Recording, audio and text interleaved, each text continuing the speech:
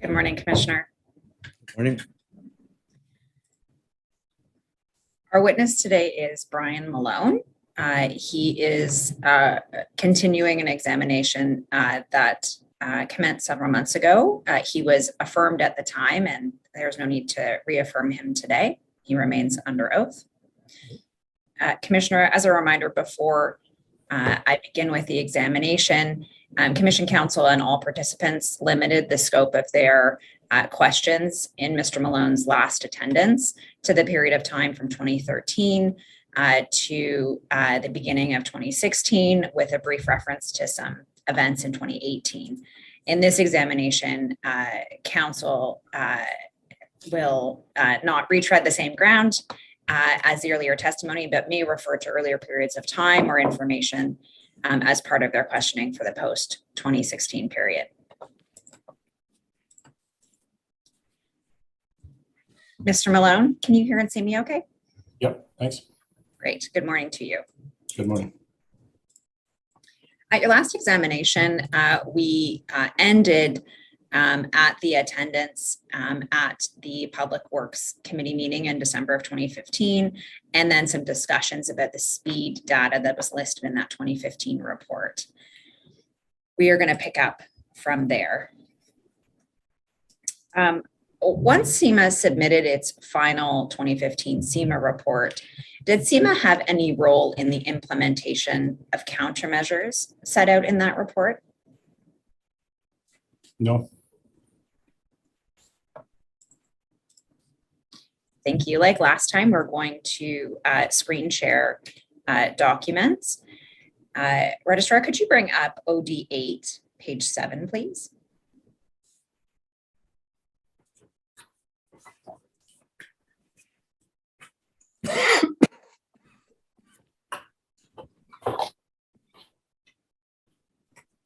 Thank you. So, Mr. Malone, before we get started, how is the size of this page? Can you see the entirety of it?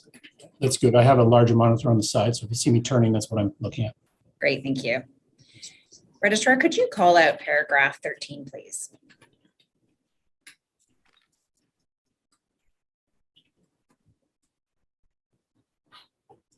So, Mr. Malone, we're going down to 2017. And you'll see in this paragraph, Mr. Cooper from the City of Hamilton emailed you, copying one of his colleagues, regarding a retainer for a new study. And he wrote that the city would like to retain SEMA as a continuation of one of the recommendations provided in the previous safety report that identified the need to study roadways for a speed limit reduction. And he also noted that one of our counselors had put forward a motion for same. Mr. Cooper also notes included in the study is some VMS information, which was recommended in previous SEMA reports. So just to remind all of us, and so we're all using the same acronyms, what does VMS mean? Variable message signs. And are those signs that have the ability to broadcast different information on them? Yeah, they're the kind of signs you'd see at the side of the road or in the median of the highway with a displaying typically a worded message. The message can change. They're often used in construction activities. The signs themselves tend to be construction orange in color and a black screen essentially on them, and the message can be programmed and changed by the road authority as they desire. Thank you. Registrar, you can close this call out.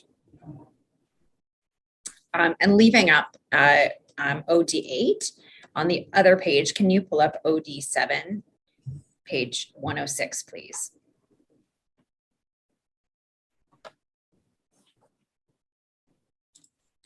So, Mr. Malone, just to confirm, can you see both of these screens up at the same time? Depending on your setup, one may be obscured by our video screens. I just want to make sure that you can see. I can see both, yes. The very bottom is cut off, but they're legible. Okay.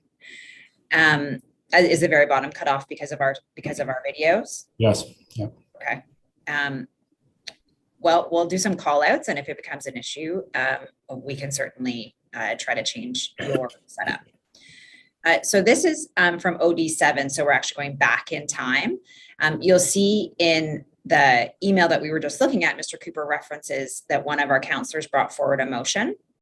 And on the very bottom of this page 106 on the right-hand side is the beginning of the reference to the motion that Mr. Cooper is speaking about, and it's from August 18, 2017. Is that part cut off on your screen?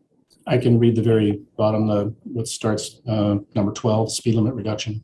That's right. Okay, that's the end of it, except for the footnotes. Okay. Registrar, can you go to the next page 107 of OD7? And can you call out the top of page 107, please?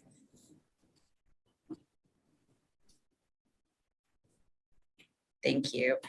This is the October 2017 motion, and you'll see that the motion is that staff from traffic operations and engineering be directed to study the feasibility and safety benefits of reducing the speed limit on the link and the Red Hill from 90 to 80 kilometers an hour, and to report back in 1 year's time. And so if you want to close that out, Mr. Malone, did Mr. Cooper share the text of this motion with you at the commencement of SEMA's retainer on the speed limit study?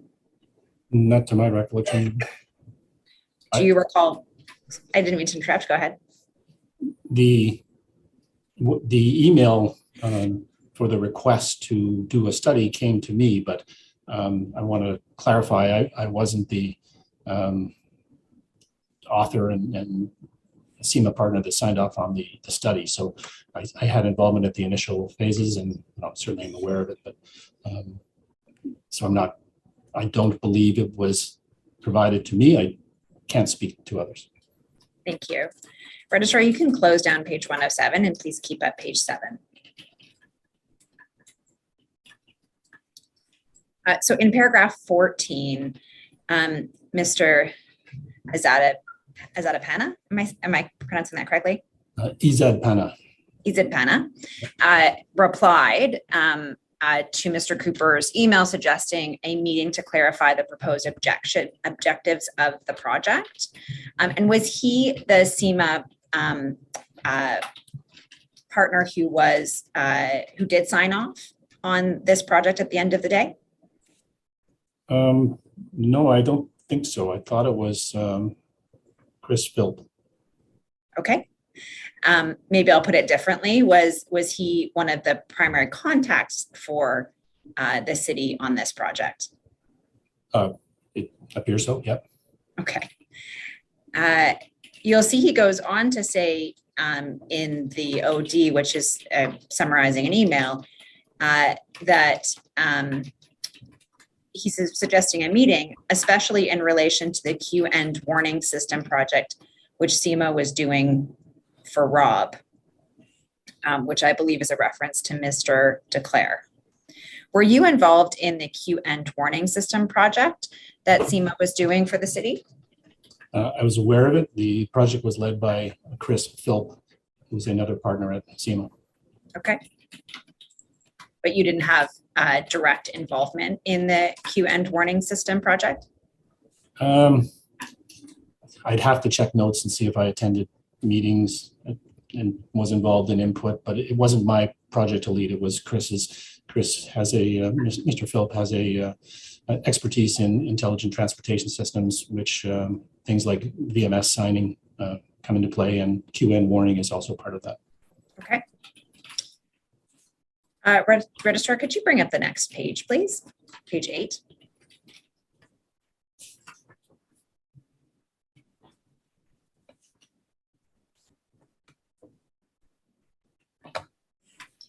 Recognizing that your evidence just now that you weren't directly involved through this project, I'm going to take you just through a few more documents relating to it. At paragraph 15, Mr.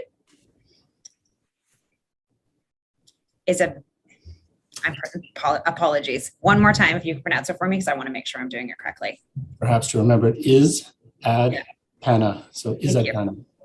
Izad Penna emailed Mr. Cooper and copied you regarding the speed data on the link and the Red Hill. And this is in the context of preparing a proposal for the project that Mr. Cooper has raised with SEMA. And he notes that SEMA had certain speed data on the link and on the Red Hill, but noted for the Red Hill, the data was not usable because the speed bins only went up to 85 plus kilometers an hour. And so he says we need more speed data at more locations. We need speed data at more locations. To clarify, he was speaking specifically about what was called the permanent count station, which was one of the data sources that the city had available. Not all the data was restricted in that way, but he's talking about the speed data provided by the city, and one portion of it was the permanent count station data, and that had this speed bin limitation issue.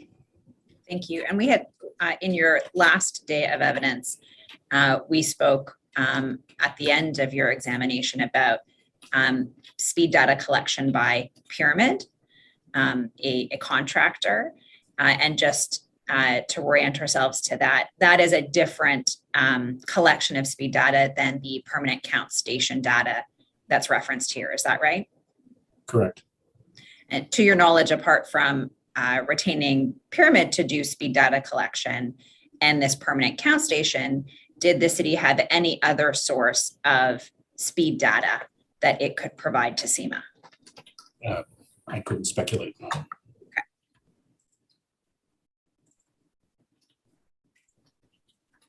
Registrar, if you could close this out and go to page 33 of OG8, please.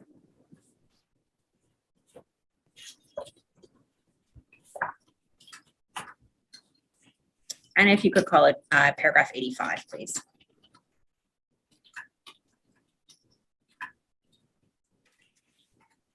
So we're now into December. You're still copied on these emails. You'll see. So Mr. Cooper sent an email and noted that the city would not be able to provide any other speed data, and that the proposal that SEMA was going to make should reflect the need to collect data. And just stopping there, does SEMA have any internal process or person to actually do that data collection, or would you too be contracting a third party to collect speed data? We have internal capabilities of collecting data using handheld radar units, but that would only be for very limited quantities.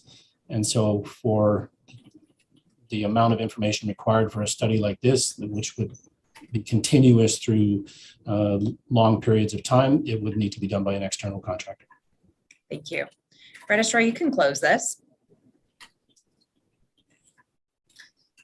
SEMA did put in a proposal in respect of the initial email from Mr. Cooper. Registrar, can you bring up HAM 46131, please?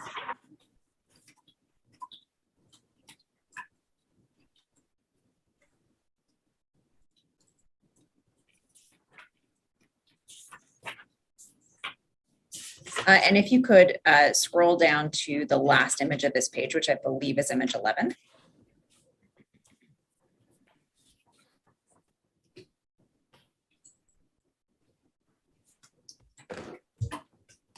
Thank you. So we'll go through the proposal in a moment, Mr. Malone, but just for your knowledge, I think you had said before that you thought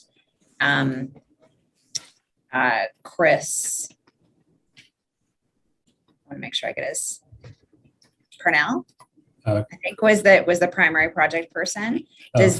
P-H-I-L-P, Philp. Philp, thank you.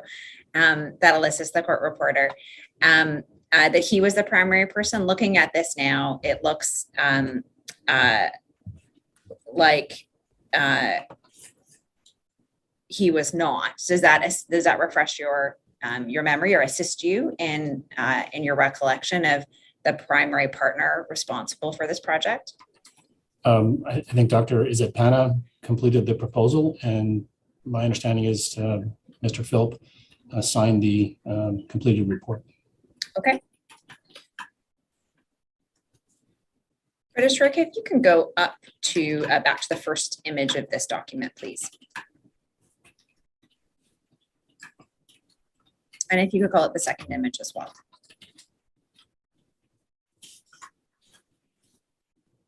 So you'll see in the very first paragraph, Mr. Malone, that it says SEMA is pleased to provide the following work plan for to perform a speed study and intelligent transportation system strategic plan for the link and the Red Hill. And it goes on to have some background that references the current queue end warning system. And in the second full paragraph, in the middle of that paragraph, it is recommended to initiate the development of this ITS strategic plan in order to ensure that all projects are undertaken in a cost-effective and justified manner. I think you said there was a queue and warning system. One didn't exist at this point. It was study or review. It had been initiated by the city, as I understood. Thank you. And SEMA was helping with the project to determine and implement the queue end warning system. That's correct. Okay. Mr. Philp's group, yes. I see. On the intelligent strategic plan, were you involved with discussions with your colleagues at SEMA to prepare this proposal? This proposal here? Yes. I don't have a strong recollection. I was certainly aware of it, but the ITS area is more Chris Philp, not mine. So the proposal is written as it is, but I wasn't. The ITS portion would not be one that I had a significant involvement in. Okay. Registrar, can you go to image? Actually, I'm just stopping here before we go forward. At your last examination, we went through some SEMA proposals, and they seem to follow the same formula where there's an introduction and then there's the work plan that has a number of tasks. And this one seems to follow that same formula as well. So I'm just going to go into a few of the tasks briefly. Registrar, can you go to image 6, please?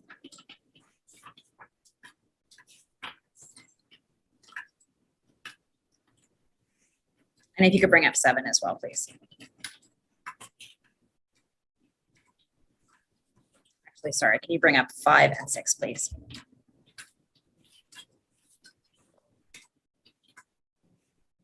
Thank you.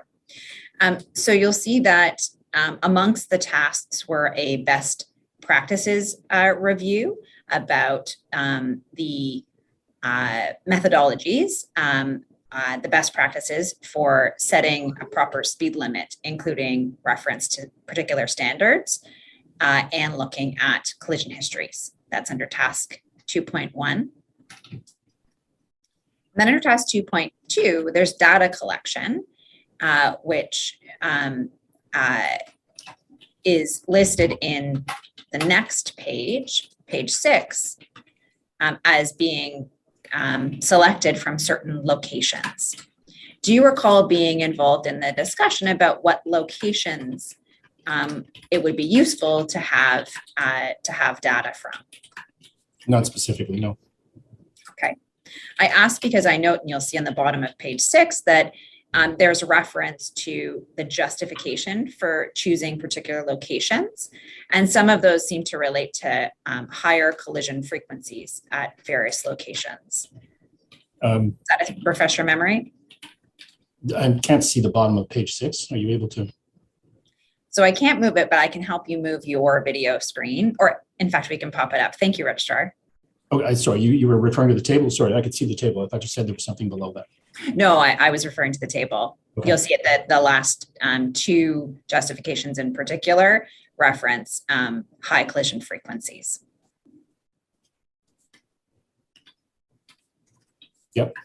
And my question, you might have missed it, was, does it refresh your memory about whether you were involved in the selection of the locations from which data would be collected by looking at this chart?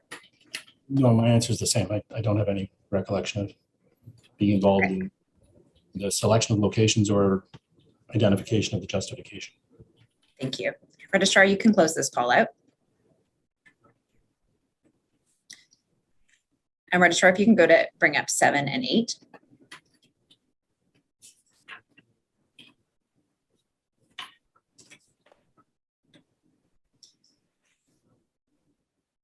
So just for clarity on the project team, Registrar, could you bring up 8 and 9 now? Just scrolling through the project team members.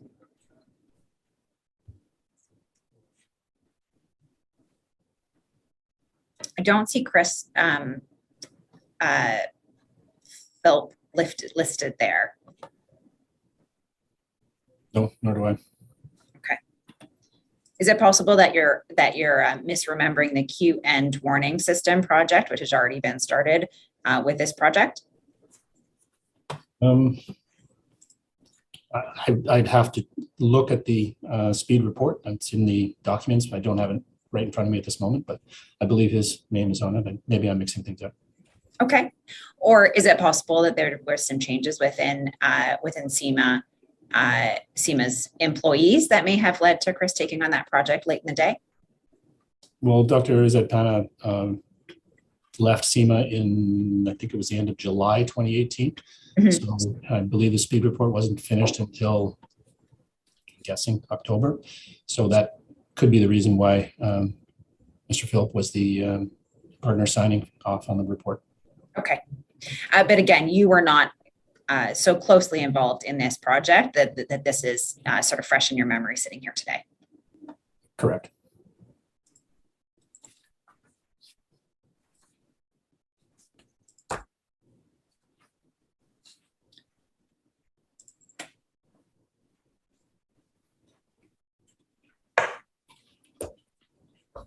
Registrar, could you go back to page 7 for just a moment?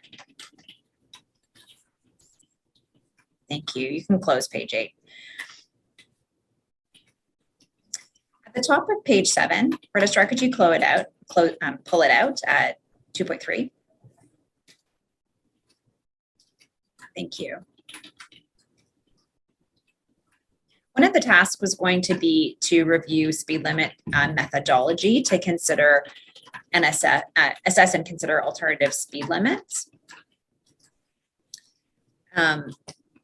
Registrar, you can close that out. Do you recall during the course of the initial commencement of this project, when you're still copied on emails, whether there was any discussion about the preferred way to approach speed limit review methodology?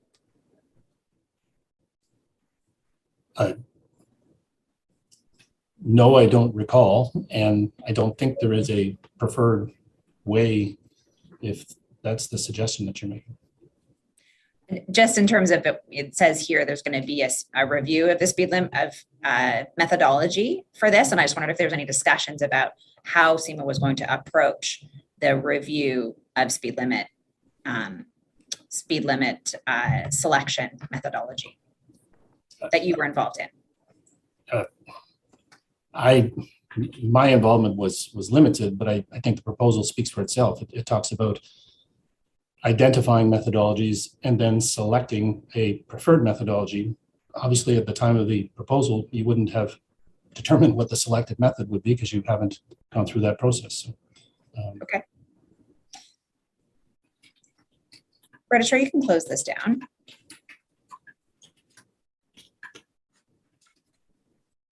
Thank you. So this project, the speed limit study project, slowed somewhat after those initial discussions in October through December of 2017. It wasn't really started in earnest until the spring, and we'll get back to that. Before that, though, Mr. Ferguson made another request of SEMA for a document that the inquiry calls the 2018 collision memo. I'm going to go to that now. Registrar, could you bring out OD 8, page 43, please?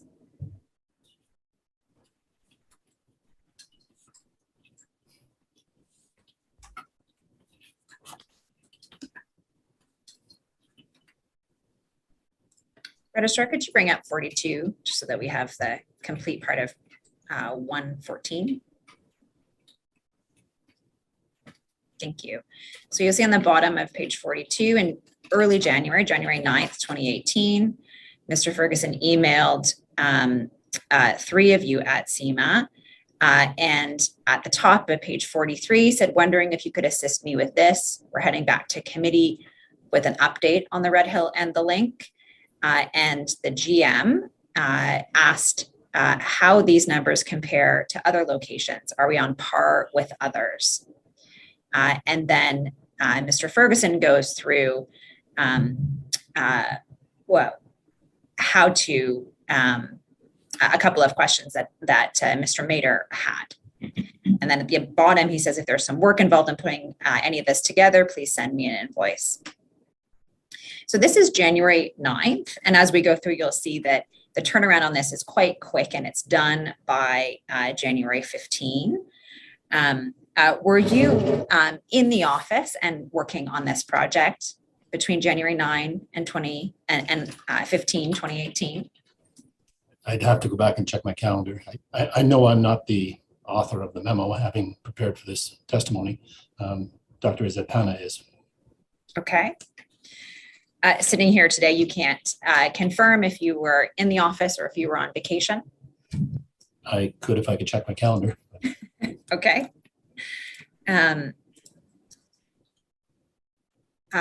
We don't see that you provide any input in to this memo. Given the way that you worked with your colleagues, would it be unusual if you were in the office for you to hand this project off to others completely? No, a project like this, Dr. Izepana is perfectly capable of undertaking. He's a professional engineer and PhD in engineering, partner at SEMA. So no, it would not be unusual. Okay. You'll see in paragraph 115, Dr. Izepana indicated that he would prepare a brief memorandum and proposed a $5,000 limit. And then on January 10th, Mr. Ferguson said he needed it back by January 15th. It was a relatively small study. It was essentially analysis of existing data. Right. And that being data that had been collected for the 2015 SEMA study, is that right?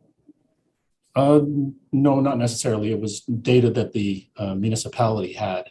I'd have to check the document to see up to what actual years were used.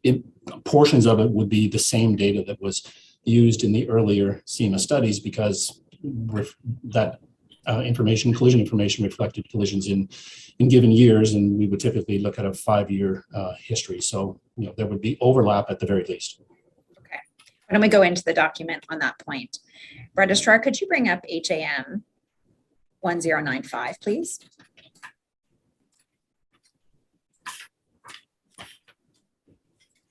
And if you can bring up the next page as well, please. Thank you. If you could pull up the text under the line on the left page, so this is the bottom half of that page. Thank you. So you'll see at the top, the purpose of the memorandum was to respond to the city's inquiry about collision rates on the link in the Parkway, and in particular, how they compare to other similar type roadways, what the collision rates are, considering only collisions that completely cross the median, what the collision rates by direction are, if a collision rate of 1.0 is a fair threshold to indicate that a high incidence of collisions, and is there a provincial highway collision rate that can be used for comparison. And you'll see that the comparison that starts on the first page of this memo, the very bottom, it says the comparison was completed for an average of 5 years between 2009 and 2013. And it references the link in the Red Hill and also Highway 406, Highway 78, and Highway 8.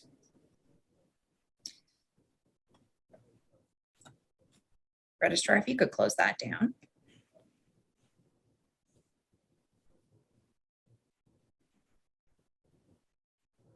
And if you could call out the fourth paragraph on page 2, 4 segments.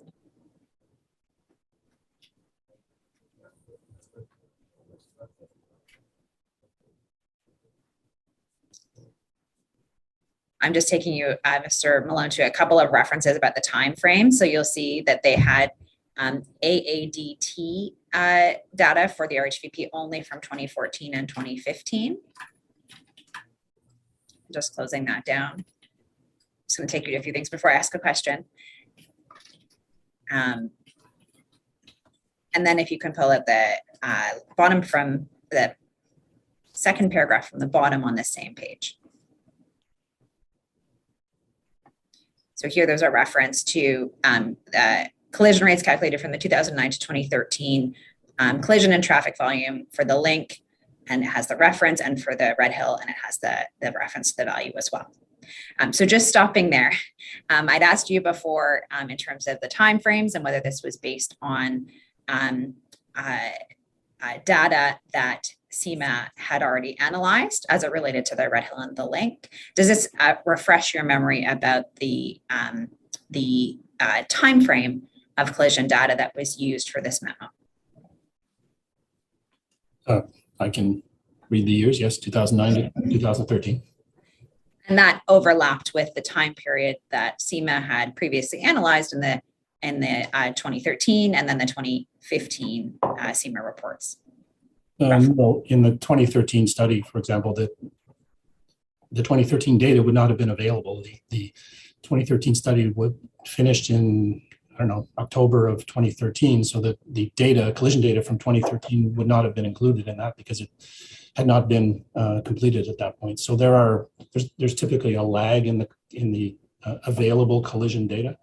So again, I'd have to go back and look specifically at each of those other reports to determine, compare exactly which years were used. Thank you. I'm gonna close this down. And if you could pull out the first 2 paragraphs of page 2, please.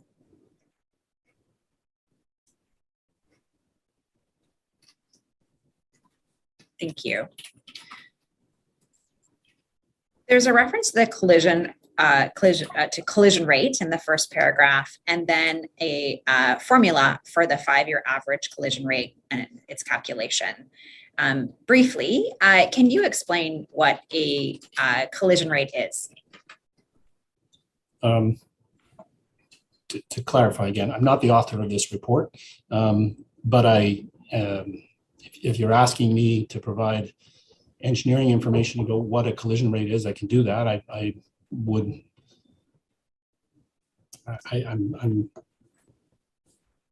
hesitant, cautious, because I don't know if I'm being asked to provide expert opinion, and maybe I'll clarify that this is not expert opinion. This is my general knowledge of engineering, which I'll relay. I understand I'm a fact witness here, and so I want to be careful not to stray into that other zone. Thank you, Mr. Malone. No, you're entirely correct about that. I'm really attempting to ensure that that the inquiry and the commissioner understand that the technical term that this memo produced by SEMA, but not by you personally, what that means, so that as we go through this document and other documents that deal with collision rates, that we're all on the same page about what collision rates are. So I'm not looking for expert evidence, but I am looking to understand in a high level summary way, if you can explain what collision rates are, and perhaps I'll give you sort of a second question so you can answer them together, how they're used in traffic safety. Mr. Commissioner, this is Richard Provo. We know Mr. Izad Pana will be testifying on the 29th of September. It seems to me that it would be him that should be responding to these questions. Mr. Commissioner, this is really just some background information. It's one question and one answer, and I'm moving on. Okay. Are you still looking for an answer? I am. This Well, background I information would be wonder helpful. whether, as a matter of general knowledge, I think the question is probably put in the context of this formula, what this formula actually produces. Is that correct? Yes. And maybe I could go at this a little bit differently. There are two parts to this formula, Mr. Malone. The first part is just the aggregate number of observed collisions over the aggregate usage of the highway, and being general, over the same 5-year period. The first part just normalizes it. Is that an accurate way of looking at this this formula? Yeah, I think I understood the question to be essentially what is a rate, a collision rate in this case, and it's numbers of collisions assessed or compared over a common denominator. In this case, that denominator is million vehicle kilometers. That's a common approach. So that's exactly what's being done, just as you described. It's the same thing. It's numbers of collisions compared based on the volume and the distance traveled. Thank you, Mr. Malone and Commissioner. Registrar, can you close this call out down? And can you go to image 3, please? And bring up image 4 as well, please.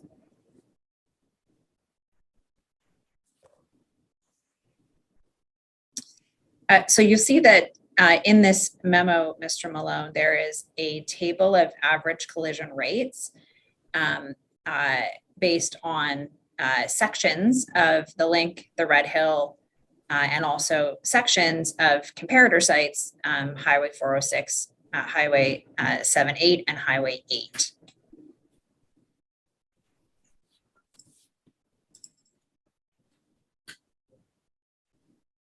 So recognizing that you didn't author this and you don't recall involvement in this,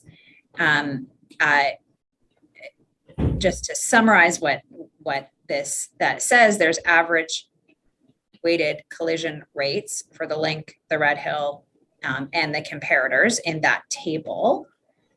And then on the next page, there is a discussion about collision rates, cross-median collision rates by direction, collision rate threshold, and provincial collision rates. And I understand and ask if you share this understanding that the purpose was to look at the Link and the Red Hill collision rates on an average weighted collision rate basis, and then compare it to other highways that were as similar as can be between roads, and look at the difference in collision rates to see if the Link and the Red Hill were performing better, worse, or the same as other highways. Is that your understanding of the purpose of this? Yes, I think that was the intention. Comparing the Link, the Red Hill, and 3 other locations on the premise that the other sites have some similarities in characteristics geometrically and so on and so forth. Okay.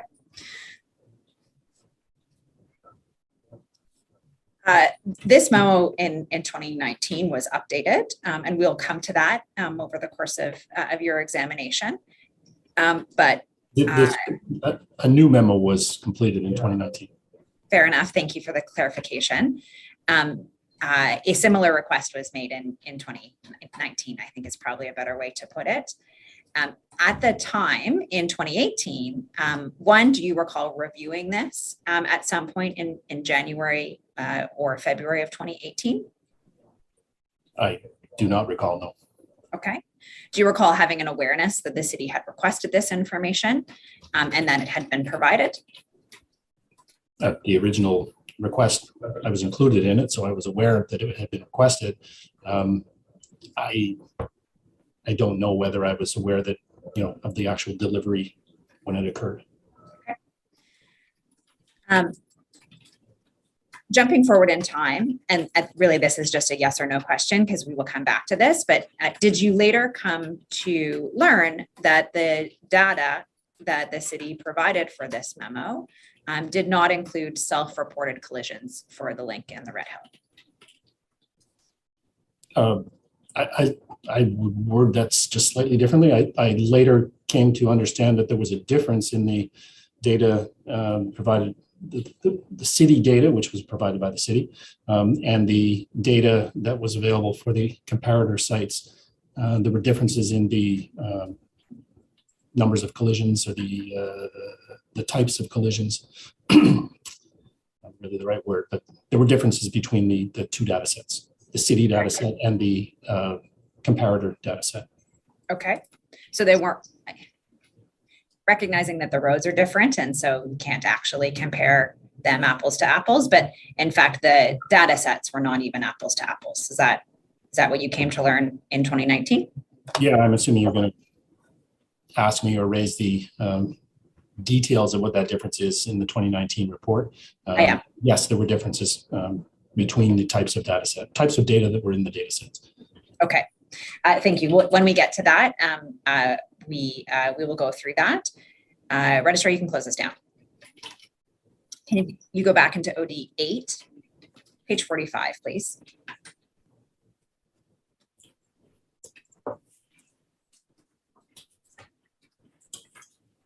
And if you can bring up 46 as well.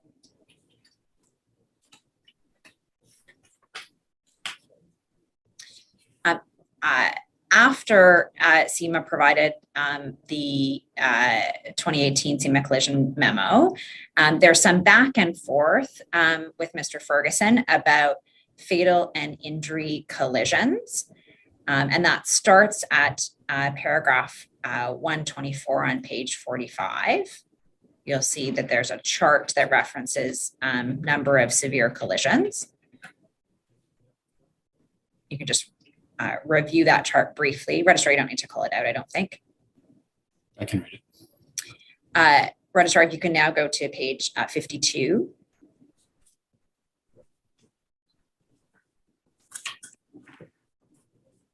And 53, please. And this picks up in February. You'll see at paragraph 145 about the proportion of severe collisions, which that chart identified were greater for the Link and the Red Hill than the comparator highways. I looked through, I don't see you copied on any of these. Do you recall having any discussions in which you were made aware of the back and forth with Mr. Ferguson on these issues? I don't really recall, no. Okay.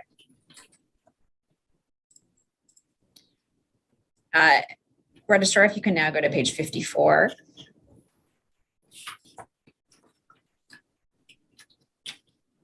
And 55, please.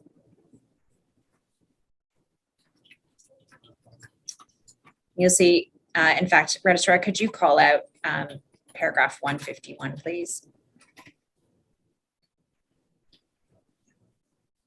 So this is all within about a course of the month from the initiation of this project until where we are now in February. There's some, oh, thank you, Registrar.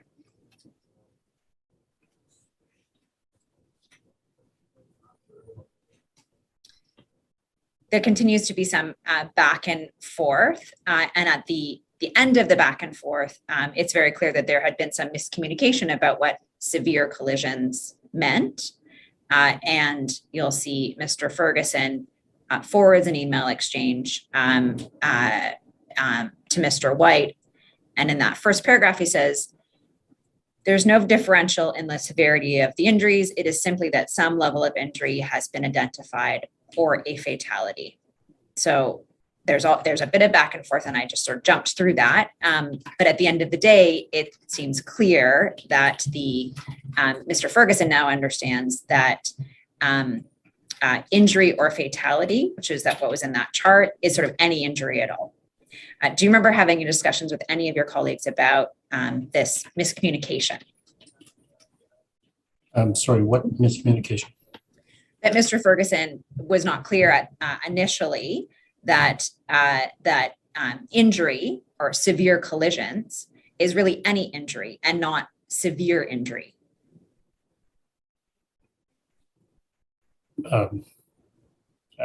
No, I'm not aware of any discussion about it. I mean, I would have thought Mr. Ferguson understood that, but it doesn't take very long for the miscommunication, I think, to be confirmed. But I wanted to understand if there was any discussions within SEMA about that, and it sounds like you don't have any recollection of anything like that. I have no specific recollections. There's a clear understanding with respect to collision information in the industry that collisions are primarily grouped in three categories: fatal, injury, and property damage only. And injury would encompass any type of injury. You're correct, the complete spectrum. By law in Ontario, if there's an injury in a collision, it's required to be reported. So that's provides some stratification between types of collisions as well, as opposed to a minor fender bender. Okay.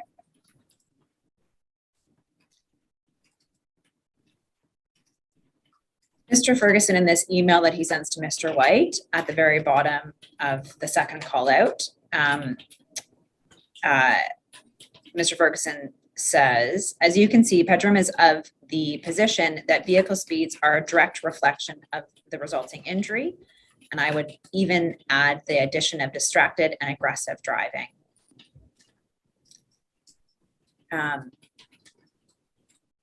In 2018, had you had any interactions with anyone at the city that caused you to have let me try that again. Between 2015, when SEMA completed the 2015 SEMA report, and 2018, were you aware of the efforts of the city to attempt to curb speeding? Only anecdotally, as a driver on the Red Hill and the Link. I had no specific details of the program or the activities of the police. Okay. And did you have any specific details or involvement with any projects between 2015 and 2018 about speeding or speed being a contributor to collisions? I think the 2015 report was very clear that speed was a potential contributing factor to collisions. As was included in the previous testimony, there was some question about the speed data that had been reported in our 2015 report. We had recommended speed enforcement as a countermeasure to be implemented. You didn't have any knowledge, anecdotal or otherwise, that would have changed your view of the conclusions in 2015 that speed was a factor in collisions on the Red Hill as of 2018? As a driver on the facility, I certainly had anecdotal knowledge of speeds of traffic and to some degree enforcement that was or was not taking place. And so as a layperson, I could observe what traffic speeds were taking place in that time period in between, separate from our formal assessment as a company. Right. And my question was, there was nothing in that period of time that changed your view that speed was a contributing factor to collisions between 2015 and 2018?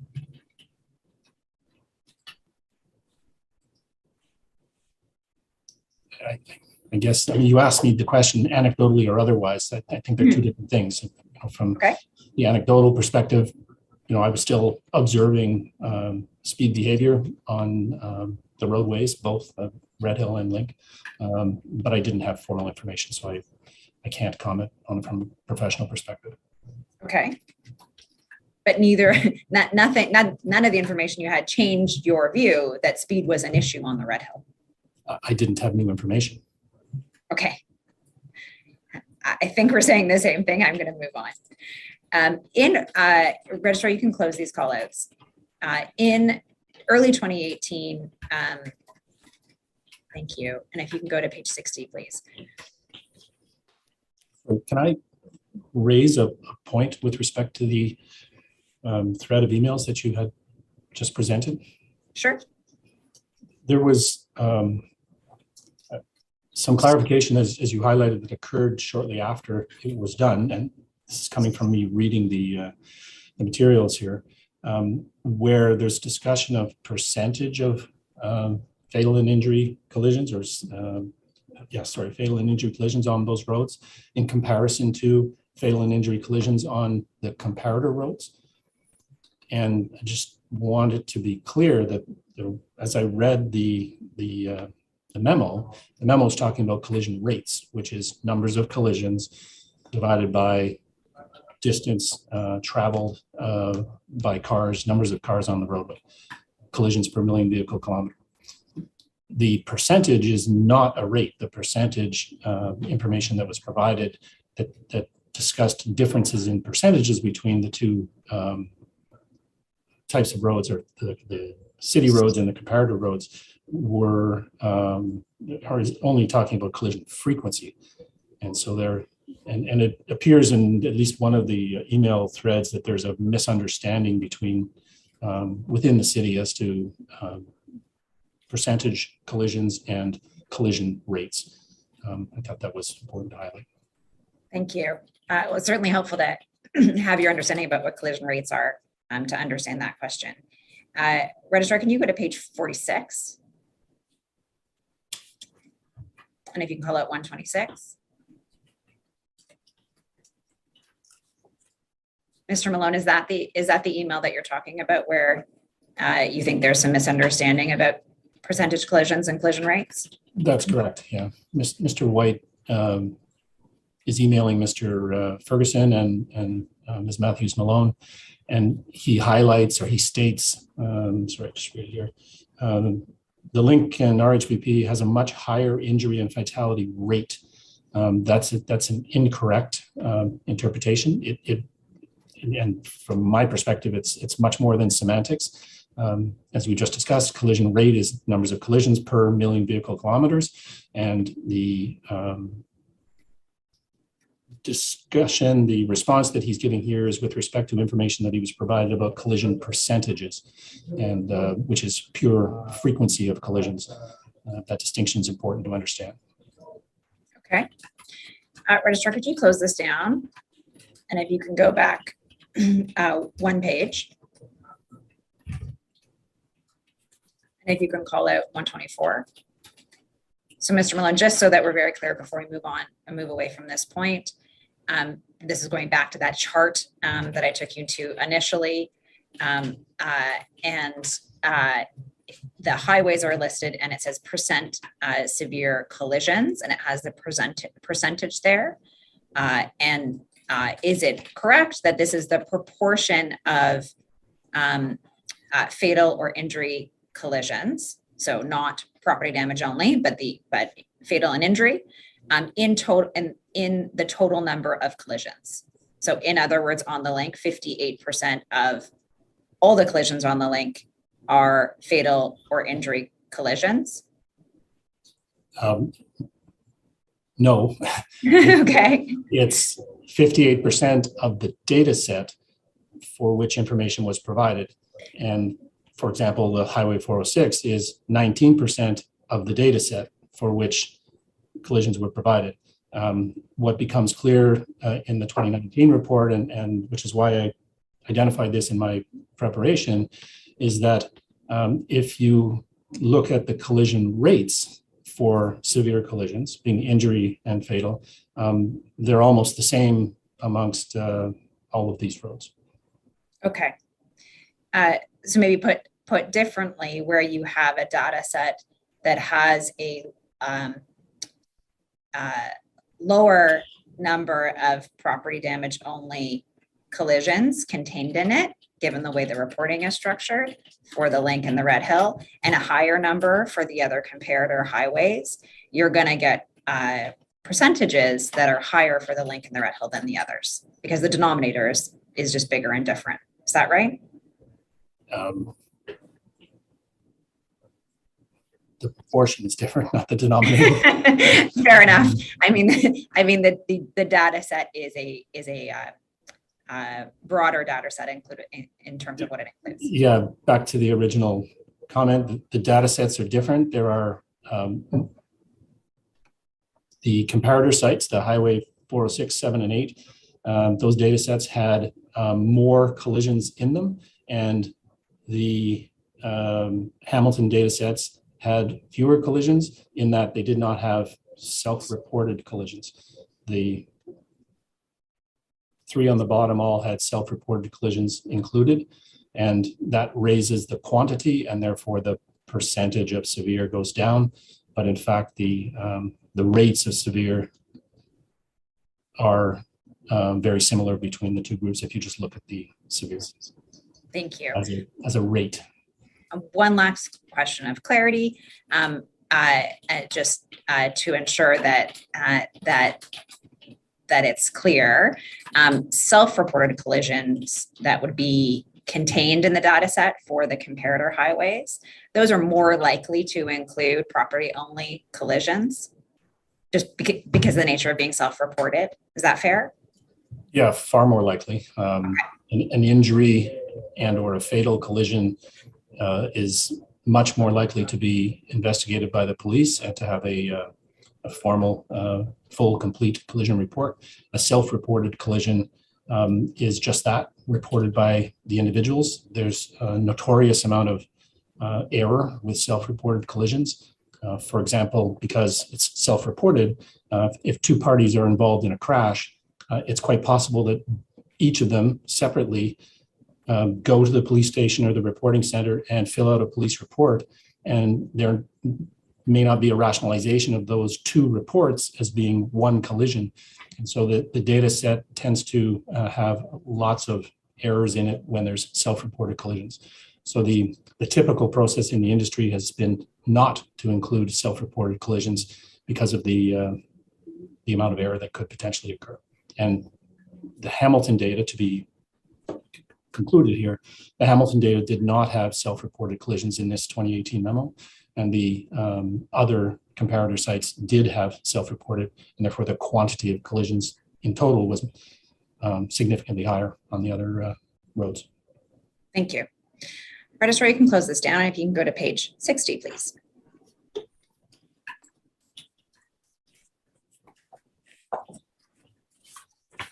So in early 2018, SEMA is doing proposals for the speed limit study and that collision memo we were just looking at, but you're not directly involved in either of those projects.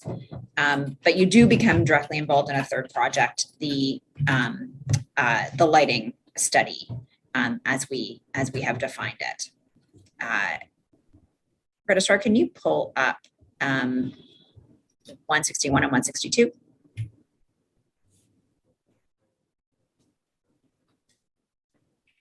I'm just looking at 162. You don't have to worry about 161. Mr. Field emailed you that the city was looking to engage SEMA to conduct a lighting study. And you recall that first reach out from Mr. Field to commence the study that eventually became the lighting study? Reading the emails refresh my memory, yes. Okay. You can close this call out. Thank you. You can go to page 84 of this of OD8 and bring up 85 as well, please. Mr. Malone, on the bottom of page 84 at paragraph 230, in March of 2018, Mr. Field emailed you a staff information report from September 19, 2016. And he wrote ahead of this week's meeting, and I didn't take you through it, but there were some emails to set up a meeting on this between you and him. He says, attached is a previous report that we brought forward to the Public Works Committee, of which created the necessity for a further report. Our recommendation was approved. And then, Registrar, can you call at the top of 85?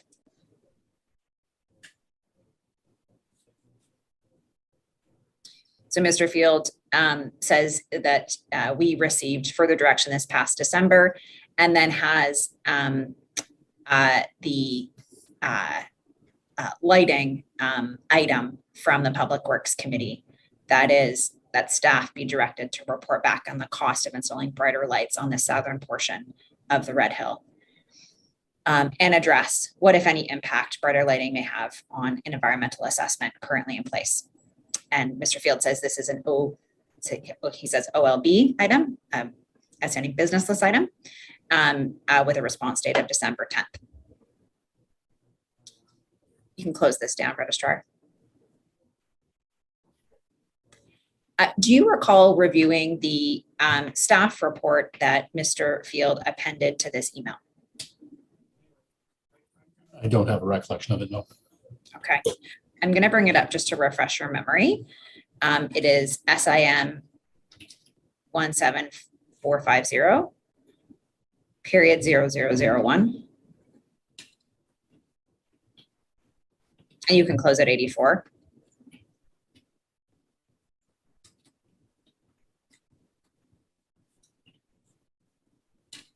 This is it. And really just to refresh your memory, it's quite short, but I won't make you read the whole thing. At the bottom of the first page, it says the original EA assessment included a review of lighting and identified that lighting would have a detrimental environmental impact and lighting restrictions were imposed. You see it at the bottom of, I can pull up the paragraph if you need. The last paragraph on the left-hand side. This is just to try to refresh your memory, Mr. Lone. I'm not sure if you've seen this document recently. Well, only in passed through it in preparation for testimony, but I don't have a recollection of okay when I first read it. Okay, Registrar, you can close this down. And if you could call out the second to last paragraph and the last paragraph of the right-hand page. Yeah. I reference this just because it speaks to the last CEMA report. The consultant review, this is in the second paragraph, included a high-level discussion relating to lighting. The high-level review was not comprehensive enough to guide any staff recommendations. In order to fully understand the benefits, risks, and challenges of adding continuous lighting, a more fulsome review and business analysis would be required to be undertaken. So just closing that down, Mr. Field sends it to you in advance of a meeting. Would it be your normal practice to review a staff report like this before you met with him? If I was provided something by the client in advance of a meeting, yes, I would normally try to review it. Okay.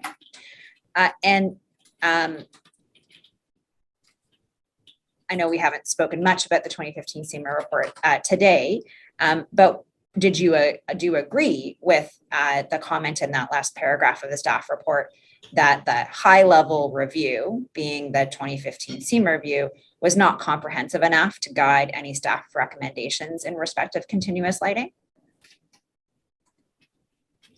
Yeah, yes, I think the wording in the 2015 report was something to that effect, that more detailed investigation would be required. We were aware that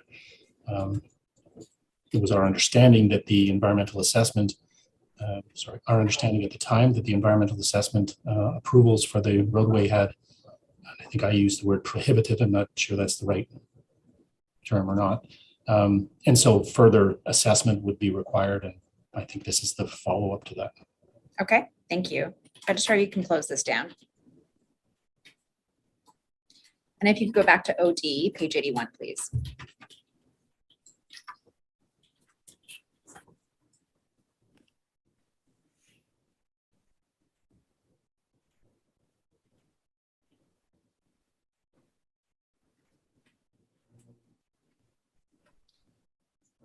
So you'll see at the very bottom of this page in paragraph 225, that there was a meeting scheduled for March 14th to discuss the scope of work. And we have some notes which from you, which I believe are of this meeting. Registrar, if you could close this down and open up CIM 22413, image 3 and 4.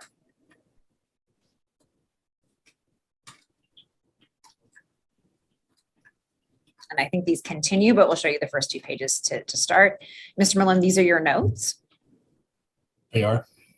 I just have a question before we get into the substance that I don't think we addressed last time, and it's your highlighting practice.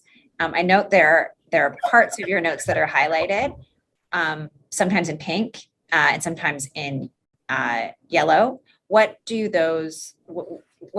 use highlighting and highlighted colors for? Do you have a particular practice about when you use one, when you use the other, and the purpose of them? I have a practice. I'll fully admit I'm not necessarily fully diligent with it, but the practice is the notebook is a blank binder, aligned pages with no dates. So I simply write continuously day after day. Each new day, the date and the day of the week, and perhaps weather and such are highlighted in the pink or the red color. And then specific activities through the day are listed, typically underlined. And then the highlighting in my coding reflects the fact that this is something that I have probably charged time to. So as I go back as a consultant, my hourly efforts are charged to a client or to business promotion or whatever. And so the existence of the yellow marking would reflect that I have made notation on my timesheet with respect to the time spent on this effort. So as I go back through the week, I can verify what I've recorded or not. And there's all sorts of exceptions through it and whatever, but that's the general trend that I try to keep up with. Great, thank you. And I would just to extend the discussion. The notebook is just that. It's my it's not so much a diary of every thing that happened through the day. It's my diary of my activities as a consultant for the most part. And the notations themselves are made primarily so that I can recall and make sure that time is charged to the appropriate account. And where there's written text, as is the case here for the second grouping, Hamilton RHBP link lighting, this is a meeting. I'm transcribing, writing down primarily what others are saying as opposed to my thoughts. There may be bits and pieces that I add, but this is my effort to make a note so that I can recall later if need be. In this case, it was a meeting. There was going to be meeting minutes. My notation of the content would be to assist me in reviewing the minutes subsequently. Thank you. Just one last follow up on that. You'll see on the left-hand side, there's a reference to under Hamilton. I think that says RHP link lighting. Right underneath it says BP 18043. Is it also your practice to reference the SEMA matter number or the SEMA code for the particular projects for a matter of timekeeping? If I can remember it, or if there's a number there that, there's a internal coding numbering system. BP represents business promotion. So at this point, it's still a proposal. We haven't got an assignment yet that gets charged to one account. Once it becomes an assignment and a number gets assigned to it, then you'll see, B920, which is what the lighting project became. And half the time I can't remember the number. So you'll see no number on the thing. You'll just see a vague reference that gets correlated elsewhere. Thank you. Okay. So looking at these notes and recognizing they are notes that you're taking as you're meeting with people. So maybe a little harder for you to read in hindsight. What did you understand the purpose of this project was at this time, in this early stage, and on March 14th, 2018? I think, consistent with what was provided by Mr. Field, it was going to be a more comprehensive review of the Red Hill Valley Parkway and the link with respect to the potential provision of continuous illumination and what would be required in order to do that. Everything from the physical aspects of installation, or at least an overview of that, to approvals and such. Okay. And did you understand that the city was seriously considering adding continuous lighting? I understood the city was seriously considering reviewing adding lighting. Again, this would be input that would be provided to the city. So I can't speak on their behalf whether or not they were seriously considering it or not. Okay.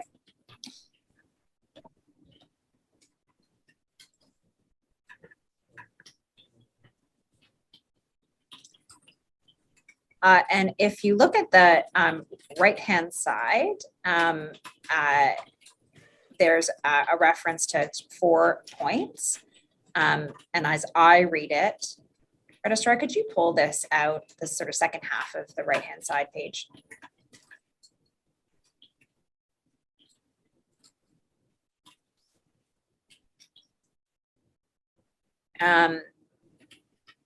There's a reference to EA restrict. There's a reference, I can't read the second one all that well, but I think it says different addresses. It says where, how to address. Okay. There is a reference to comparators, looking at others like the DBP and others. I think that comparator in terms of their illumination status, and then looking at EA factors, human factors, environmental factors, those sorts of things, I think. Is that sort of roughly in keeping with the aspects of the project that you understood SEMA to be proposing to undertake? Yeah, again, I think this is my transcription of something that's being spoken at the meeting. I don't write and speak at the same time. So these are being articulated in the course of the meeting. Okay. And so to the extent that part of this project would be to review the prior environmental assessment approvals, SEMA had not undertaken a review of prior assessment approvals for its past projects on the Red Hill. Is that correct? Well, we had some access to, I don't recall, not in the context of what we're talking about here. With respect not to actually pulling out the documents themselves and doing a confirmatory review of what the environmental assessments actually said. That hadn't been done before. Correct. Not been done, not by us. Okay.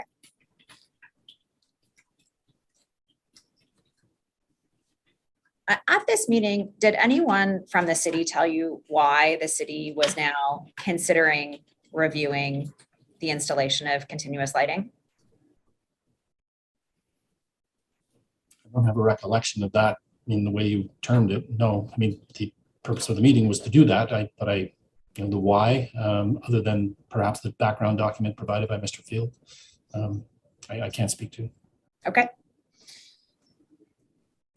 Did anyone from the city at this meeting tell you why they thought checking the EAs, doing the review of the prior EAs was an important step? I don't recall specifically. I think it would be common knowledge that if you're contemplating a project that would proceed with lighting on the Red Hill and the link, the magnitude of that project would by default require an environmental assessment. And because there had been extensive environmental assessment reviews of the facility, checking of the previous would be a necessary step. I mean, I knew I had been told by representatives from the city that the lighting had been prohibited, quote unquote, in the EA or from the EA previously. So, my understanding was that there was restrictions in the environmental assessment to lighting, and even some of the notes here as I read them, the one close to the bottom says Colorado example, lighting in barrier wall is a a reflection of something that's being relayed to us about an example of, how lighting was achieved in another jurisdiction in Colorado using the lighting in the barrier wall as opposed to with high light standards. So clearly it was something that was on the minds of the municipality. These notes go on, but I'm going to move from them to the proposal that you prepared. But of course, as I ask my questions and you answer them, if you want to go back to these notes for this initial discussion, we can. Registrar, you can close this down. And if you could open up HAM 53037.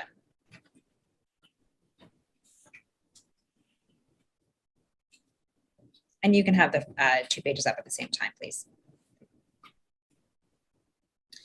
Mr. Malone, I'm not going to take you to it right this moment, but you signed this this proposal. Did you draft it yourself? No, probably not. I would have had input on the draft, but I don't usually do the starting point work. Okay.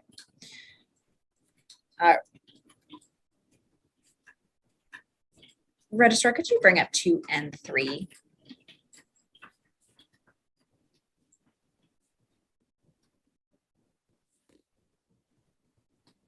So this, like other SEMA proposals, has the work plan that has a number of tasks. And you see that there's going to be the startup meeting, then data review, then the EA review study, then a progress meeting, then a operational safety analysis update. So the first real step, and we'll get to the rest of it, but the first real step is the EA review. And that would be what we've just been talking about, actually going back and looking at the EA documents and the approvals process for the EA over time. Is that right? Getting the materials and reviewing them, yes. Okay. Registrar, can you leave up the right-hand side, and on the left-hand side, if you could bring up image 7, please. So this is the list of project professionals, and you'll see Ms. Hazlitt is listed as a senior environmental professional and project manager, and that she has comprehensive knowledge of environmental approvals process. Was she going to be the person to do that first EA review along with some of the other more junior professionals at SEMA? Yeah, she had specific expertise in environmental assessment, the process, and our view was best suited to carry out the task. Thank you.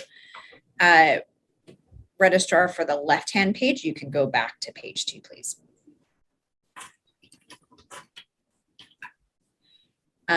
Looking to image 3, which is on the right-hand page, the operational safety analysis update. Registrar, can you pull out that task number 5? So this was to happen after the EA had been done and after a progress meeting. Why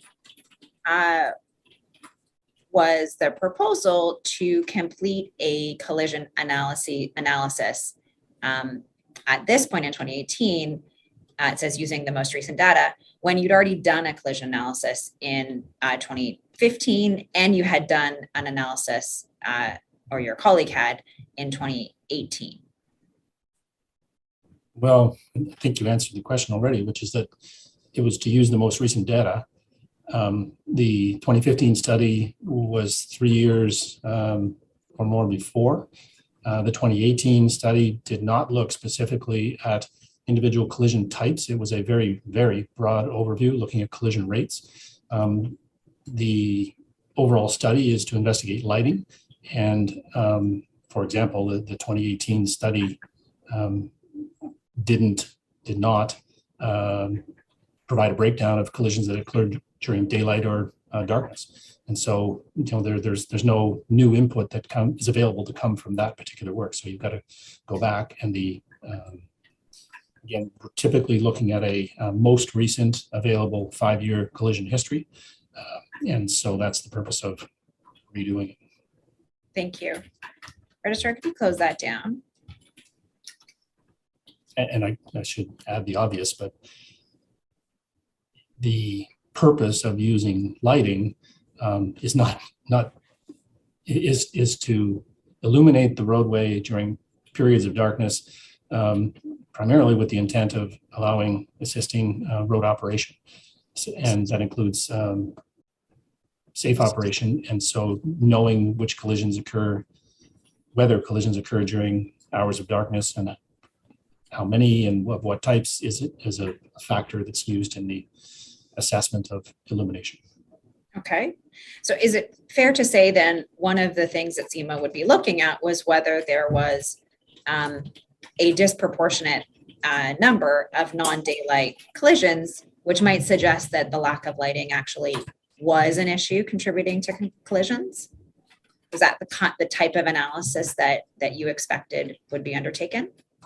I disagree with your interpretation. I would word it that you want to assess the numbers of collisions, including those that are occurring during hours of darkness, so that you can determine whether there's any potential benefit to be achieved by the provision of lighting from a safety perspective. You can illuminate the road if you wish to. There's no harm for that. Maybe there is environmentally, but if the purpose is to reduce crashes, then you need to know how many are occurring. And so you have to do that assessment. In particular, you should know how many are occurring in non-daylight conditions. The quantities, yes. You said proportion. Proportion is important, but it's the quantities that make some determination. If there's two collisions on a roadway and one of them's at night, it's still it's not likely to provide a cost benefit for the provision of lighting.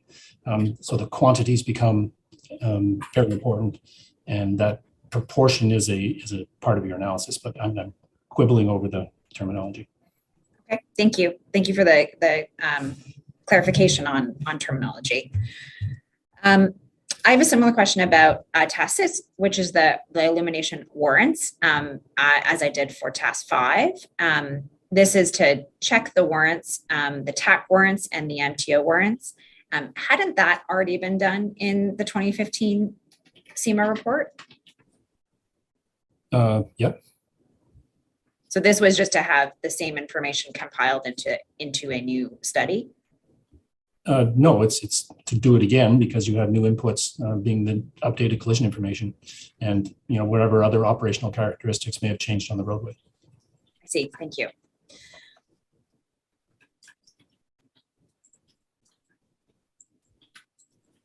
Registrar, you can close this down and go back into OD 8, page 93, please.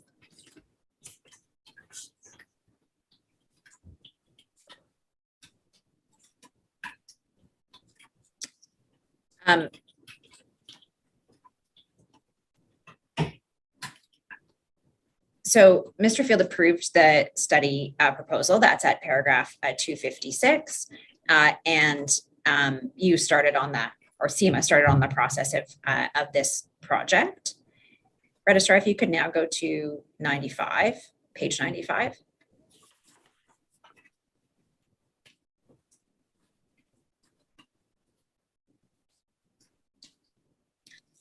If you could bring up the, if you could call out the paragraph at 260.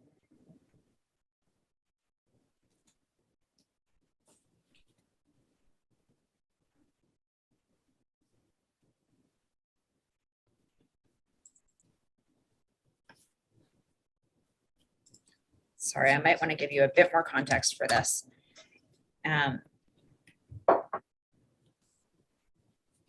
So this is April 30th, and Mr. Field has agreed to the proposal that you have put together. And as I understand this internal note, in fact, Registrar, could you go to the underlying document? It is SIM 16261.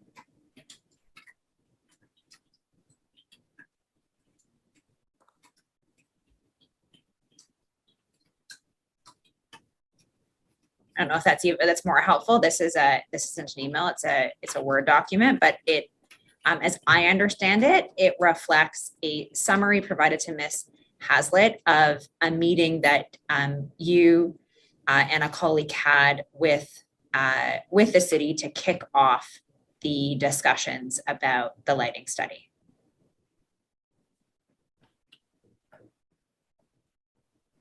Have you reviewed this document before? Thought I had. Who's it? It's not particularly clear, which is why it's not particularly helpful, but we understand it's meeting minutes from April 30th, which is the day of the kickoff meeting. I think I can probably take you to this is a nice summary, but I can take you to a different document, your notes, which may be a different way to get at the same questions. I don't think this is from the city. I think this is internal to SEMA. Yes, it is internal to SEMA, but I think it's about a meeting between you and the document is internal to SEMA, but I think that this is not just a meeting that's internal. Well, the opening sentence says, provided with an update of the additional information provided by Reza and Brian at today's meeting. So I think there's input, additional input that's come from that meeting. But this memo is internal to SEMA. I don't see the author. Sure. So just maybe I can orient you a little bit better to why I think that this is like the kickoff meeting. Registrar, can you bring up CIM 17047, please? And if you could put it on the left-hand side.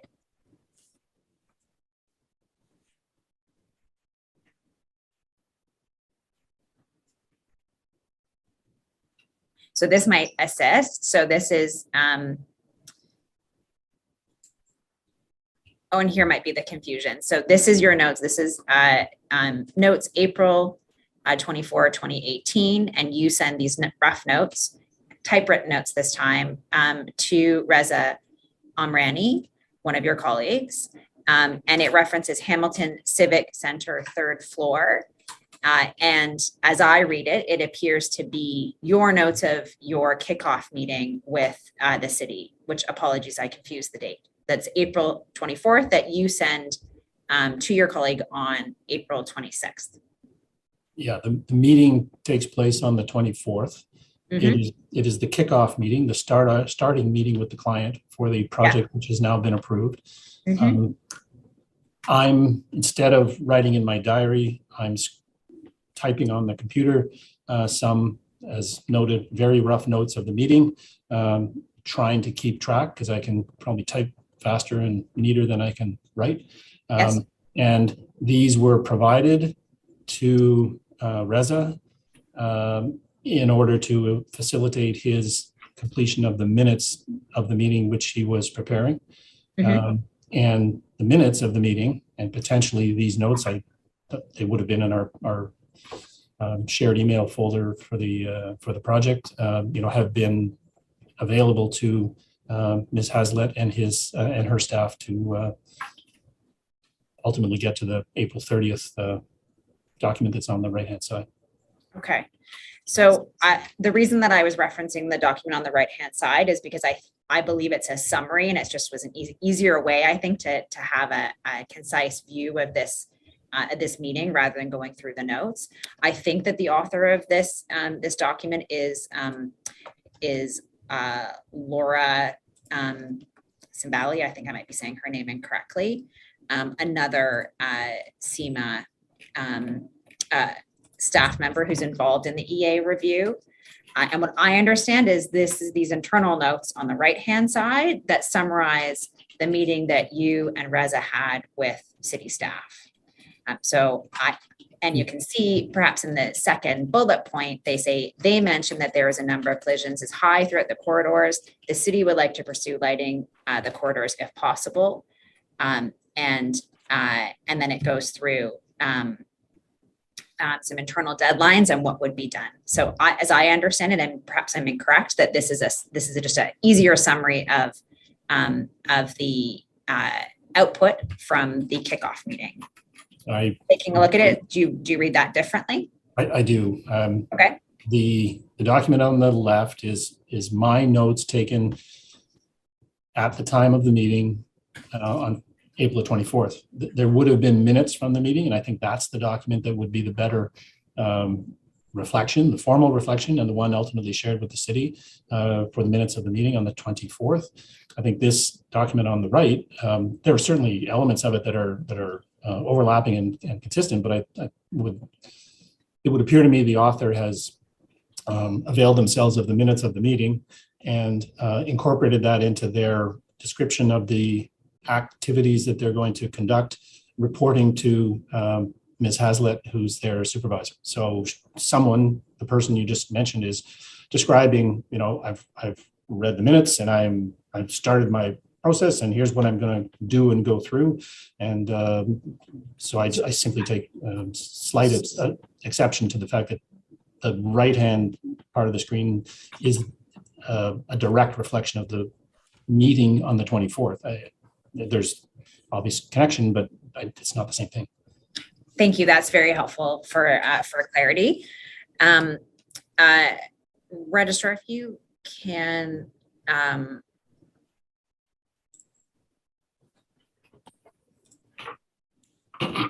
Excuse me.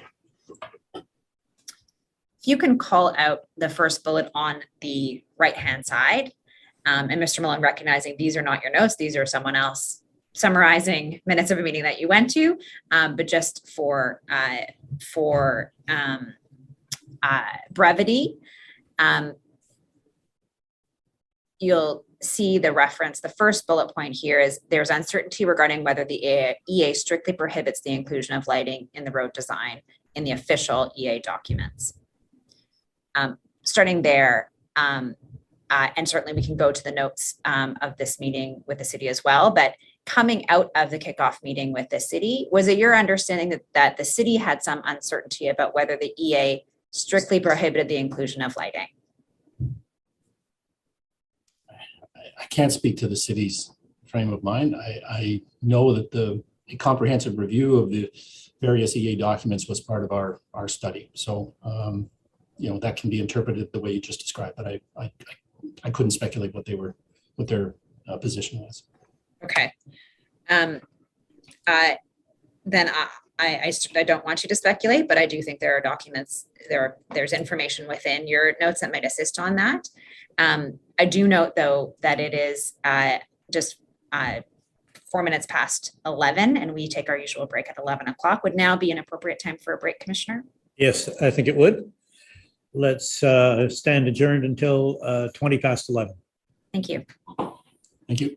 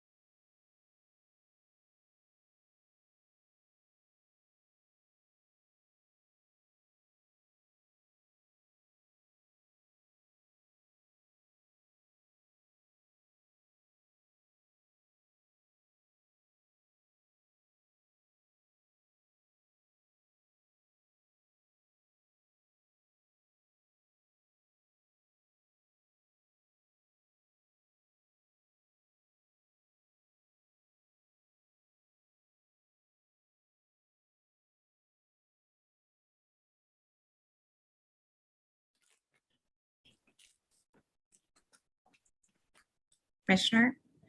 Yes. I don't see Mr. Provo on screen. He may be here. There we go. Oh, good. I just wanted to make sure. May I proceed? Yes, please proceed. Thank you. Mr. Malone, before the break, we were looking at OD page 8, page 95. Registrar, if you could bring that back up.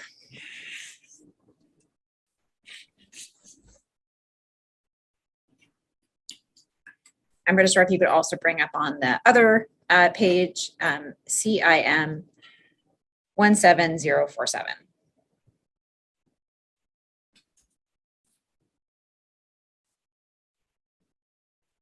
So Mr. Malone, just very quickly going through your notes on the right-hand side, you'll see there's the work plan review, then there's inputs review that talks about documents in the bottom half of this page.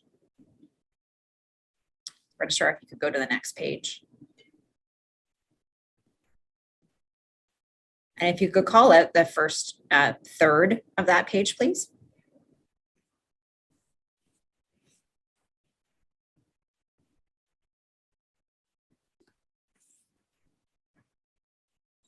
Thank you. So, Mr. Malone, you'll see at the very top, the third line down, it says MF commented that he believes decision for lighting, continuous versus interchange, was a cost-based decision, likely carried forward for the RHVP to do the very same as Link, expects that there will not be a prohibitive statement about lighting in the documents reviewed. So, Mr. Malone, earlier I asked you if you sorry, I just want to get back to the question that I asked. Make sure I don't misstate myself. Whether the city had some sort of uncertainty about whether the EA strictly prohibited continuous lighting. Does this refresh your memory about information that the city provided to you about potential uncertainty about what the EA actually said? This is me transcribing what I'm hearing at the meeting. Yes. Yes. And so these notes reflect that Mr. Field told you that he believed that it was a cost-based decision and that there would not be a prohibitive statement in the lighting. Is that how you, sitting here today, interpret your own notes? That he stated it at the meeting, yes. Okay. And do you recall him stating that? I don't recall it. No. Okay. Coming out of this meeting, and on that point in particular, the potential for what an EA would say from the city's perspective, was that different than what you had previously understood about the city's understanding of the EA? I think that's an accurate statement, yes. Okay. Registrar, you can close this call out. And you can close both of these documents, in fact, and go into OD 9A, page 19, please. And if you can bring up 20 as well.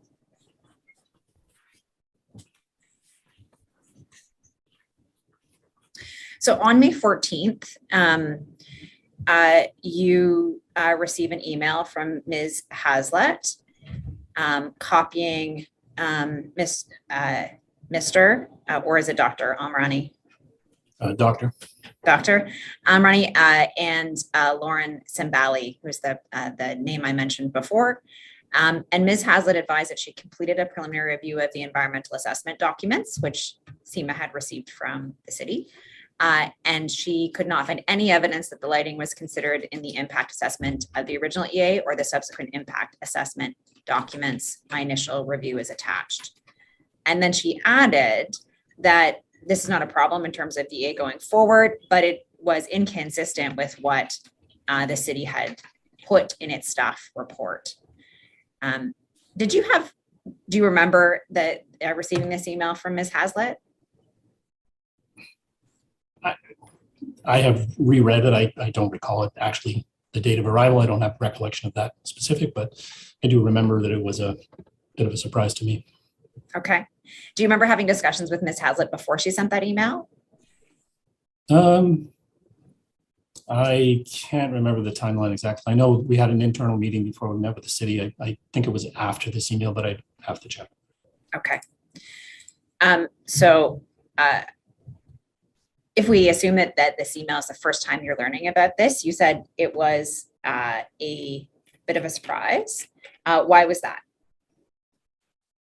Because I had been told fairly explicitly with inputs from Mr. Moore that the EA had prohibited lighting.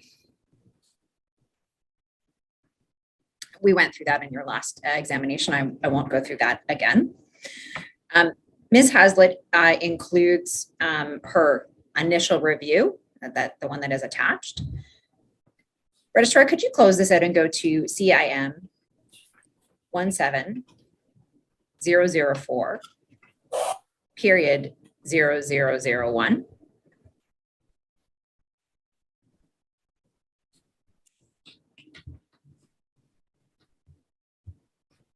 This is a draft that Ms. Hazlitt put together, and you review it. We'll get into the comments on this, but you recall reviewing this lengthy history that Ms. Hazlitt set out about the environmental assessment review process and the court proceedings as well. I know I reviewed it. I don't recall precisely the action. Okay.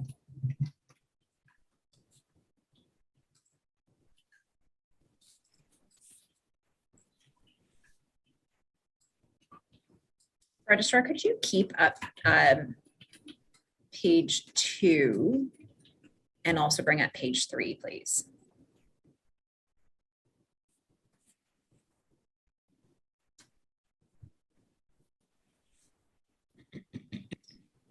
So you'll see this, there's a very lengthy history, and we're only on 2 of the 5 pages of this document. At the bottom of the first page, there is a reference to the Mountain East-West and North-South Transportation Corridor Project Preliminary Design Investigation. Do you see that at the very bottom of the left-hand page?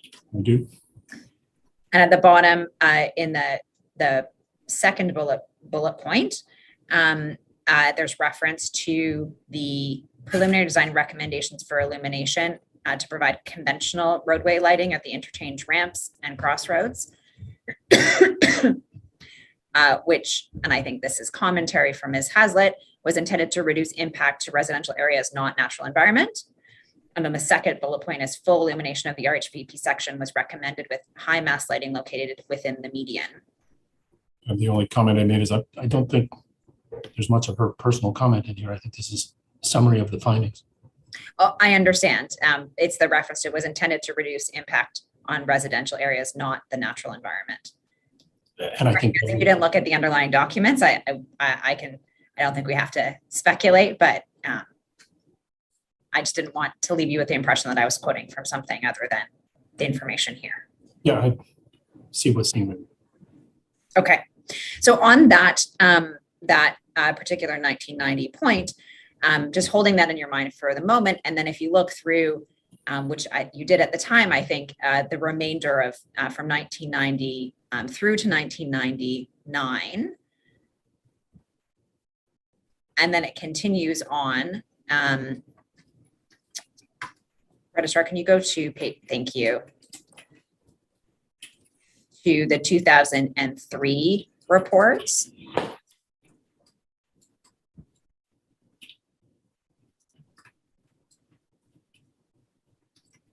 And you'll see in the 2003, by the very, very last bullet point, roadway illumination was not mentioned in this later report, the July report.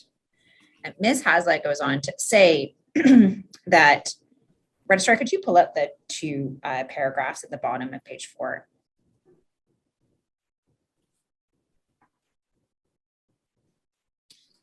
That roadway illumination was only given a cursory examination in the technical report in 2003. And the conclusion that illumination would have a negligible impact on wildlife because it would be limited to low levels at ramps and interchanges. It doesn't appear that any element of road design or corridor alignment was predicated on reducing impacts from illumination on the natural environment. It appeared that the illumination plan was based on MTO standards and municipal requirements only. Therefore, there's no documentation that continuous illumination would be precluded.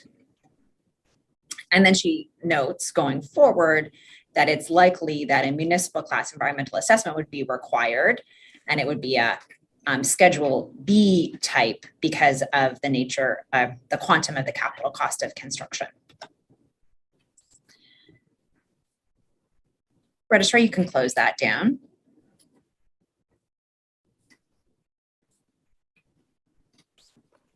And you can go to the last page.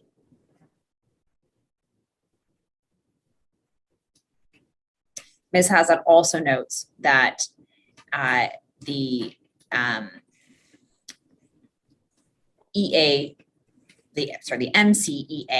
would also require an in-depth environmental impact statement, assessment, and ES studies, and scientific literature review.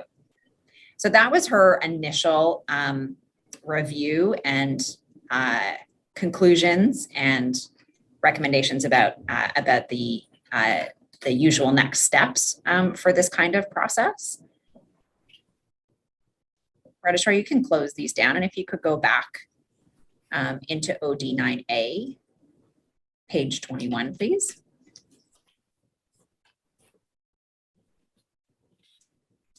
Mr. Malone, this is more just to orient you. You responded the same day. Registrar, can you pull out paragraph 44, please?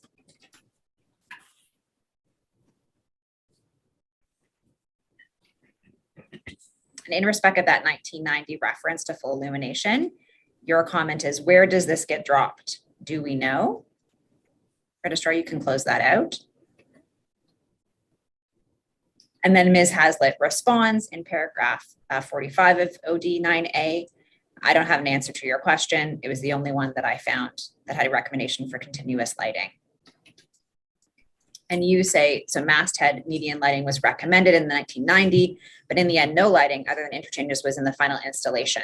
And the Crombie report never touched on it. Ms. Hazlitt says, we actually don't have a copy of that report. And you say, that is likely a point to raise.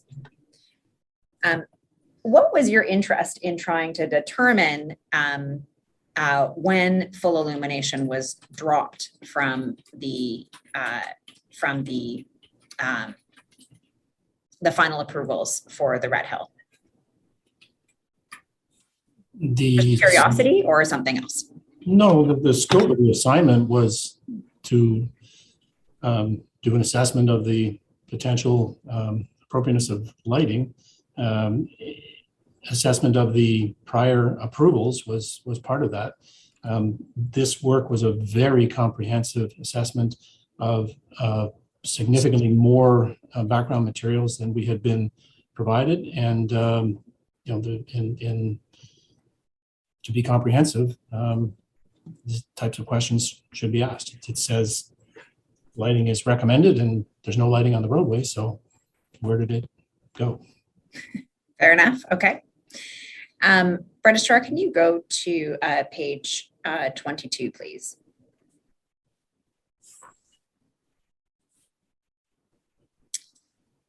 So on May 22nd, Dr. Amrani emailed the Ms. Hazlitt summary to Mr. Field and mentioned that there'd be a discussion of the content of the document at our meeting tomorrow. And there was a meeting scheduled the next day for which an agenda was included. And as I understand, that was progress meeting number 1, given the way the task list from the proposal was structured. Is that correct?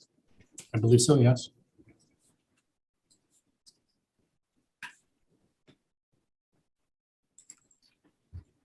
Registrar, could you close this and bring up SIM 16997.0001?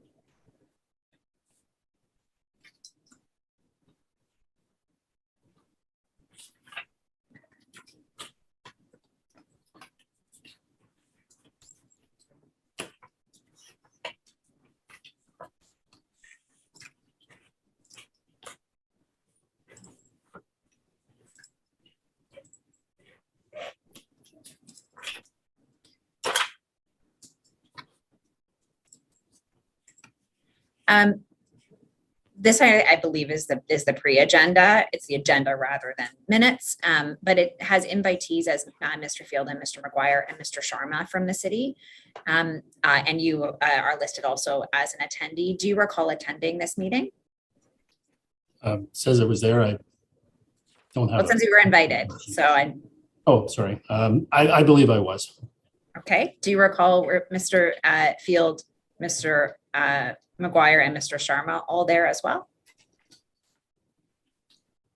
I think so. Yes. Yeah. Okay. I'd have to check the minutes of the meeting. I know my notes. Do you recall what the reaction of Mr. Field was to Ms. Hazlitt's findings about the EA?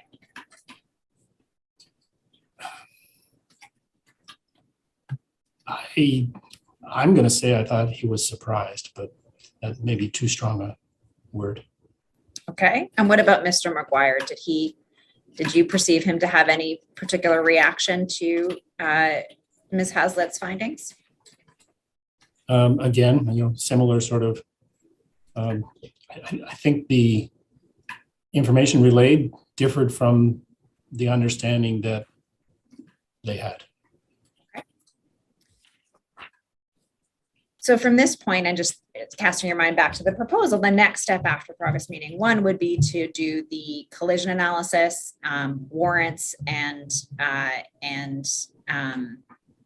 eventually a cost-benefit human factors analysis, environmental assessment, and a final report.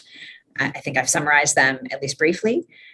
Coming out of this meeting was the plan to continue to do the remainder of the tasks set out in SEMA's initial proposal. That was certainly our plan. We had a work plan that showed that it would be up to the city to decide whether or not to terminate the project if they felt they wanted to. Thank you. Mr. Malone, I'm just going to stop for a moment because I don't see the commissioner on the screen. Registrar? Oh, there we go. Mr. Commissioner, did you catch all of that? Was it just a video issue? Yes, I did. Okay, good. A technical issue at my end. Okay. I don't need to repeat any of that, or No, Mr. Malone does not? Thanks. Great, thank you. Okay. So then the next step would have been the the collision analysis, the operational safety review, and I'm going to come back to that. But before I do, Registrar, you can take this down. Just moving chronologically, at the same time, or at least in the same season as this is happening, some of your colleagues are dealing with the speed limit study. Registrar, can you bring up 9A, page 43?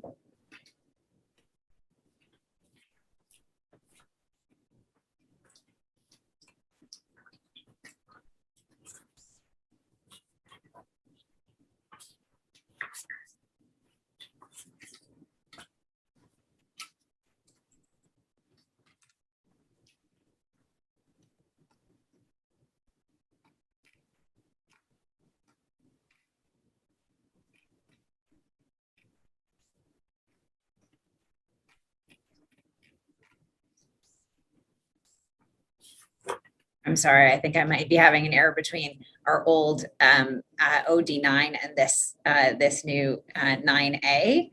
I'll take you instead to the underlying document, HAM 47326.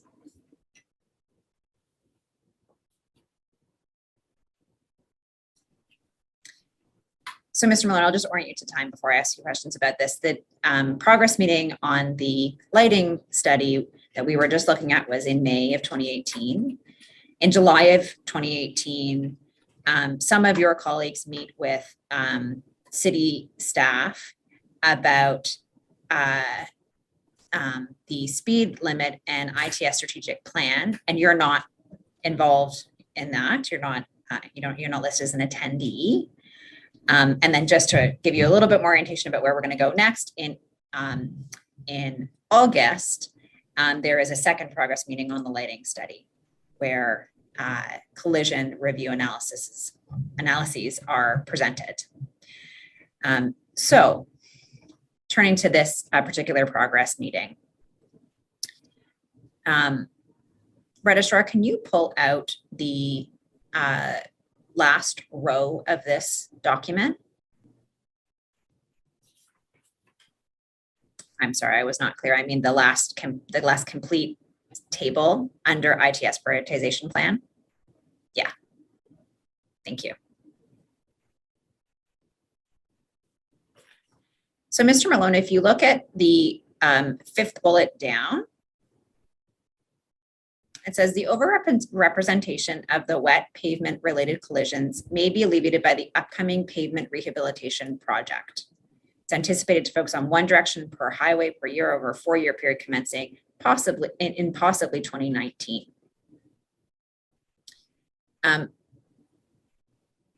So stopping at that first part of this, the overrepresentation of wet pavement related collisions.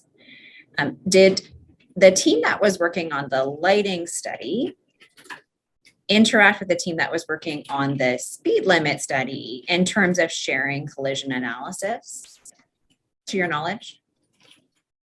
I don't know. I can't speak to it. Okay. Taking the second part, the minutes reflect the provision of information at this meeting that there was going to be an upcoming pavement rehabilitation project possibly in 2019. Did any of the attendees at this meeting tell you that the city was planning an upcoming pavement rehabilitation meeting in or about July of 2018? Not to my recollection, no. Okay. Registrar, you can close this down. And if you can go back into 9A, please, and page 59.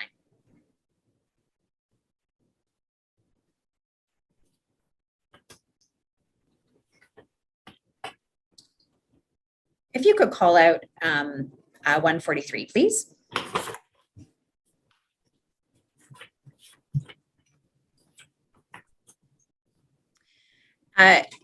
So on August 27th was the second progress meeting, the one that I just referenced earlier. Mr. McGuire, Mr. Field, Mr. Lamont, Mr. Parma from the city, and you, Dr. Omrani, Patrice Brulette, are all listed as attendees. Did I mispronounce his last name? Brule, and he attended by teleconference. Thank you. So do you have enough of a recollection of that meeting that you remember that Patrice attended by teleconference? Do you actually recall this meeting? Well, I remember that because he's based in Montreal and I've never met him face to face. Fair enough. Registrar, you can close this down. There are some minutes that will be able to help refresh your memory of this meeting. Registrar, can you go to page 60? The bottom of page 59 just had the very intro, but this is actually the content of the minutes. Registrar, could you pull up the first half of this page, please?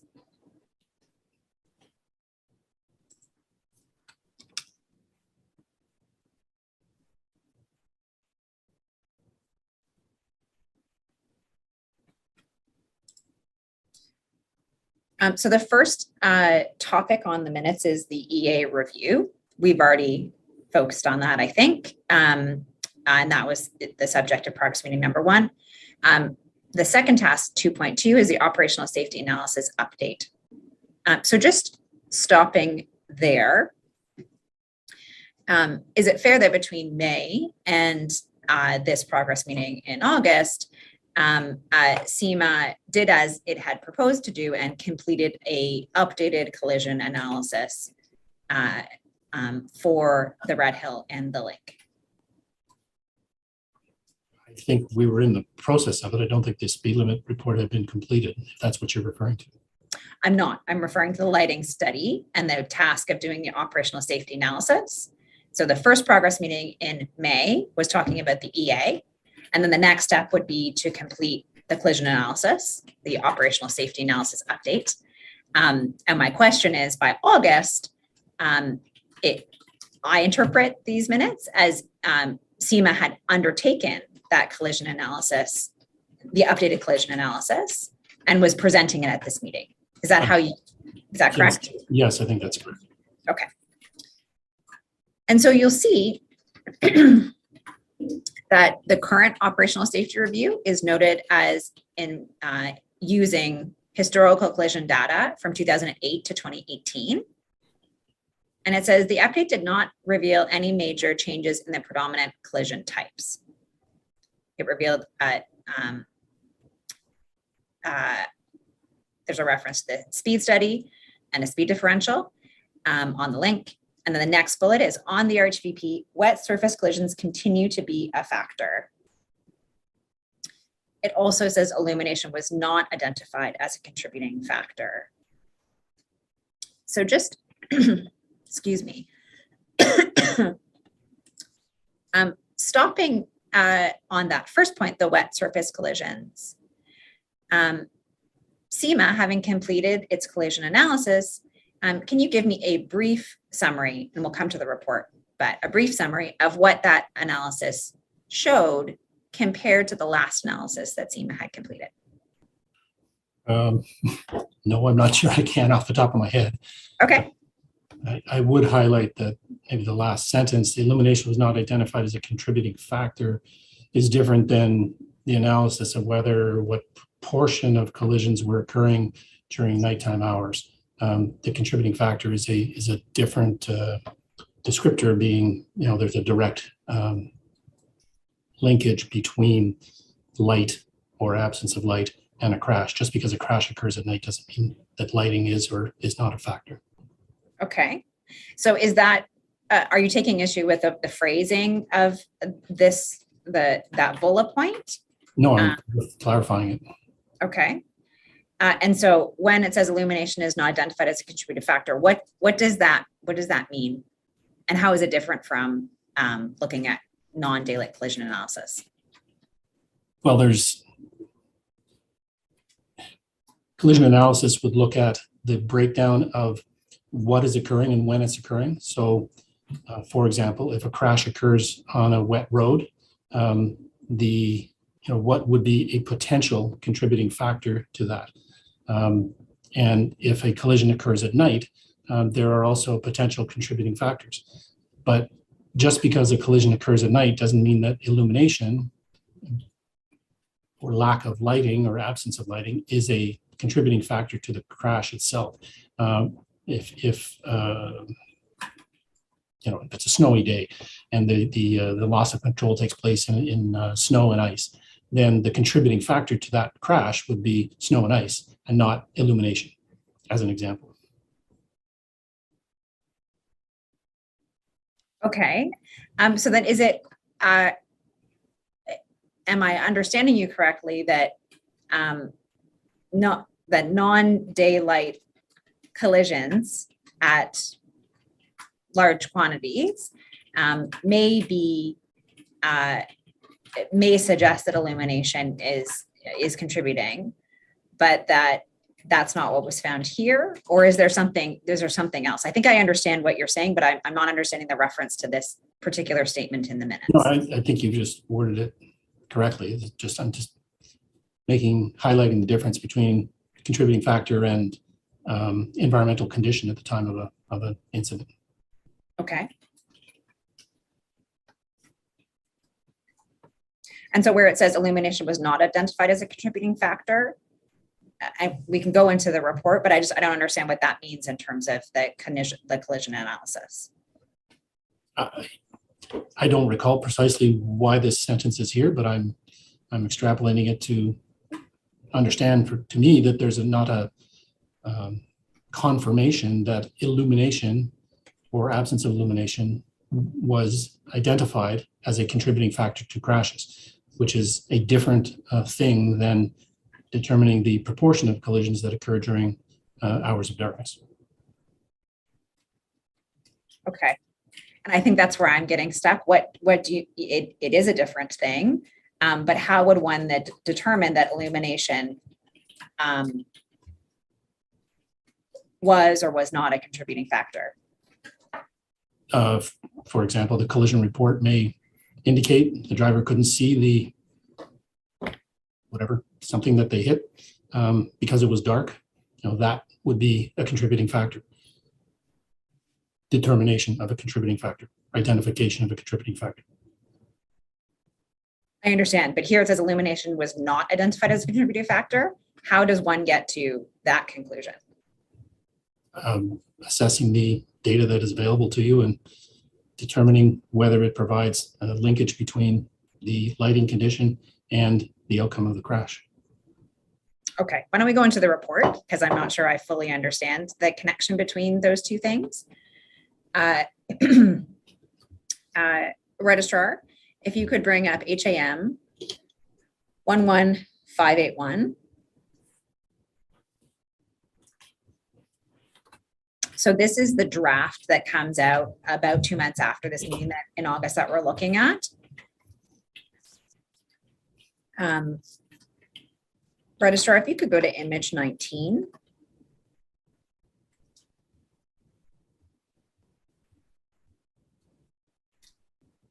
So this is the beginning of the, I'm not going to take you through the link, although maybe we do need to go through the link. Do you recall if the illumination concerns when it came to the collision analysis were different as between the link and the Red Hill? I don't recall. Fair enough. I'm going to stick with just looking at the Red Hill for now, because I think that, yeah, it may refresh your memory. So this is the very bottom, beginning of this discussion at the bottom of this page. Registrar, if you can go to images 20 and 21 now, please.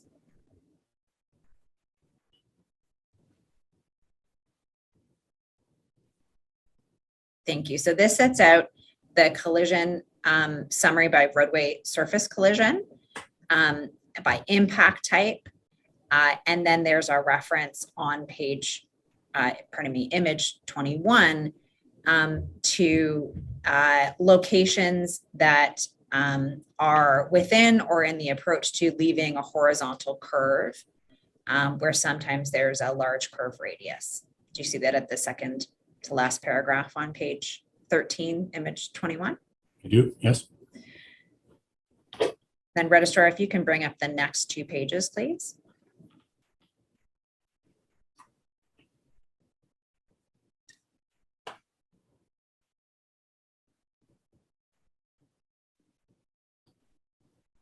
Those are a little difficult to read, but they are different. I'm not sure what these kind of graphs are called, demographic representations. And I don't think I'm going to ask some questions about them, so I'm not going to make them larger. But I just wanted to show you that that's just to refresh your memory about what's included. And then Registrar, if you can go to page 24, 25.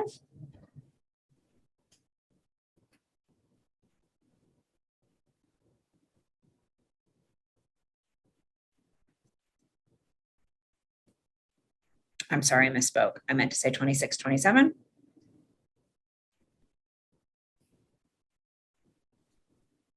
Thank you. So just stopping here, and maybe this will assist with that, the exchange we were just having about illumination.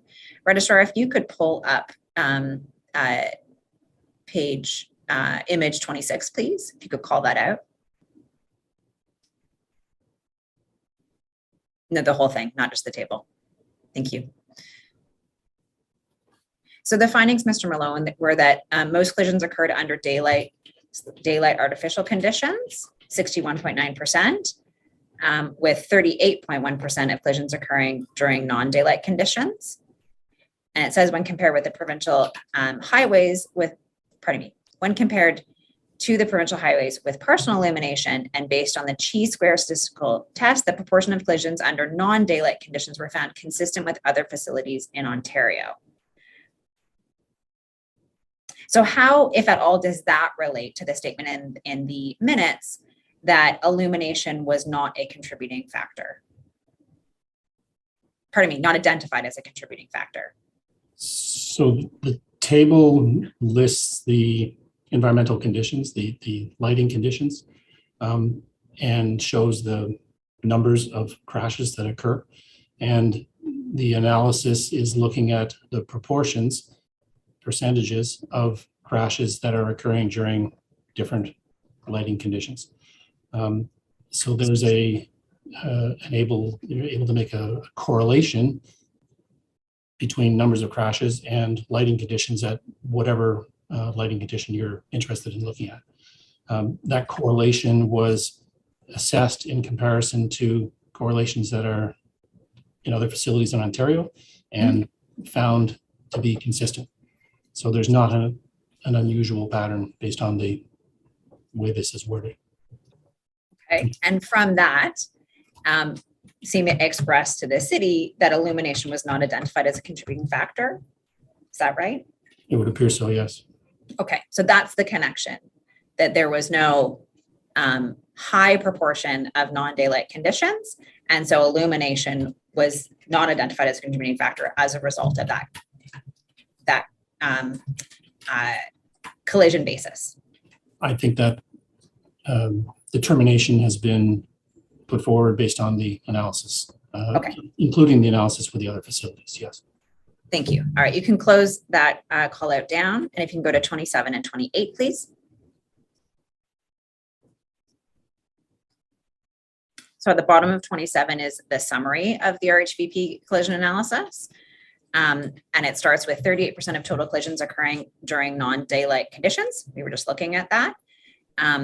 Then if you can call out, Registrar, the 4 bullet points at the top of page 28. Thank you. So wet surface collisions were found to represent approximately 57% of all collisions in the study area, which is significantly high compared to typical proportions. So at this time, had CIMA gone back and compared the wet surface collisions that it was finding in 2018 with those it had found in 2015? I can't recall whether that was done. I mean, we're most interested in looking at the current data set because the older data set is not as valid. So, but I can't tell you if it was done or not. Okay, eventually it is done, and we'll get to that. I'm just trying to pinpoint the timing. Recognizing that old data set, you said the old data set is not as valid. Do you mean that it's dated now? I don't think I said it was invalid. What I'm saying is that you want to use the most current data because that's potentially what you are able to influence with possible countermeasures, more likely to influence with possible countermeasures than data that is older and not as current. And it's still factual data. It's just not the current data. So it's not something you pay as much attention to when you're doing your analysis. Fair enough. It is relevant, though, if you have a 5-year period that is earlier in time, and then you're comparing it to a 5-year period that's later in time, you might be able to see some trends in terms of types of collisions. That might be useful, right? As does the 5-year that you're looking at in the current analysis, because that's a history as well. So yes, I mean, you can do 10 years of data as well. There's that's another approach that you're describing. I'm not disagreeing with you. I'm just stating the fact as to how we're looking at it, which is the most current 5 years. Sure, thank you. In looking at the results of this updated current collision analysis, was there anything you took from it or you saw in it that was new or significant as compared to the 2015 analysis?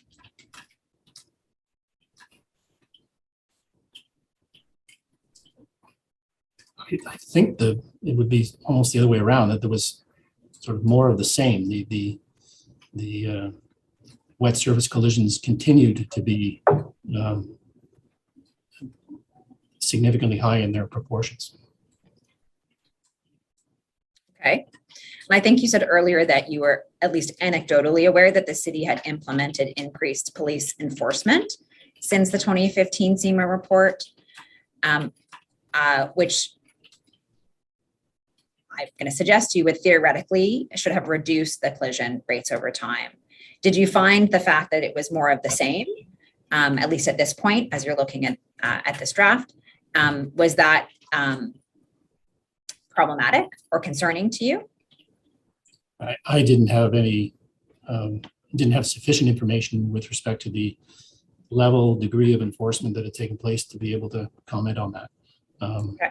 And, you know, I had seen some enforcement, but I couldn't speak to, you know, what proportion that was. So no, I can't go further in an answer. Okay. By 2018, you understood that the city had implemented at least some of the recommendations in the 2015 SEMA report. Is that right? Yes, it was my understanding that some have been implemented, yes. Okay. So given that you knew that SEMA had made recommendations in 2015, some of them have been implemented. You had anecdotal information about increased police enforcement. Did the fact that there was continuing to be a significantly high proportions of wet surface collisions compared to typical proportions, was that concerning to you, that trend? It was indicative that the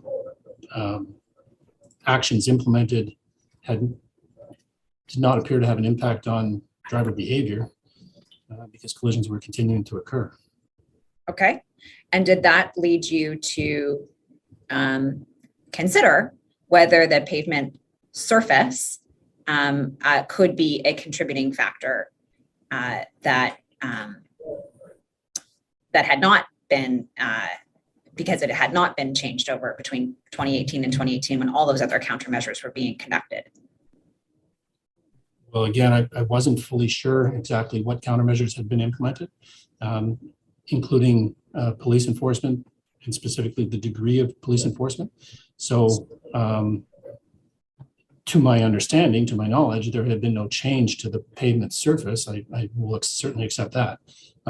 But you're asking me if I believe that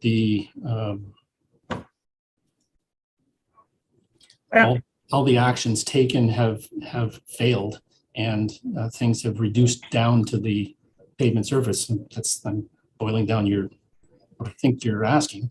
And I still don't have enough information to be able to make that conclusion. What would appear to be occurring is no change in driver behavior. And that driver behavior is a critical piece in terms of the occurrence of collisions. Okay. Picking up on part of your last answer, by August of 2018, when this updated collision analysis had been done, would you agree that the pavement surface skid resistance was coming more clearly into focus as a causal factor for wet road collisions in your mind? I think that's probably correct.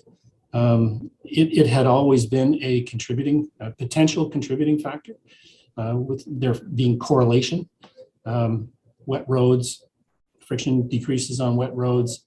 And so we've got a potential issue when friction is reduced during wet weather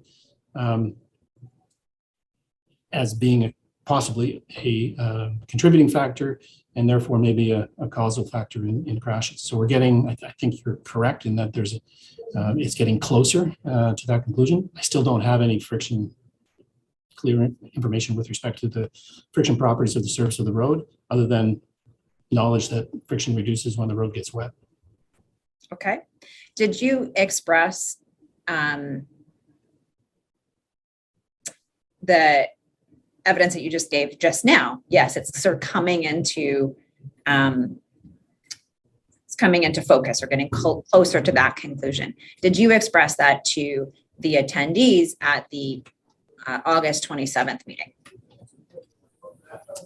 I don't recall specifically that discussion of that nature. I think the report and the content that we're looking at right here, wet surface collisions found to represent 57% of all collisions, is relaying precisely that information. Okay. Given that the city was considering installing expensive continuous illumination, is the potential that pavement surface was a contributing factor relevant to the cost benefit analysis about whether to do continuous illumination? Can you repeat that question? Sure, and maybe I'll rephrase it. The city is considering doing an expensive, undoubtedly expensive installation of continuous illumination. They've asked you to do a cost benefit or benefit cost analysis. Does the potential that the pavement surface is a contributing factor to wet weather collisions, is that a factor that gets built into the cost benefit analysis? The cost benefit analysis of lighting? Yes. Well, the collision pattern, the collision behavior factors in whole, with a particular focus on collisions that occurred during hours of darkness. And so some of those wet surface collisions could have occurred during hours of darkness. There's overlap between the two data fields. So there's an interaction between the two components. So it's considered, yes, if that's your question. Okay. Is the potential that illumination is, I think illumination is not a contributing factor, but there's something else is a contributing factor. How does that play into a cost benefit analysis about whether to do illumination, if at all? Well, illumination is, if you're contemplating it as a treatment countermeasure to reduce collisions, is effective potentially for certain types of collisions that occur during hours of darkness. Yes.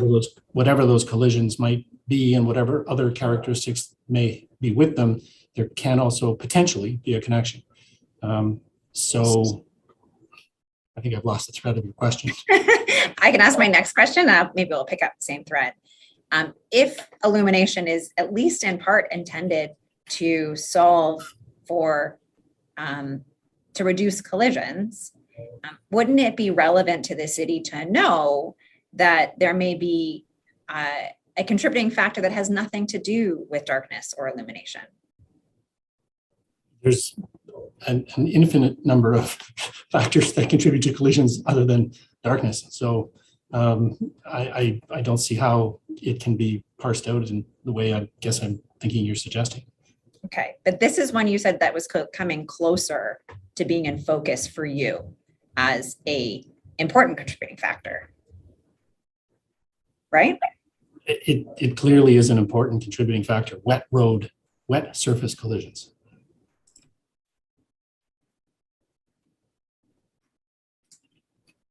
Okay, I'll move on. Mr. McGuire attended this meeting, right? The August 27th meeting? I have to check the minutes, but I think so, yes. We can go back. I actually think I may have asked you and you may have answered that already. Did you, Registrar, you can close this call out and you can close this document. Thank you. Do you recall having any conversation with Mr. McGuire in the days before the August 27th meeting? I'd have to check my notes. I don't think anything's, no, I don't have any recollection of it. Okay. Do you recall meeting with or having a discussion with Mr. McGuire on August 27th, separate and apart from the meeting that is minuted that we were just looking at? Yes, I think Mr. McGuire asked to speak to me following the meeting. He basically said, hey, step into my office. Okay. So the lighting study meeting was at the city? It was at the city center, yeah, the offices of Mr. McGuire and others, yes. Okay, so you went to Mr. McGuire's office? I was on the floor of the building where his office is, and my recollection is I went into his office for this post-meeting discussion. Okay. And what can you tell me about this post-meeting discussion? He engaged or began a discussion about considerations or reviews that him and his group are doing regarding the roadway, paving of the roadway, and specifically different types of options for paving and resurfacing. Okay. And just harking back to your last examination, at this point in 2018, were you aware that the Red Hill was paved with SMA? I think you were. I want. Yeah, I believe I had been told that by Mr. Moore in 2015. Okay. And at this point, this is August 27. Did you understand that the city was proceeding with the resurfacing of the Red Hill? I'm not sure I understood that it was a definitive yes or go. The discussion with Mr. McGuire was regarding resurfacing of the roadway, but I believe my impression at the time was that had not been concluded as of the time of the discussion. So it was something that was being thought or discussed or proposed or was in the plan, but no hard detail as to exactly when or what or how. Okay. You said that the discussion was about what he and his group were doing regarding the roadway paving and specifically different types of options for paving and resurfacing. Did Mr. McGuire advise you that the city was considering hot in place recycling of the existing pavement surface as part of the resurfacing plan? Yes, I do think I recall that terminology, and the discussion was sort of broadly around options for resurfacing, hot in place being one of those, and sorry, yes. Okay, so you're not a pavement expert or a hot in place recycling expert. Why did Mr. McGuire reach out to you? Did he convey that? Or what was it he wanted to talk to you about? Well, I was there. He's familiar with SEMA. My interpretation of what he wanted to convey to me was, hey, I'm looking at this project. I knew Mr. McGuire was relatively new in his position because Mr. Moore had recently retired, and the impression I got was that he was trying to determine where he could get some potential technical input. SEMA, as a company overall, is a consulting engineering firm that does a lot of different things, one of which is road design and pavement design. And so that potentially is a service that we could provide. I think he was exploring what SEMA, the company, could do through me because I was a conduit to that potential information. Okay. Did Mr. Moore express any concerns about the pavement surface on the Red Hill to you? Mr. Moore was retired at this point. I'm sorry, I misspoke. Mr. McGuire. Did Mr. McGuire express any concerns?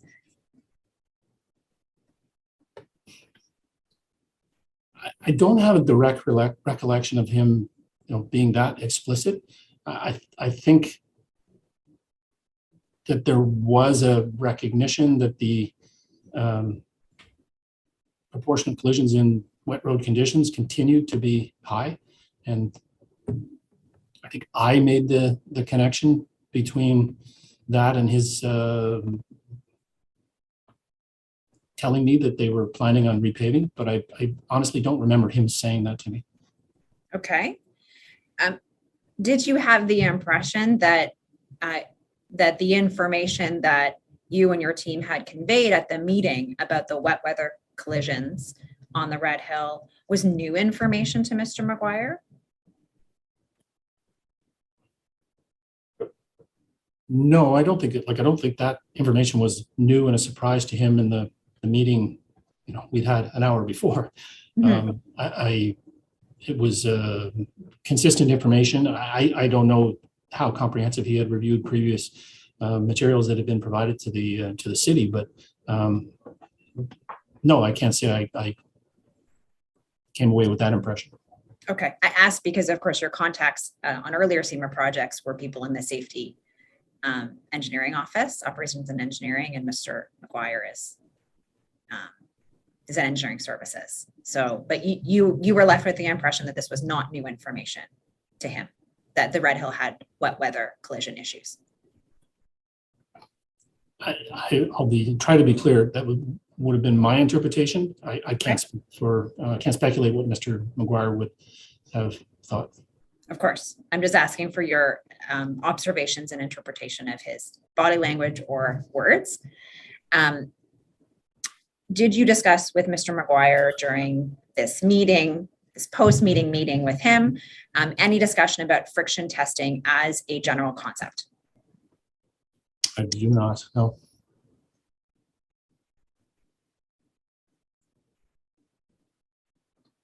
Did you say I don't recall? I think I might have misheard you. No, I said I do not know. You do not know. Okay. Do not, comma, no, N-O, not K-N-O-W. I said, did you discuss with him the issue of friction testing as a concept? And you said, I did not.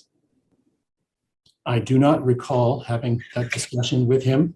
Okay, thank you. My answer would be no. Okay, thank you. Thank you for clarity for the record. Did you have any discussions about friction testing on the Red Hill that had been done? None that I recall. No.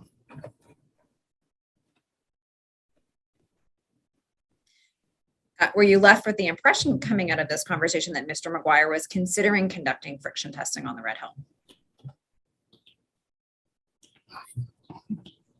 No, it didn't come up in the discussion, so I don't see how I would have had that impression. No.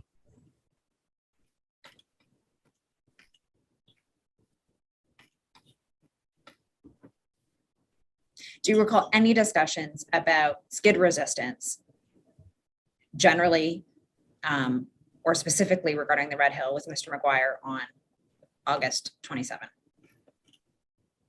No.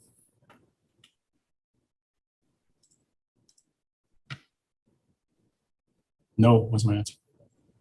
Yeah, I heard you. Thank you.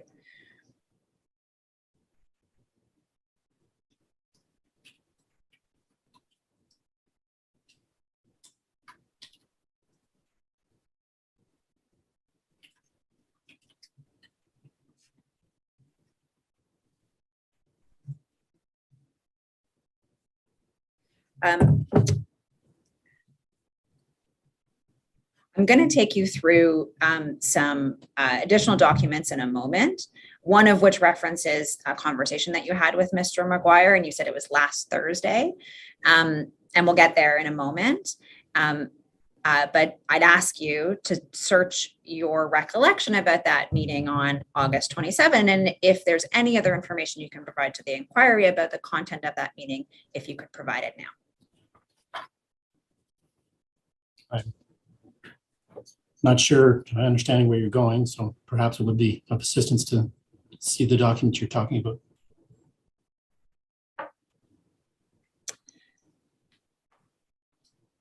Sure, I'm not asking about the meetings later. I'm going to say I'm going to take you through some documents that reference conversations, but I'm trying to understand if there's any other information you can provide to the inquiry about the content of the conversation with Mr. McGuire on August 27th.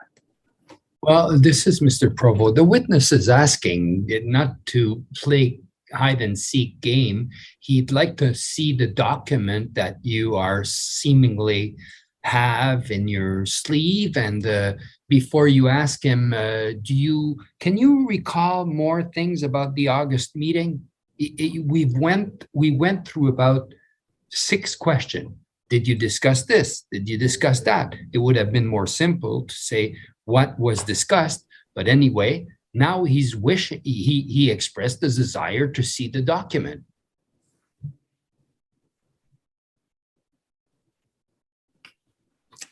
Commissioner, I asked a number of questions just now about Mr. Malone's recollection of on August 27, in hopes of avoiding having to seek leave from you to refer Mr. Malone to his statement of anticipated evidence.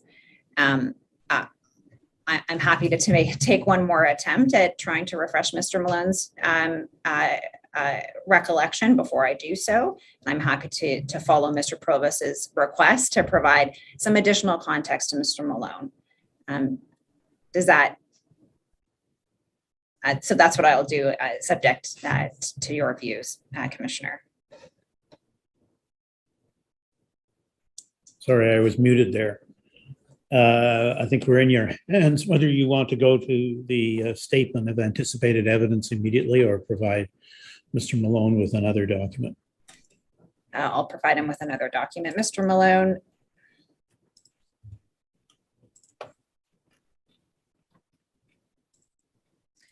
Actually, Mr. Registrar, if you can go into OD 9A.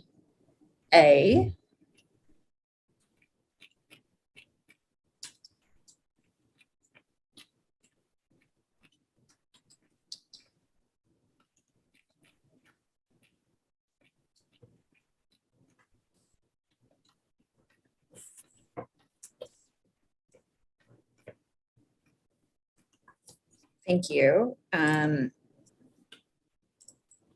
Page 72, please.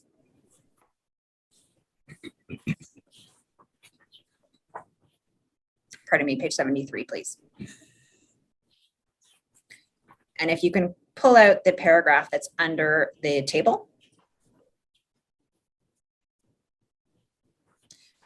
So, Mr. Malone, this is an email from September 4 that you send to Mr. McGuire in response to an email that he sends you on August 30th. We're going to go through all of those documents in a moment. But I'm hoping to attempt to refresh your memory about anything else you'd like to tell us about the August 27th meeting. And this may assist. It may not. But there is a reference here where you say, I thought you said additional testing had been done either in 2014 or subsequent to the November 2015 SEMA report, which recommended friction testing. So perhaps I'll ask a narrow question first. Do you recall on August 27 if Mr. McGuire left you with any impression that there was friction testing done in 2014 or 2015 that he was going to provide to you? My recollection is that in the meeting on the 27th, Mr. McGuire said he was going to send me additional material. And on the 30th, he sent me additional material. And it was essentially the same, not essentially, it was the same information relating to the friction testing done in 2007 and 2013, the one authored by Dr. Guzarowski. And this note, which is now on September the 4th, is relaying to that. I realize it's saying last Thursday. I don't have a clear recollection of him talking about friction at that meeting. Perhaps he did and I didn't note it. He did subsequently send me the information I just described. So he provided me with friction information on the 30th. Okay. Check my dates for the Thursday as to when the Thursday was, but I think if that's the 27th, then obviously there's a disconnect between the two. Okay. I'm going to come back to this when we go through the chronology from August 30th to September 4th. But I think the information and the evidence that you just provided was that in the conversation on August 27, he said, Mr. McGuire said he was going to provide you with some documents or materials. Is that right? More information was, some information was, I think what I wrote in my note, I don't have it in front of me. Your note of what? Which note are you referring to? No, if I made notes of it, I would have recorded that. But Okay. I don't think you made notes of this call with Mr. McGuire. Do you recall making notes? Or was it more informal? It was just a discussion. no, I think there's a note that reflects that I had a discussion with him post the lighting meeting. But again, I'd have to look in the document. I think because we've jumped a little ahead in time, the chronology might be off. Focusing just on the August 27 meeting, and Registrar, you can close this call out and close this document. So you just gave evidence that Mr. McGuire was going to send you some materials or some documents. Can you provide more detail about the conversation which led to him saying he was going to provide more detail or more materials? I don't recall the conversation, precisely. There was discussion around repaving of the roadway, including technologies to repave. And my impression was that he was seeking input from SEMA potentially regarding a project for resurfacing, and he was going to provide additional information to assist SEMA possibly I understood this to potentially be an opportunity, a project for SEMA to undertake. And this was initial preliminary discussions of something that might be happening. Okay. So your evidence is that was a general discussion about potential business opportunities around resurfacing, but there was no discussion at the August 27th meeting about friction testing in particular. Is that right?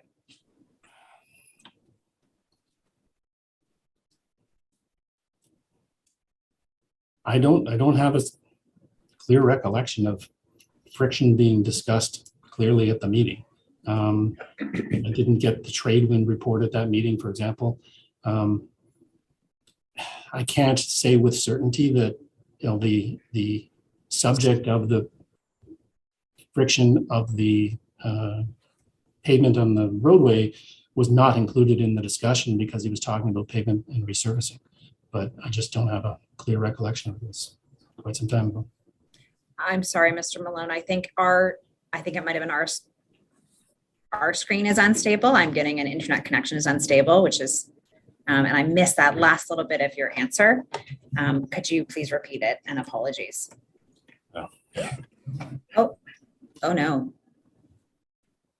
I can see you. Can you still see and hear me? I just got a notification from Zoom that there was an issue. I can still see everyone here. I'm a hard wired connection on my end, so do we. I'm not sure what's going on. All right. Well, please interrupt me if I do freeze. Perhaps if you could read back to me what I had said, and I can fill in any blanks if they're there. I actually don't think there are. I think that the court reporter got it. I just did not, which was that you can't say certainly that the subject of friction of the pavement on the roadway was not included in the discussion because he was talking about pavement and resurfacing. But I just don't have a clear recollection of this. It was some time ago. Is that? I think that's all of it. Okay. Did you have any discussions about MTO friction testing back from 2007? That testing that Mr. Moore had previously provided to you in 2015? That's my recollection, no. Okay. And did Mr. McGuire leave you with the impression that that he had any kind of additional testing that had been completed since 2014? I don't have a clear recollection of that. He was going to send me more material. So I think that may be what was what the connection was, and perhaps his recollection is different, that he was more explicit with respect to friction and testing. But my recollection doesn't include that precisely in those terms. You said, I don't have a clear recollection, and your recollection doesn't precisely include that. I'm really just trying to understand, was there a discussion about friction and friction testing at this meeting or not? And I'm not understanding exactly the conditions you're putting in your words. Could you assist me with that? I'm saying I don't have a clear recollection of friction testing being discussed in this meeting. Okay, is that to say that your recollection is that it did not, that conversation did not occur at this meeting? I don't understand the difference in that question to the previous one. Sure. So there's the issue of whether you can, sometimes you just don't have a memory either way. And sometimes you have a distinct memory that something didn't happen. And many times people say, I don't recall, to be both of those things. So do you have a recollection that there was no discussion about friction testing? No, I think it would be the descriptor you just put, which I don't have a clear memory either way. Okay, but do you have any memory? I recall the meeting being sitting in the chair opposite his desk. I don't recall the exact wording, and I don't have a clear recollection of friction testing being discussed or not discussed. Okay, thank you. On August 30th, you received a email from him, registrar. If you could bring up OD9A, page 61 and 62.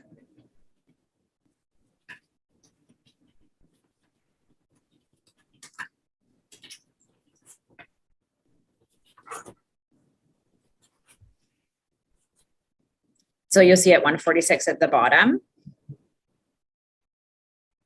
I actually think it would be useful to go into the actual document just so you can see it all in one place. It is CIM 16163.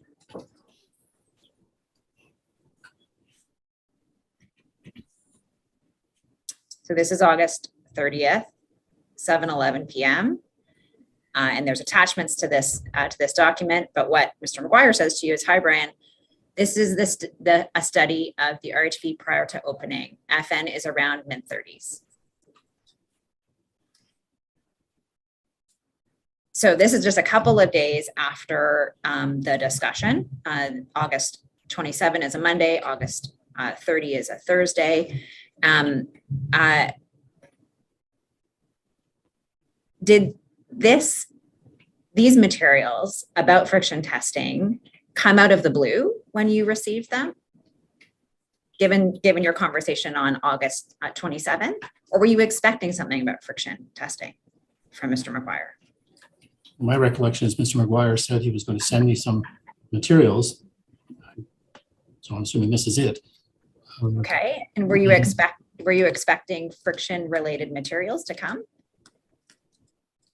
I'm not sure I was, no. Okay.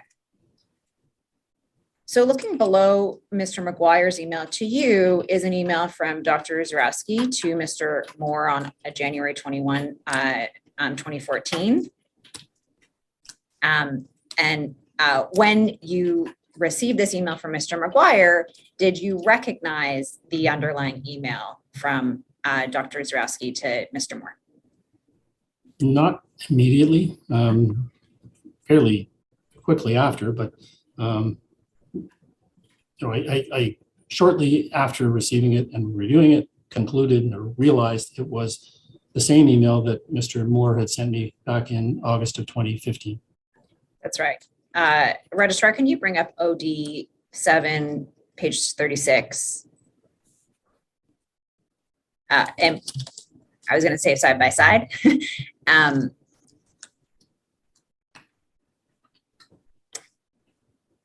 Thank you.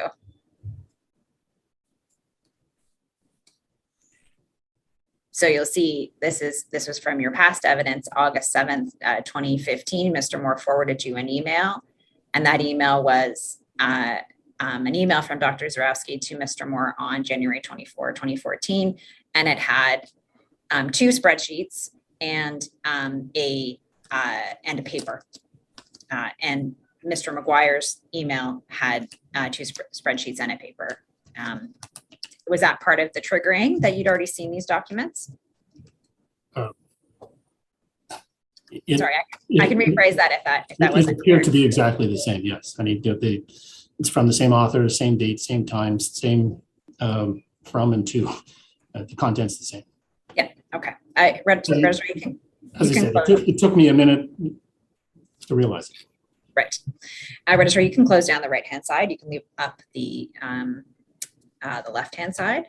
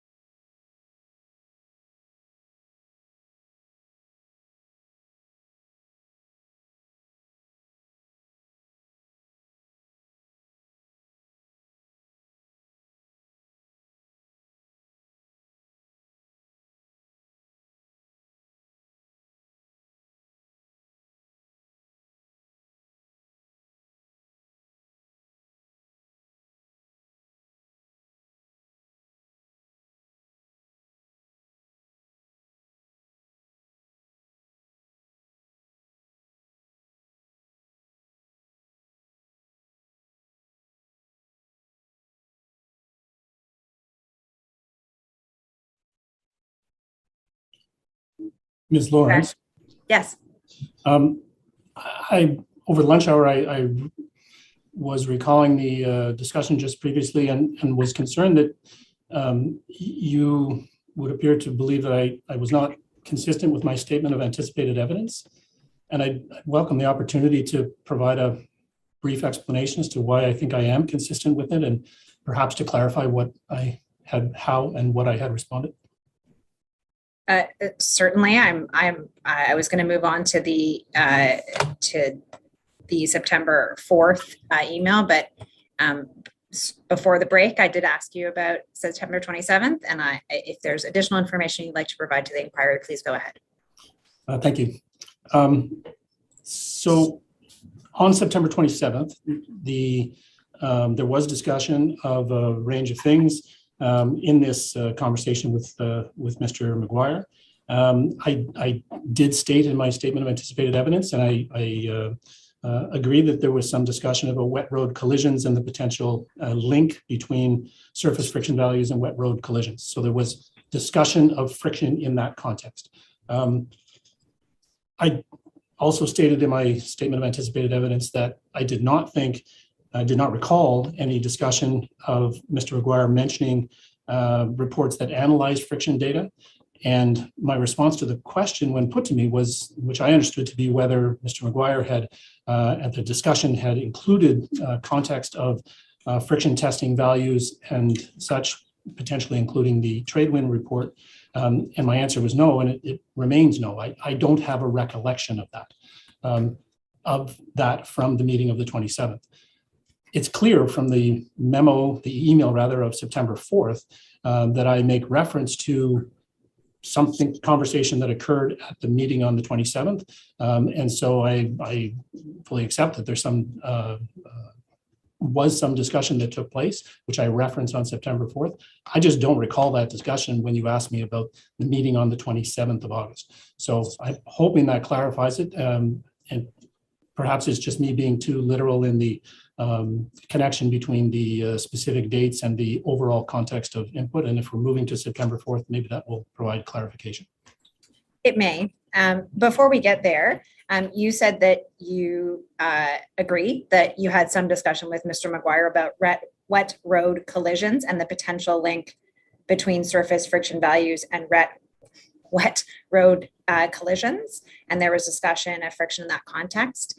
Can you please explain in a little more detail what exactly that discussion entailed? I think Mr. McGuire had asked for sort of summary of some of the previous work that SEMA had done. And I guess I'm not sure how familiar he was with the 2013 report, the 2015 report, and so on. So I had given him some summary of those previous findings. And I had also, to my recollection, given the overview of the potential connection between wet road collisions, which were noted in the proportions we've discussed, and friction values on the road surface, the potential linkage. So what I'm saying is that I think I gave him some context to the previous work that had been done by SEMA prior to, which in my view, my understanding is quite different than discussion of, was there friction testing? Is there additional friction testing information? I don't have recollection of that component of the conversation. I know the meeting took place. I recall it. I remember elements of it. I just don't remember all of the aspects, and I did not recall precisely what you were asking or what I understood you to be asking with respect to friction testing and that information. Okay, so just as another matter of clarity, do you recall Mr. McGuire providing you with any information that left you with the impression that the city had undertaken friction testing that you at the time were not aware of? I don't have recollection of that occurring at the meeting. My recollection is that it concluded with him saying he was going to provide me with some additional information, which was delivered on the 30th and I responded to on the 4th. And the email on the 4th would appear to reflect that, he had discussed additional testing, which I think I had understood, as I say in the memo on the 4th, to be additional testing by the city. But I don't have the recollection of that occurring on the 27th. I have the acknowledgement of it in the email on the 4th, but I realize that's splitting hairs perhaps, but. No, your recollection versus what your contemporaneous notes say those are different things, and I think it's important to understand what your recollection is. Let's go to those that document though to see if we can perhaps provide some additional context that may assist you. Thank you. Let's go to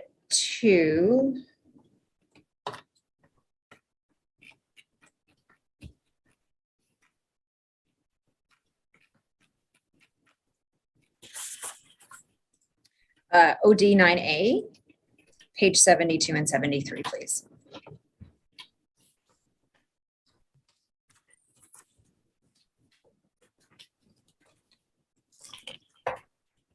Registrar, if you could pull out paragraph 175, please.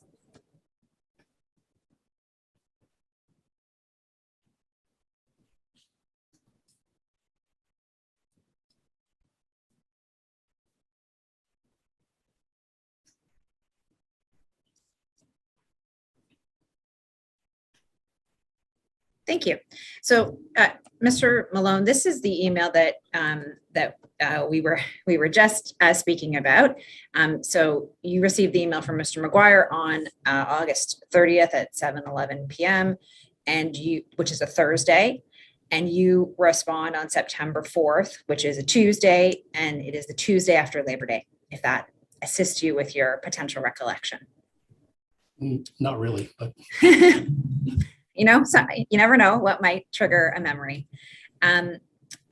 You say, these appear to be test results from 2007 that were done by the MTO at the time when the RHVP was being finished pre-opening. So certainly, and we won't go back and look at them, but I think it's undisputed that the two attachments to the email that Mr. McGuire sent you were the MTO tests. Is that what you're referring to? It was the same content as what had been sent by Mr. Moore, and so that was my understanding, yes. Okay. And you go on to say to Mr. McGuire, Mr. Moore provided these to me in August of 2015 before we completed the two safety reports in 2015. Unfortunately, they failed to offer an ability to quantify any friction problem that may be the source of the collision performance. So just stopping there, you have this reference to the source of the collision performance. Is that the context of the conversation that you believe you had on August 27? Collision performance and its relationship to friction? I think it probably should have been clearer that the relating to wet road collisions. Okay. Yeah. But you discussed that concept of the relationship between weather collision performance and friction with Mr. McGuire on the 27th? It appears so, yes. Okay.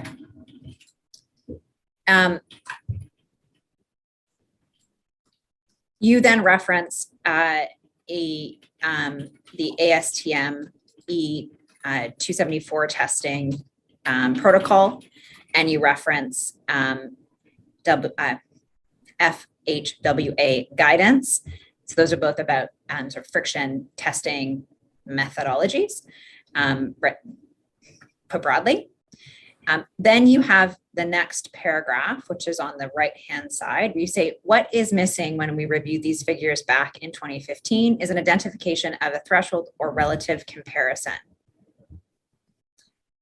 So just stopping there, as you're preparing this on the Tuesday morning after Labor Day, do you go and fish out the emails that you exchanged with Mr. Moore back in 2015 when you were trying to get clarity about what exactly he was giving you?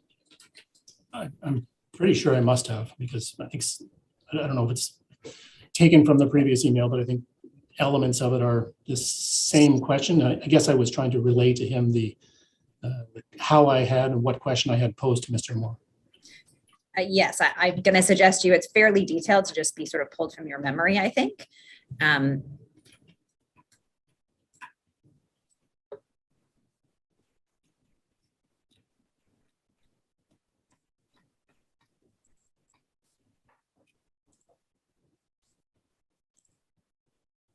I'm going to come back to that and what you say in that paragraph in a moment. But just going down, actually, I'm going to pull up, Registrar, if you wouldn't mind, I'm just going to pull up the exchange you had with Mr. Moore back in 2015. Registrar, if you can go to OD7.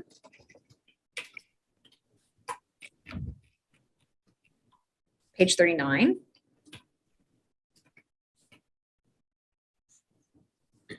I'm sorry, I wasn't clear. If you could also keep up OD9A, page 73.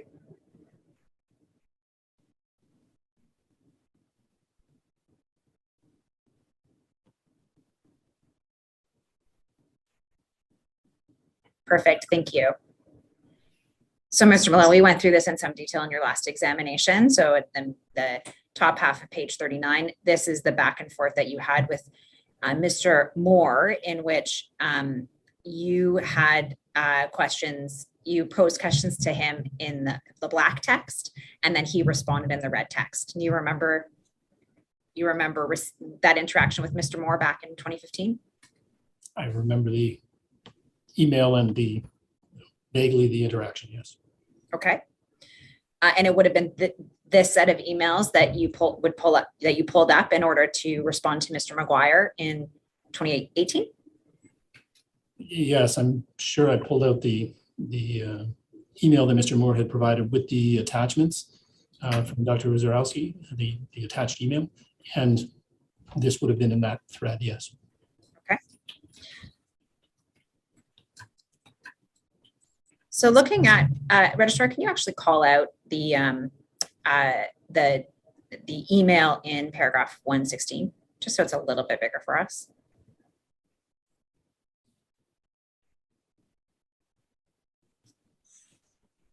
Thanks. So back in 2015, you reference and you ask if you're correct that FN numbers less than 30 are below a desired level. And Registrar, sorry, can you also call out page 73, just so we can cross-reference? And if you can call out the paragraph that is what is missing. Yeah, exactly. Yeah, so we have those back beside each other.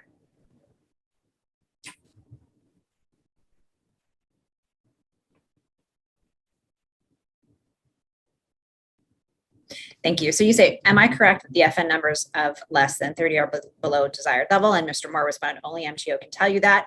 They keep this info close, seems to be the case. And then in 2018, you say, the paper does make brief mention to expected FN values of 30. Gary may have had the view that because the RHVP values were higher than that they were acceptable. However, when I asked what values MTO used as acceptable, he said he did not know. And that reflection of Mr. Moore not knowing is in that the first full paragraph back in 2015. So it does look like there's a fair bit of back and forth between the 2015 and then what you are saying in 2018. Yeah, as I stated previously, the email I received from Mr. McGuire in 2018 took me a moment to recognize it, but I realized it was the same content that I had received from Mr. Moore. Okay.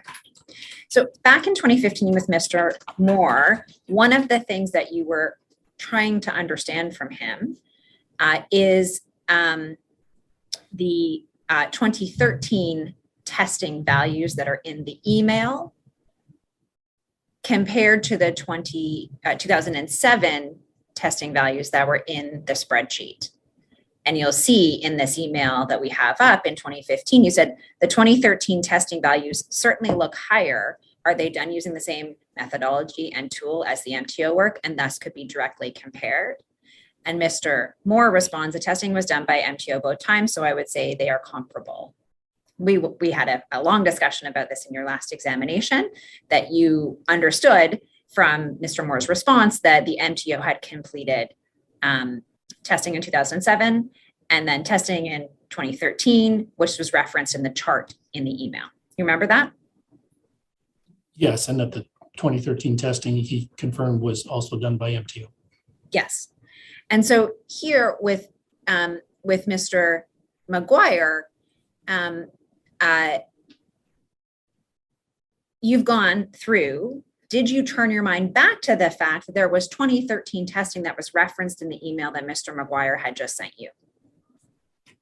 I was aware of it because it was the same stuff that Mr. Moore had sent me. So my understanding of it was, as was concluded in 2015 from the back and forth with Mr. Moore, that they were both of the sets of tests from 2007 and 2013 reflected testing done by MTO.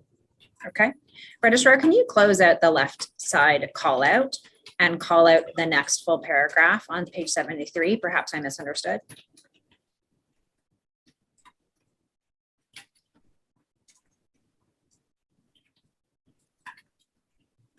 And can you close the call out on 39 and close 39?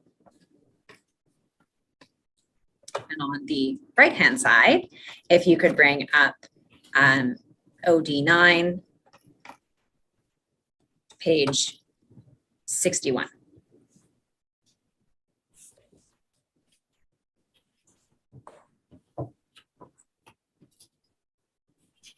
Oh, I'm sorry, OD9A, page 61.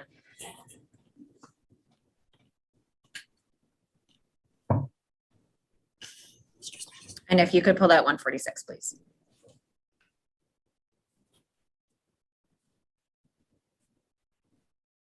So, Mr. Mullen, just so we have all it's in the same place, you know, when you get this email from Mr. McGuire, that there are two sets of friction data in the email. One is in the spreadsheets from 2007 and referenced in the email, and the other is the 2013 testing, which you understand from Mr. Moore was conducted by MTO. Yes, I think that's correct. And Mr. McGuire, when he sends it to you, says, this is a study of the RHVP prior to opening. FN is around mid-30s.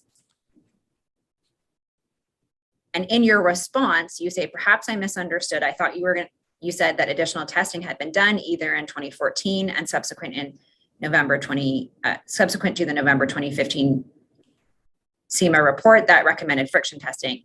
If those exist, then a comparison of the two can be done. Additionally, if link testing is available from 2007 or more recently, there's also a possible means of comparison.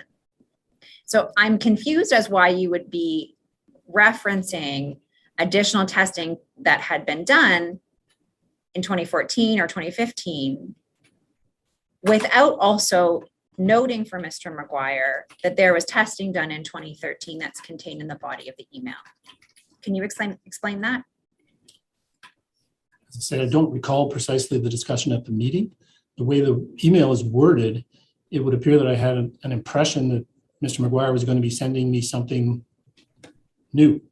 And upon seeing it and realizing what it was, I realized it was the same as what I had received before. So there was nothing new provided to me.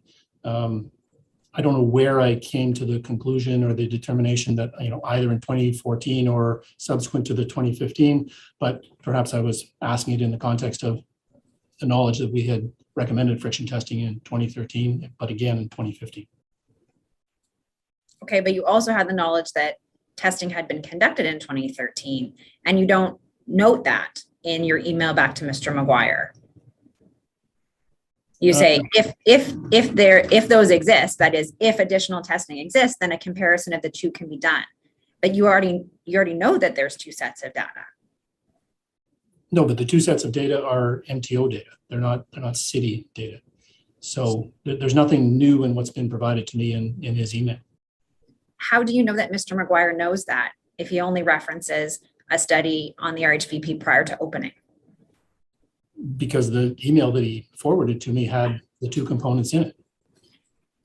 Did you have any discussions with Mr. McGuire at any point before sending the email on September 4th about 2013 testing data?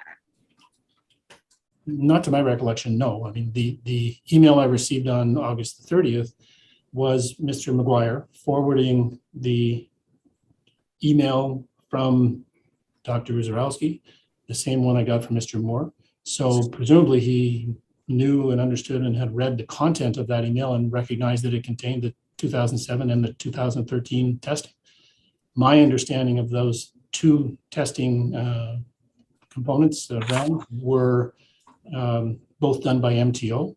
I'm not sure Mr.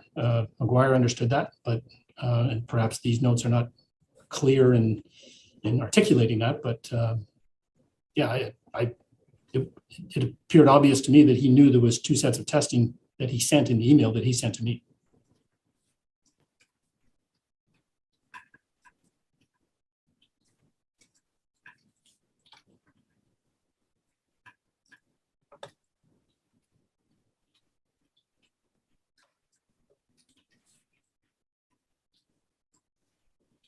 Thank you. Turning now to the very first part of the call out on page 73, perhaps I misunderstood you last Thursday when we talked. So again, looking at these two documents, I think you've said that you're sure that you had a meeting in Mr. McGuire's office on the 27th after the lighting study meeting. And on August 30th at 7:11 p.m., Mr. McGuire sends you a very sparse email that I think you said earlier was out of the blue. Is it possible that you spoke to Mr. McGuire on the afternoon of August 30th before he sent the email to you with Mr. Moore and Dr. Zareski's exchange? Anything's possible. I don't have a recollection of that. The conclusion of the meeting on the 27th, as I stated in my earlier interview, was that I understood Mr. McGuire was going to send me something, send me more material or something to that effect was his wording. So the receipt of the email on the 30th with the attachment that we're talking about was not a surprise, other than the content was, like, getting an email was not a surprise. The content of the email being the same as what I had received in 2015 from Mr. Moore was not obviously what I expected based on my response back to him. Okay, so I'm going to suggest to you that there was some discussion on the 27th and that Mr. McGuire contacted you on August 30th before he sent the 7:11 p.m. Email. And in that email, you understood him to say that additional testing had been done either in 2014 or subsequent to the 2015 SEMA report that recommended friction testing. Do you think that is likely, that is actually the chronology here, that there was two calls with Mr. McGuire, or sorry, one meeting with Mr. McGuire, one call with Mr. McGuire, and then an email from Mr. McGuire?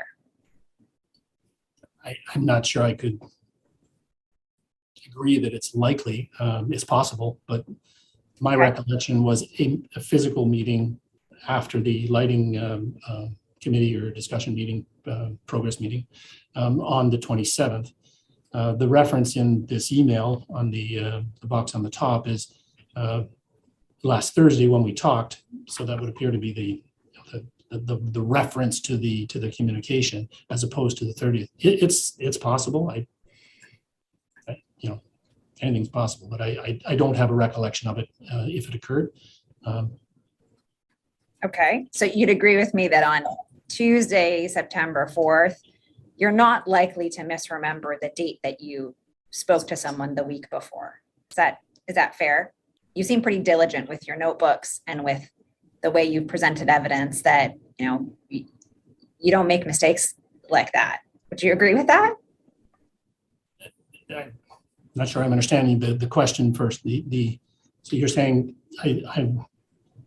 the box on the top says, understand, spoke to you last Thursday, which got my dates right, is the 27th? No, it's the 30th. Oh, I'm sorry. Okay. Yes, that's sorry. And I'll just taking a step back. On Tuesday, September 4th, you write to Mr. Moore that last Thursday, which is August 30th in the calendar, that's the reference. It's August is last Thursday, which would be August 30th. You met with Mr. McGuire on August 27th at his office.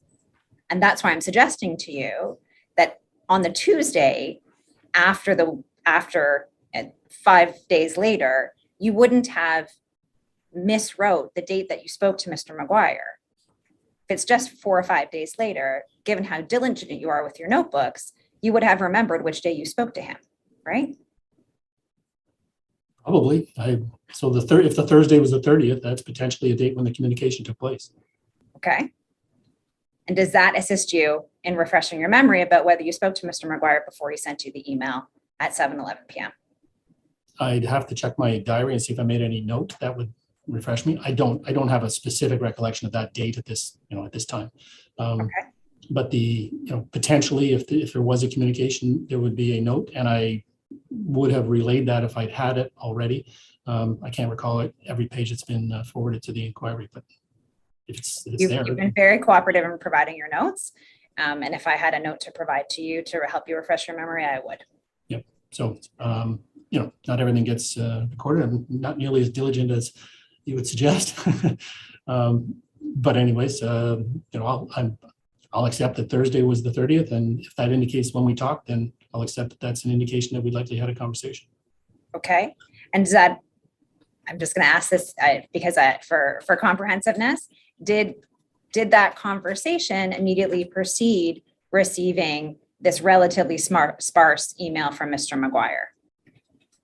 I still think the receipt of the email was understood by me to occur at the post-meeting meeting, which occurred on Tuesday, whatever day that was.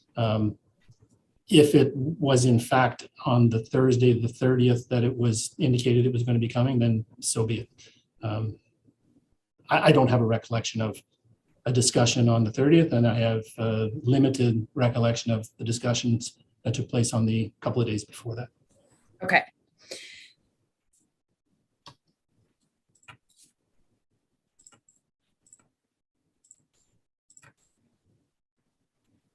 I'm going to close this out, both of these, and if you can go, Registrar, to page 71, please.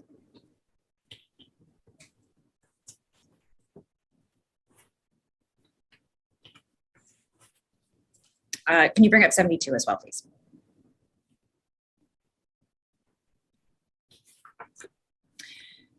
So just before you respond to Mr. McGuire, the email that we just spent a fair bit of time on September 4th, pardon me. Earlier in the day on September 4th, you wrote to several colleagues, I think not all of them in your office at SEMA, with the subject line pavement friction testing and pavement design. And you say to them, City of Hamilton is asking us for assistance in interpreting pavement friction testing results they have received. Does anyone at SEMA have expertise in this subject area? Oh, I'm sorry, I jumped over a line. The issue may expand to discussions about pavement design as well. And then you say, does SEMA have anyone with expertise in this area?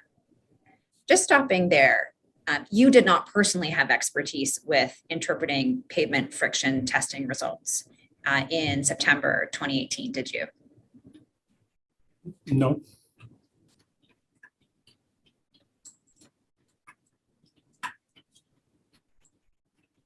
You say in this email, so you've received the August 30th email from Mr. McGuire, and you say the City of Hamilton is asking us for assistance in interpreting pavement friction testing results that they have received.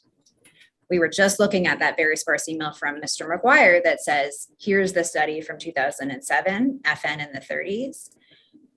What led you to tell your colleagues that the City of Hamilton was asking for assistance in interpreting pavement friction testing results? I think I was still of the understanding that Mr. McGuire was asking questions in the realm of a potential repaving of the roadway and pavement design and inputs that would be utilized in that, including things like friction values. So the discussion, the reaching out to the colleagues was to essentially for me to try to understand what expertise we had within the company in that subject matter area. Thank you. I understand the reach out to your colleagues. My question was different. It says, you say, the City of Hamilton is asking us for assistance in interpreting pavement friction testing results. how did you come to characterize Mr. McGuire's email of August 30th, which is a 2-line email, as the City of Hamilton asking SEMA for assistance in interpreting pavement friction testing results? I think I made the leap that by sending it to me, Mr. McGuire was seeking input as to what to do with it, how to use it. And I've stated it that way to my colleagues, in the way I did to my colleagues. There was no express request from Mr. McGuire in either your meeting on August 27th or any subsequent discussions you may have had on quote unquote last Thursday? Last Thursday being August 30th.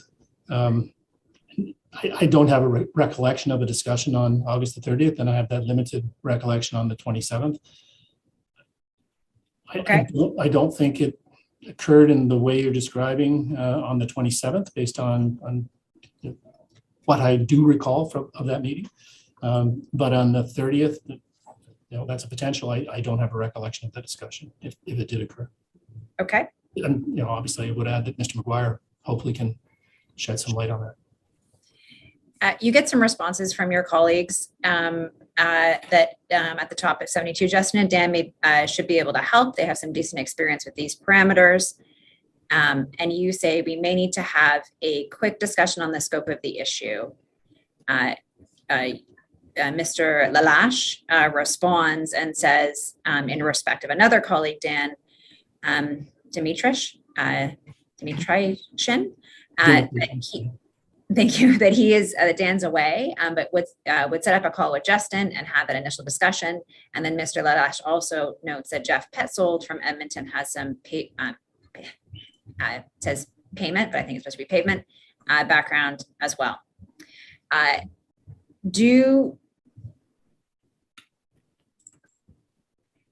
Sitting here today, what exactly did you think at the time the scope of the issue would be that would lead to a call? Essentially what I just stated, that there's a potential project here for SEMA dealing with pavement resurfacing of the Red Hill Valley Parkway as an assignment. And SEMA, the question in my mind at this point is, does SEMA have expertise to be able to assist and or obtain that assignment? And my counterparts in the Western provinces have done much more work in this area, and therefore they're the types of folks. Highway design, highway pavement design work is something that they had much more familiarity with. Okay. Mr. Petzold reaches out to you on September 10th. So we're still at September 4th, so about a week later.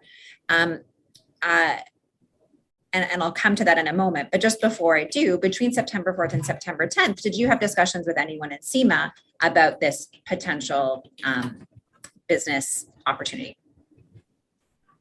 I don't think so. I'd have to double check my notes, and if I stated so in my statement of anticipated evidence, please let me know. I don't recall, so no. Okay. Registrar, can you go to page 74, please?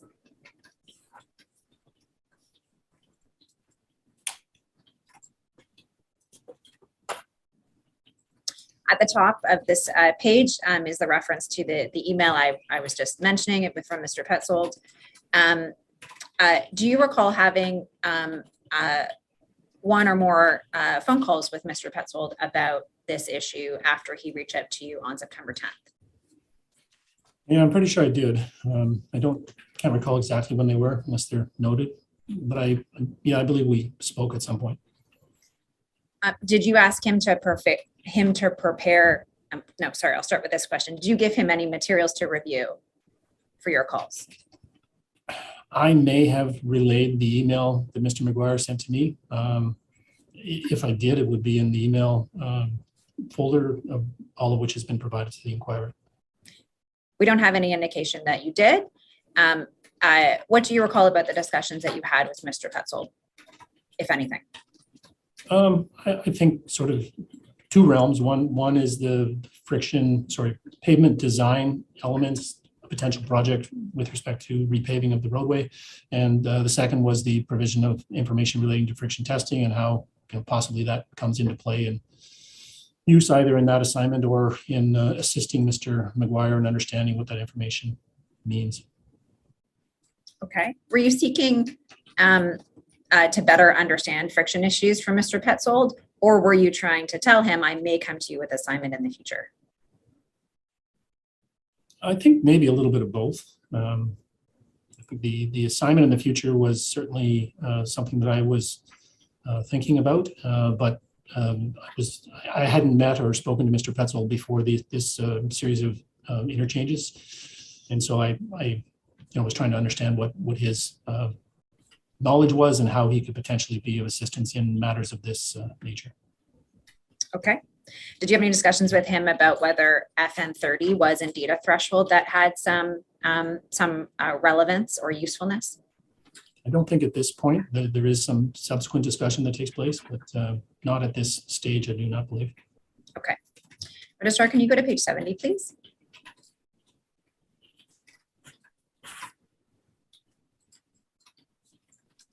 On August 31st, Dr. Amrani emailed Mr. Cooper about the speed limit study and included a OneDrive link to the draft report. Did you review this report before it was sent to the city? I didn't review it. I wasn't an author, a verifier, or reviewer. I didn't sign off on it. Okay. Did you have any? I have seen it and I did read it, but I wasn't a reviewer in terms of review and approval. You mean, is that to say that you read it in draft before August 31, 2018, before it was delivered to the city? I don't know. I can't say whether I did or not prior to the delivery. I'm pretty sure I did not, but. Do you recall having any conversations with Dr. Amrani about the collision analysis in the lighting study that was starting to come together and its potential impact on the speed limit on the Red Hill? Sorry, I'm not sure I understood a single question. I heard a couple of different things in there. Can you clarify the question, please? Sure. I said, do you recall having any discussions with Dr. Amrani about the collision analysis in the lighting study? Yes, I did. Before he sent the speed limit study? That I can't answer. I don't know that. So the first part, we certainly did discuss the collision analysis that was done as part of the lighting study. I don't know if I had a discussion with him regarding the collision analysis done in the speed limit study, and certainly don't know if that took place, whether or not it took place before it was delivered. Okay. Did that discussion include a discussion about whether the speed limit should be reduced as a result of the collision history that SEMA was seeing in the lighting study? It's got a couple of turns in it. I can break it down if you're confused. If you could, please. Yeah. Sure. So by this point, the lighting study, just a couple of days before Dr. Amrani sends this to the city, sends the speed limit study to the city, you report at the presentation that the collision analysis on the lighting study is done. And it has a continued high proportion of wet weather collisions. Before Dr. Amrani sent the speed limit study, did you have any discussions with him about the collision analysis that you're seeing and whether that collision analysis should impact whether the speed limit should be reduced?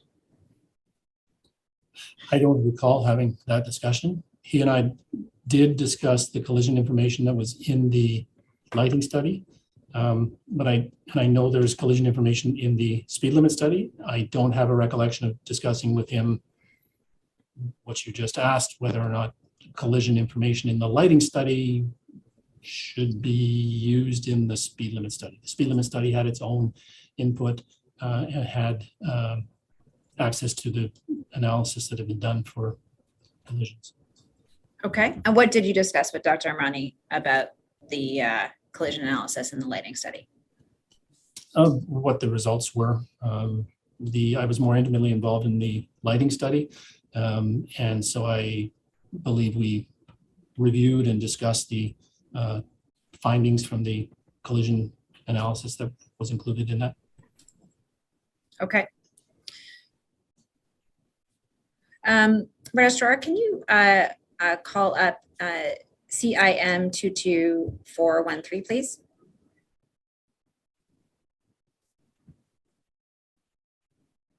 And if you go to image 25, please.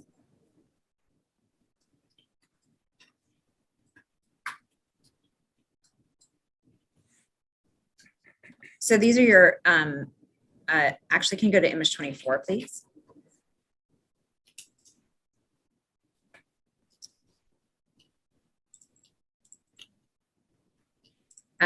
These are notes that that occur in September. This is September 20th, and it says preparation meeting. And I think that this is a preparation meeting for a meeting that that SEMA colleagues are going to have with the city about the lighting study. It's the lighting study code at the top. Is that right? Am I understanding the way that you organize your notes correctly? That's my recollection. This is an internal or a preparation meeting that SEMA staff are going to have prior to an upcoming meeting, confirming the agenda. So on. Thank you. Okay, can you go to image 25 now, please? This is from September 4th. Do you have any recollection about what the reference to December 10th is? I think it's a notation that it was going to be or was being asked or had been asked to attend a committee meeting where the contents of SEMA's report, the lighting report in particular, was going to be presented, I think. Okay.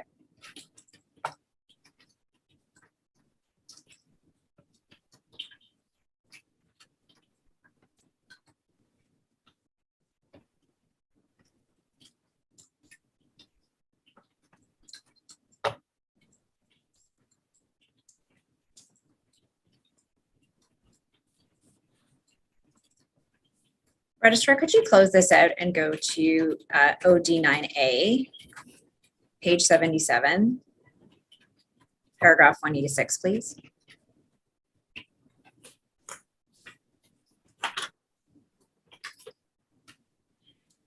So on September 25 is the third progress meeting on the lighting study. Mr. McGuire, Mr. Field, Mr. Parman, Mr. Lamont, you, Ms. Hazlett, Dr. Amrani, and Mr. Bouet, I can't remember how you told me to pronounce his name. We're all present. Brulette, is Mr. Brulette present by phone? Skype, yes. Okay, you can close this out, Registrar, and if you could bring up CIM 16848, please.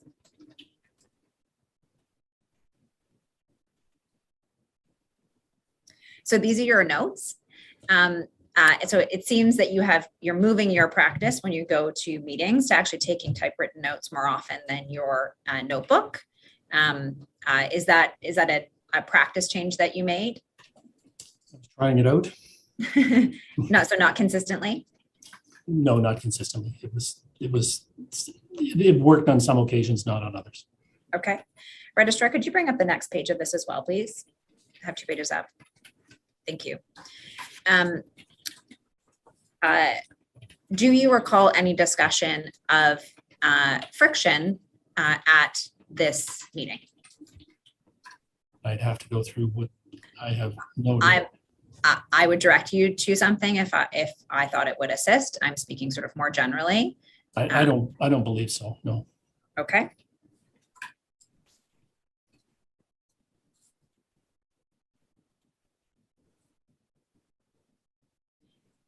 Registrar, could you bring up the left-hand side between presentation and environmental impacts? Yeah, exactly there. Thank you.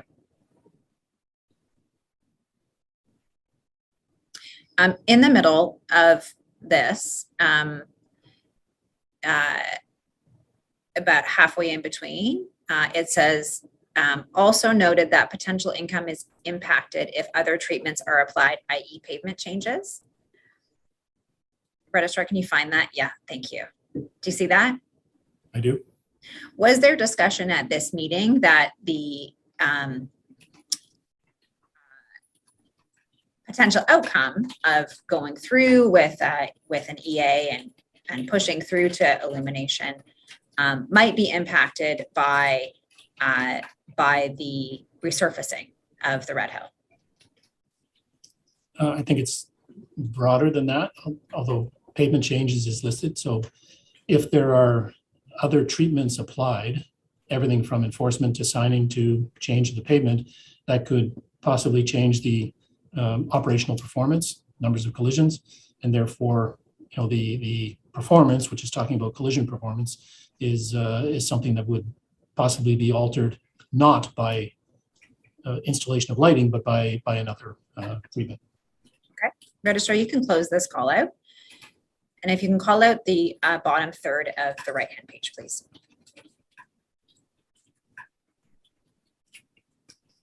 Thank you. So in the discussion, city is likely to bundle this with other potential improvements, widening median barrier. And then it says attendance at committee. At this meeting, was it conveyed to you that the city intended to address various safety-related initiatives on the Red Hill with lighting? I'm not sure if it was precisely related at this meeting. I think what was, it had either come at this meeting or before, was a recognition that there's sort of a bunch of different things all happening at the same time. Speed limit, we were reviewing lighting, we were reviewing pavement, repaving was being reviewed by the city and apparently planned to take place. Median barriers had been discussed at some point in time. So there's a whole bunch of things that are all sort of converging as potential actions. So bundling the improvements would make sense. You wouldn't go in and do lighting and then come back and do something else, like a median barrier, because that would possibly impact your lighting positioning and so on and so forth. So I'm not sure exactly who stated this. I suspect it's probably Mr. McGuire. Okay.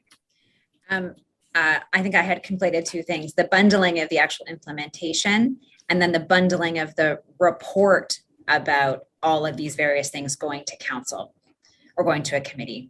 Did you understand coming out of this meeting that there was going to be sort of one report that dealt with a number of the issues that SEMA was dealing with? I'm not sure if that was clear coming out of this meeting. I think it crystallized fairly soon thereafter, but I'm not precisely sure when. I think there was a call from either Gordon McGuire or Ed Soldo, or perhaps both, stating that, but I think that's later in the game. I think this is Mr. McGuire realizing that, wait a minute, there's a bunch of things going on here. It would make sense to bundle them together. Maybe they've already concluded that, and I didn't understand it at this point, but. Thank you. No, that's helpful. There is a reference to a joint report. I'm just trying to understand when you first learned of that. Yeah. That reference is later. Registrar, you can close this down. Did you have any other meetings with Mr. McGuire on September 25, the way you had on August 27th? If my diary says I did, I did. Well, your diary didn't say anything about August 27th either, the meeting with Mr. McGuire. So, well, the diary would provide some confirmation if in fact it's there. So I as you're asking me the question, I don't recall. So if you have that information, please let me know. Okay. At the end of September, the inquirers received information that Mr. McGuire opened a copy of the electronic copy of the trade wind report. At the end of September, did Mr. McGuire advise you that he'd found a copy of the trade wind report, either by name or in content? No.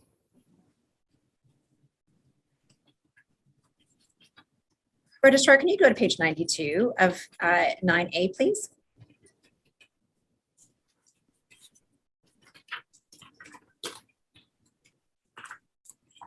If you can bring up 93 as well, please.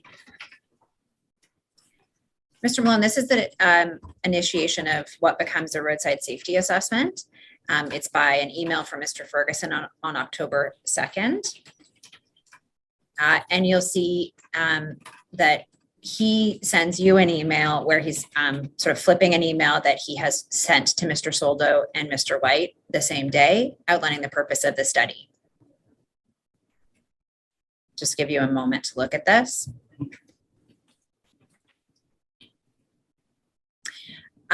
By this point, given this email, was it clear to you that the city was intending to go ahead with repaving on the Red Hill in short order?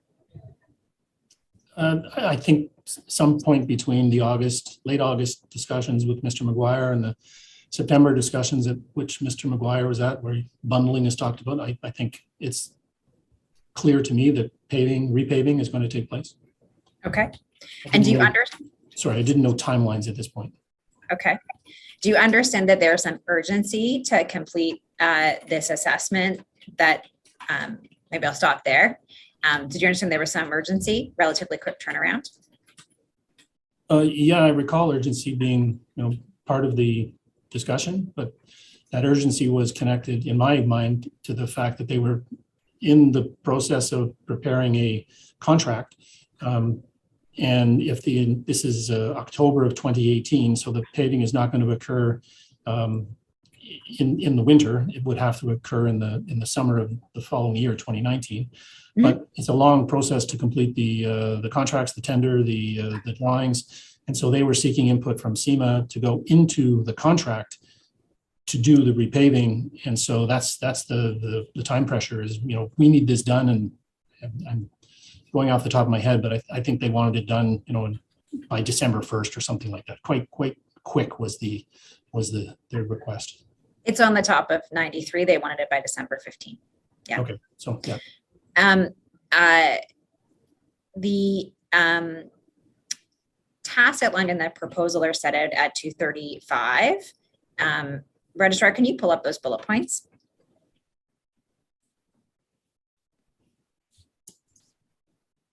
And does that generally accord with you the at least at a broad level, the tasks that you anticipated would be completed by SEMA in the roadside safety assessment? Yes, I think so. Yeah. Okay. Can you explain briefly how the roadside safety assessment differed in terms of scope compared to the 2013 or 2015 safety reviews? The roadside safety assessment was a specific task asking for a review of elements relating to safety, particularly safety on the road side, not on the drivable road surface, but on the edges of the road on both sides, for potential safety improvements because the road is scheduled to be repaved. And so the primary difference in the roadside safety analysis that was done here as compared to the other broader road safety audits that were completed is that you're looking specifically for types of collisions that involve the roadside, a vehicle losing control and leaving the roadway, a vehicle crossing over from one side to the other, as opposed to, for example, a rear end collision where one car drives into the back of another within the operating lanes. So your focus is narrower and specific to types of collisions and the potential treatments that would be applied to reduce types of collisions that relate to the roadside environment, not the roadway environment. Thank you. Did you anticipate that there might be some necessary changes to the roadside devices that would arise out of the RSA? I say necessary for sort of design compliance purposes. Well, yes is the answer. We knew that the roadway had been constructed in 2007, designed sometime before that. There is technical guidance available in Ontario and through others as well, but specifically in Ontario, a guideline published by the Ministry of Transportation called the Roadside Safety Manual. That was published in 1993, and we knew it had been updated in 2017 to what's now called the Roadside Design Manual instead of the Roadside Safety Manual. So anyways, we knew there was an update in the design guidance, and given that the paving was going to take place after 2017, it would be imperative to review the existing conditions, situation in comparison to the new standard, because you're in there doing work and you wouldn't want to just leave or replace things using an old standard. Thank you. So you touched on looking at collisions that would involve roadsides, so not rear ends, but crossovers are going off the road. What kinds of collision patterns are associated with roadside hazards? Perhaps you can provide a bit more insight into that.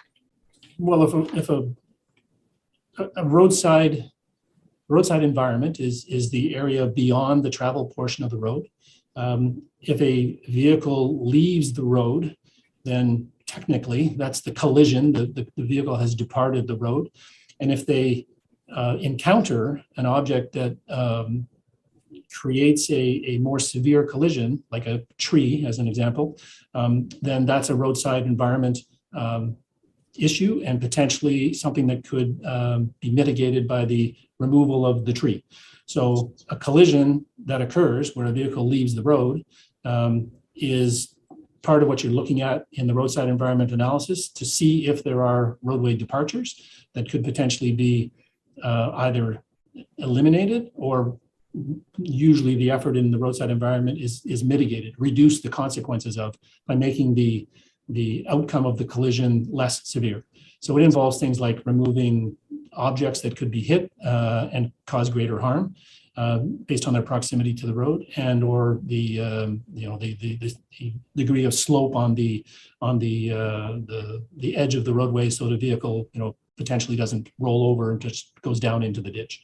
So it's looking at the specific type of crashes, and as I said, you would not focus on collisions that are occurring on the roadway, like a rear ender, because that's not the roadside environment. It's also not something that's going to be modified normally in conjunction with the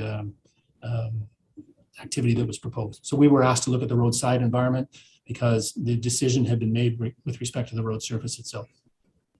Okay, so the kinds of collisions you're looking at are cars going off the road, but you're also looking at the inventory of the roadside safety devices currently on the road, and those are also, to upgrade those would be, there'd be safety benefits there too. Is that right? Yes, I mean, some of it is reactive, so looking at collision history that has taken place in the past. And so if vehicles had hit that theoretical tree that I'm talking about, then the roadside safety assessment would potentially say, hey, that tree should be removed. But it's also proactive by looking at either existing devices that are in place, like guide rail and such, and determining whether those are consistent with current standards, or provision of additional things like roadside barrier or median barrier to prevent future collisions, potential collisions, by mitigating the consequence. So, a median barrier is a typical example of a roadside treatment. And if you put in a median barrier, the one person hits the barrier, but they don't hit the car in the opposing direction. Thank you. There's also a reference to review of geometric design issues. What did you understand the scope of this project to be as it related to geometric design issues? Similarly to what I just said, that some elements of the roadside environment include the geometry of the road, in particular the angle of the slope of the grass slope going down to the ditch. If it is steeper as opposed to less steep, then it may be more hazardous as opposed to less hazardous. So the geometric design would examine things like the slope of the roadside environment to potentially suggest modifications to mitigate, reduce the severity of the condition.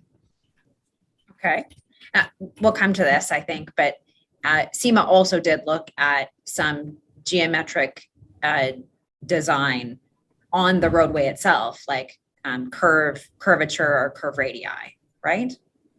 We assessed the curve radii that were there, yes. Yeah. Okay, and so was that necessarily part of the scope of the roadside safety assessment? Was that your expectation going in? Well, it was part of the assessment. I guess the difference is, what's the limit of what potentially would be capable of being adjusted or modified. So the roadway, the Red Hill has curvilinear alignment, and it has so horizontal curves and vertical curves. It was my understanding that there was no specific intent to significantly change at all the horizontal or the vertical alignment. The cross-sectional alignment is much more potentially to be adjusted, but we did examine the entire condition as best we could based on the information we had. Thank you. And was that examination for the purposes of trying to better understand collision patterns? Well, I think the better example would be things like curve warning signing. So there's an existing geometry that's present. There are curve warning signs that are in place at those various locations, or potentially not in place and need to be in place. So we're examining the geometry, curves, in order to assess whether or not there would be a need for something like a curve warning sign and or an advisory speed tab on a curve warning sign by doing determining what mitigating treatment is necessary. And the geometry is one element of input to that to identify potential locations where that mitigating treatments might be appropriate. Thank you. Did you connect this email from Mr. McGuire initiating the roadside safety assessment with the discussions you'd had with Mr. McGuire and the email about friction testing? Just to be clear, this request came from Mr. Ferguson. No, sorry, this email from Mr. Ferguson on the roadside safety assessment. Did you connect that with the conversation and the email from Mr. McGuire about friction testing? The email on August the 30th? No, I don't think I made a direct connection. What's clear at this point is that there's a plan to repave the road surface, remove the existing pavement and repave. So I've got some clarity as to what's going to be done in this project, the resurfacing project.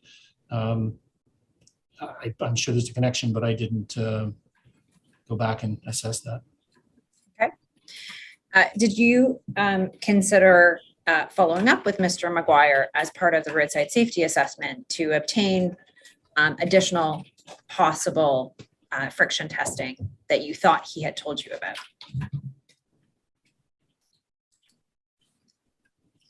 No, not at this point, no. Okay. In fact, did you ever have a follow-up up until October with Mr. McGuire to that September 4th email?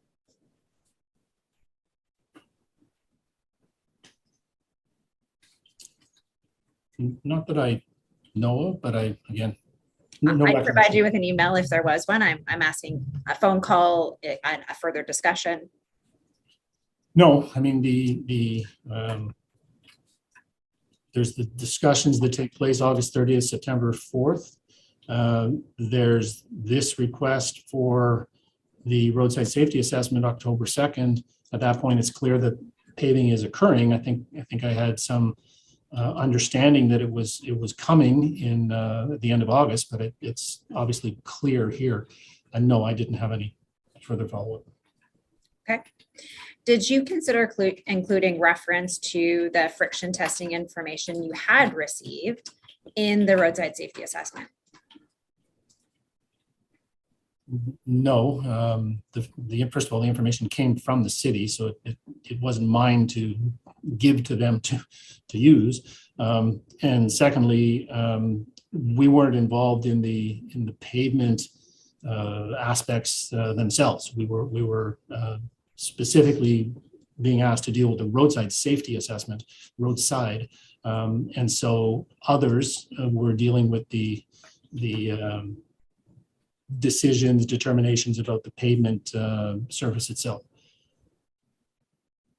Okay. Having now, sitting here today, reviewed the Golder and the Tradewin report, would you have expected the city to provide the Tradewin or Golder report as part of the data inputs for this project?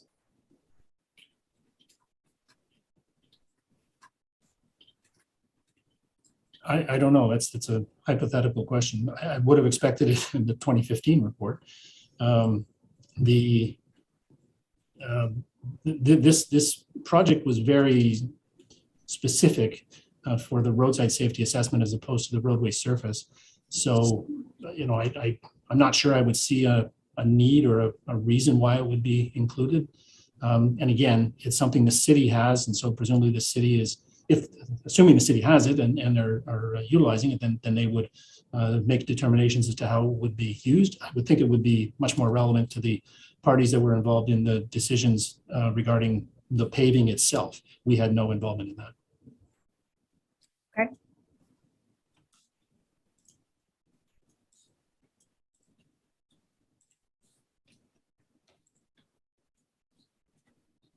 So just as the RSA is getting started, you are putting to bed the lighting study. Registrar, can you close this out and go to page 115 of OD9A, please?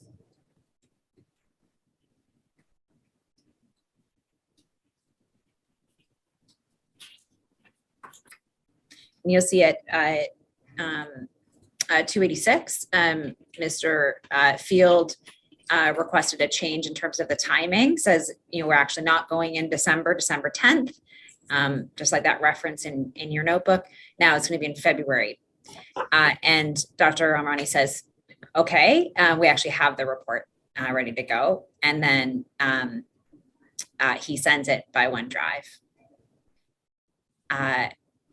Do you recall if you reviewed the drafts of the lighting study between the draft that we looked at before and this point? I would have. I'm listed as a verifier for it, so I would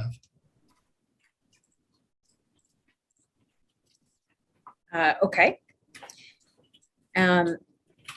I can bring up the document if it would be helpful, but I'll ask the question first without doing so.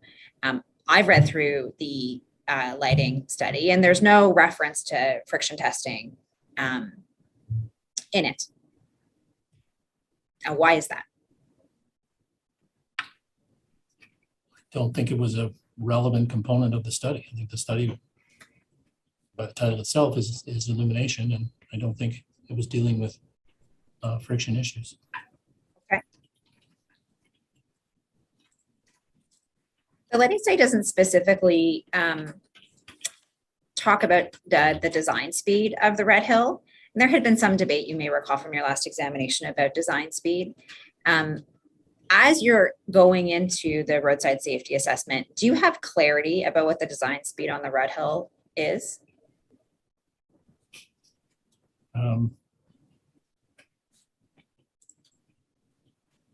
I thought we did. Okay, I can take you to some notes which may assist. I'll get there in a moment. Let's turn then to November 1st, the kickoff meeting on the RSA. Registrar, can you go to the next page?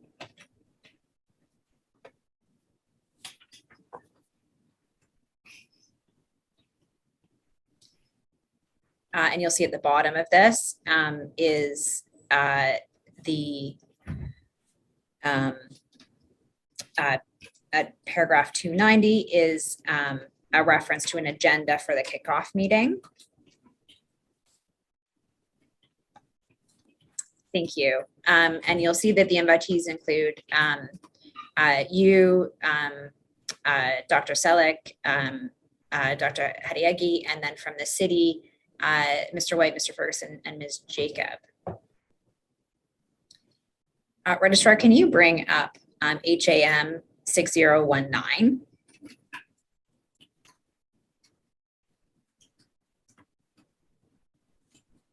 And to the next page.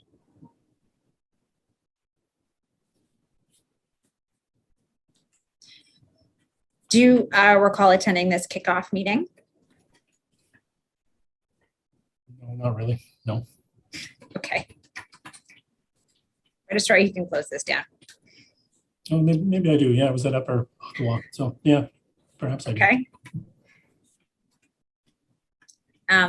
Well, no, if you do remember it, then I'm going to ask you some questions back. Well, I remember a meeting regarding this subject at the Traffic Operations Center, but it may have been one of the progress meetings later on as opposed to the kickoff that I'm remembering. Thank you. Well, I do just have one question on this. In the third bullet point down, it said SEMA to prepare the required design drawings for select locations. There are drainage concerns. I'm just trying to understand, there's the RSA, and then you said earlier you're also helping with tender, sort of assisting the city with tender. Is that what those design drawings are referencing there? There's two parts of the design piece. So the city had another engineer who was responsible for preparing the design drawings for the paving itself. We were initially asked to do the roadside safety assessment. That would incorporate potentially the provision of design drawings, and that, which comes later, for things like updated guide rail and such. And then this is referring to a request that Mr. Ferguson gave to us to provide designs for locations along the Red Hill where police could sit to do enforcement. So in the median or elsewhere. And so the bullet refers to SEMA's preparation of the design of those locations in terms of how wide they should be to fit the vehicle and how long an acceleration area should be if they're moving into traffic and things like that. Thank you. That's very helpful. And also very helpful that you were doing, SEMA did do eventually design drawings for things like updated guide rails and sort of fabricated devices as well. Yeah, the assignment of that task only came at a later date. So we did the design, the review, and the recommendations first, and then subsequently we were requested to provide detailed drawings that would go as part of the package to show the installation of the devices, which was included in the contract issued to the contractor and used to ensure installation was done properly. Thank you. Registrar, you can close this down. Commissioner, I see it is 3:19. We usually take our break somewhere between 3:15 and 3:30. And I'd propose that this might be a good time to take that. Fine. Let's take a break, stand adjourned until 25 to 4. Thank you.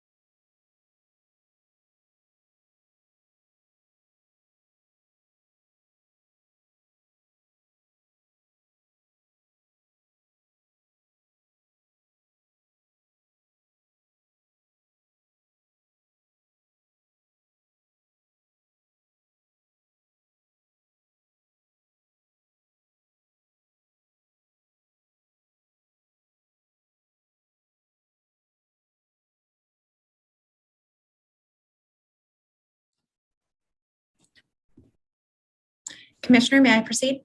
Yes, please proceed. Thank you. Mr. Malone, just before the break, we were talking about the kickoff meeting on November 1st. You have some notes from that kickoff meeting. Registrar, could you bring up CIM 22413, image 29, please?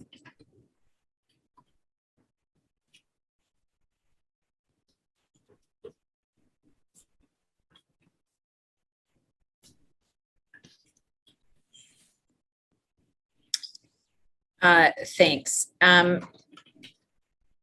Malone, my first question.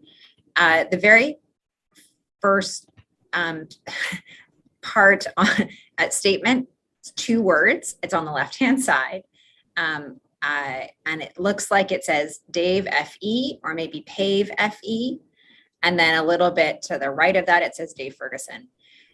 Can you help decipher what those 2 words are? I think it's Dave FE, and then I listed the participants on the other side instead of the body, but I don't know. That's helpful. That's what I assumed. Skipping down a few lines, it says roadside safety assessment. Stopping there. The attendees, Martin White, Dave Ferguson, Susan Jacobs, Ed Swetanki. And Mike BER. Oh no. I'm not sure. There isn't a Mike listed on the invitees. It's not Mike Field, right? I don't think so. Okay. Maybe it could be a short form for Mike Beck. Could be. Yeah, it says design beside it, so potentially. Okay. So just below that roadside safety assessment, I think it says add paving, or maybe it says ADO paving. Can you decipher what that is? I think it's ADV, or maybe ADD being additional. What does that mean? I don't know. Okay. It says below, shoulders adds access to CSO tank additional scope coming. And so really, this is my question. Some discussion about adding some sort of task to the scope that dealt with paving. Yeah, I know what this is now. This is for the addition of the police enforcement locations. So additional paving, shoulder additions, access to the CSO tank are all relating to those additional elements that we're modifying, adding to the scope of the assignment that they were asking us to examine, because there was a not so much a design issue in terms of the pavement for those facilities, but the configuration from a safety perspective to allow vehicles to enter and exit the high-speed roadway. Understood. Thank you. You can close this down, Registrar. If you can go to OD9A, page 124.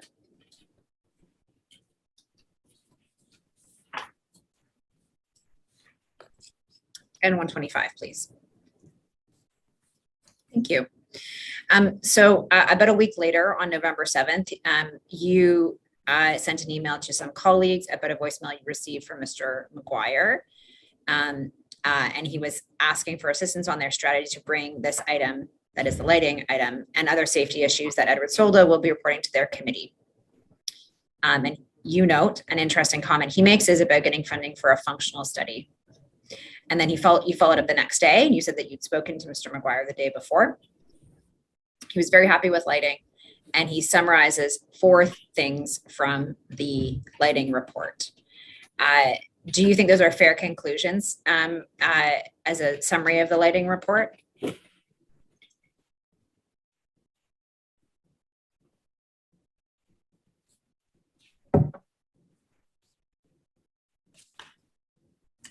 Yeah, I think so. I think that's correct.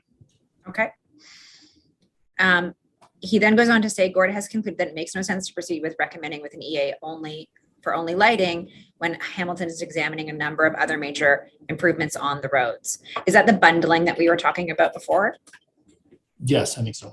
He had left a voicemail, and I had spoken to him. This is the description of the discussion, and he had been clearer on the bundling of the reports as you described it. Okay. In the next paragraph down, there is a reference to the direction that they're taking will be a joint report to council. We talked about that before the break. Is this the first time that you learned clearly that there's going to be a joint report to council about both lighting and the roadside safety issues? Yeah, I think this is, at this point, it has been clarified that that is going to occur. I may have had some inclination of that previously, but it's now clear. Okay. Gord asked SEMA to provide a 2-page summary from the lighting report. Was that something that that the city had asked you to do in the past? On occasion, yeah. Okay. Yeah. They hadn't asked you for the 2013 or 2015 report, which is why I was asking. Well, yeah, I don't remember precisely with those reports, but often the reports will include an executive summary, which may serve the function. I don't think the lighting report had that, or at least it wasn't concise enough for his desire. So he had specifically asked for this 2-page summary. Okay. Registrar, can you call out the last paragraph, please?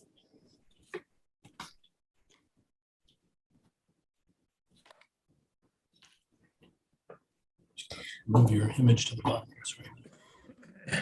Okay. Can you see okay? Yep, thanks. You referenced that Mr. McGuire had said the intent was to get a recommendation for funding to undertake a comprehensive review and complete a functional evaluation. What other information, if any, did Mr. McGuire give you about what that functional evaluation would look like? There's, pretty sure I had notes in my notebook.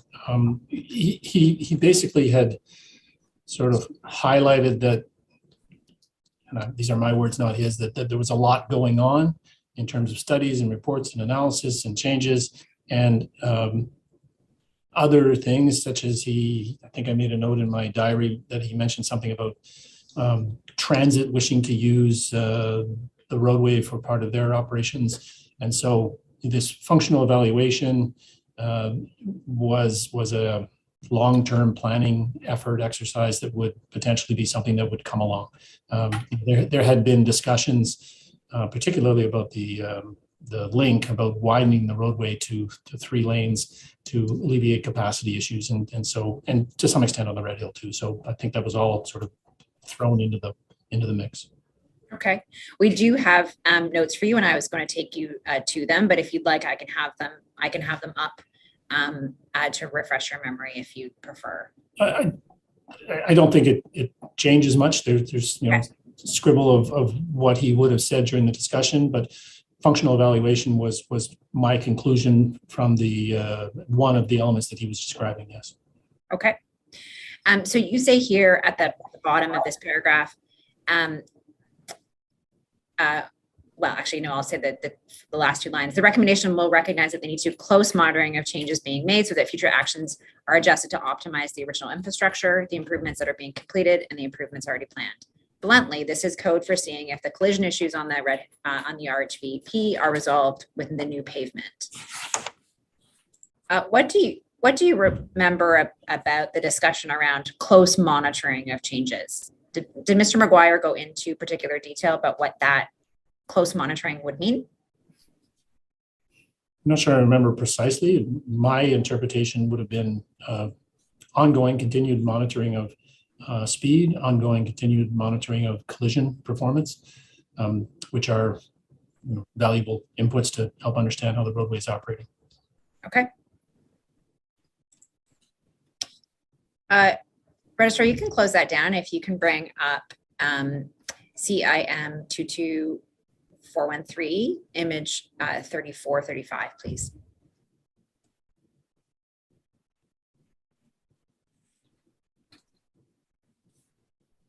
Sorry, I should have started with 3334.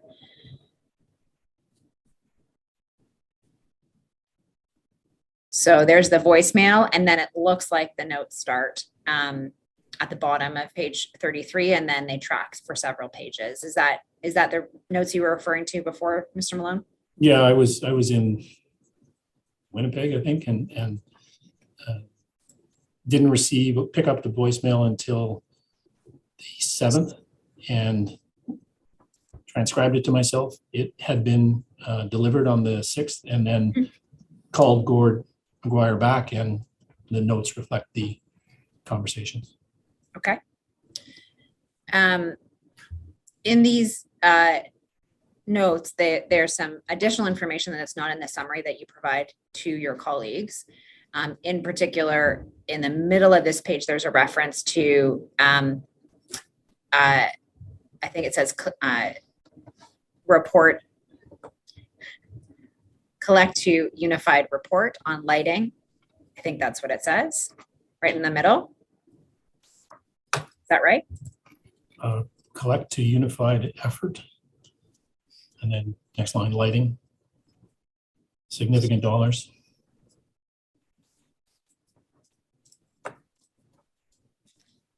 And jumping down from there. Excuse me, or maybe collect to unified report. That's how I read it, but moving down to the next group of lines, it says glaring issue. No correlation with lighting is correlated with wet road. Need data, resurf, hand grenade. Have I deciphered that correctly? I think so, yes. What was the glaring issue that you and Mr. McGuire were discussing? I don't recall if it was something Mr. McGuire told me or I relayed to him. Usually in these notes, it's me writing down what the other person is saying. But I suspect that it was the overrepresentation of wet road crashes.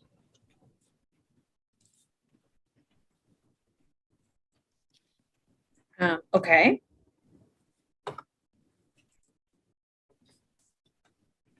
What in particular was glaring about that issue?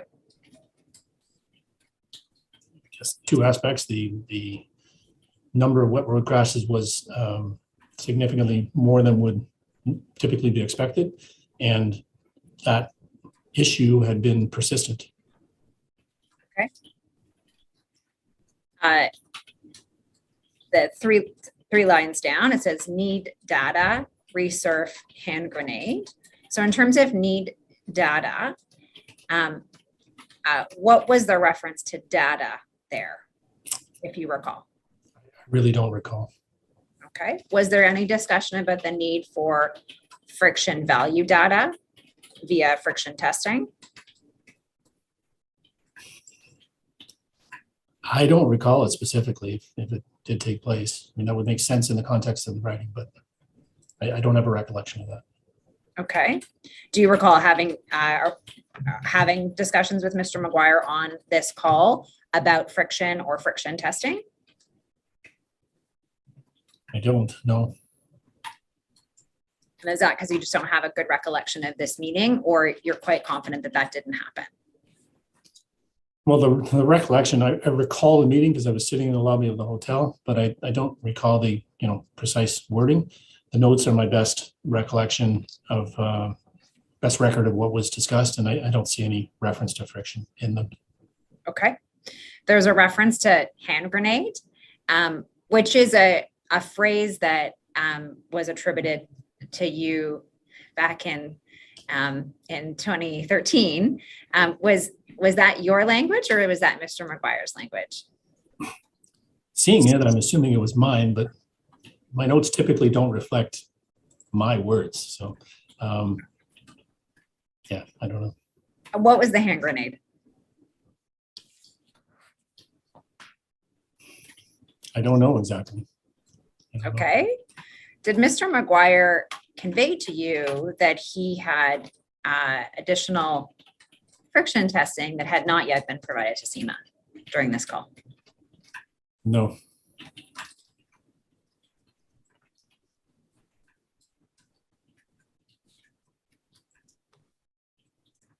Did he reference Treadwind or Golder by name during this call?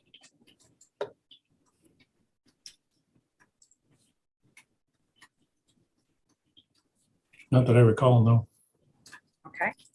were you left with the impression that Mr. McGuire believed that what road issues were the cause of collisions and not lighting, that he was sort of balancing those two issues?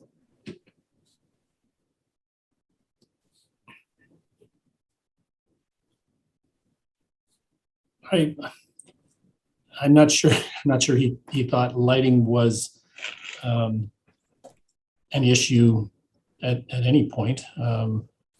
There was requests for lighting, but the data wasn't really showing that lighting was something overly unusual. Wet road crashes were unusual in their performance.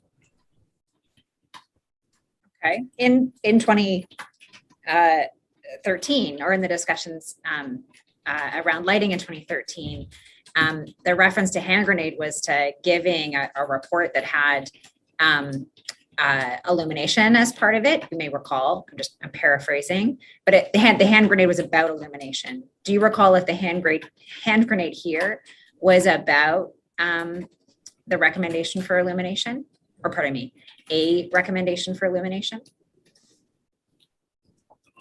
I don't think so. I mean, it was the context had changed quite a bit in the by the time the lighting study is completed, particularly with the clarity regarding the EA approvals, and the analysis has been done. The recommendations are put forward. I don't think it's a hand grenade. I mean, I don't know how this got in the text, but it's certainly a big expenditure, and I think this I shouldn't allege contribution to him, but it's a potential reference to the significant cost that would come from installation of lighting, which is now recommended in the report. Okay, but you're just speculating at this point. You're really not sure, sitting here today, what that is in reference to? That is a speculation, certainly. Okay. I don't have sufficient recollection of the meeting to be able to provide you a firm answer. Registrar, can you go to page 35, 36, please?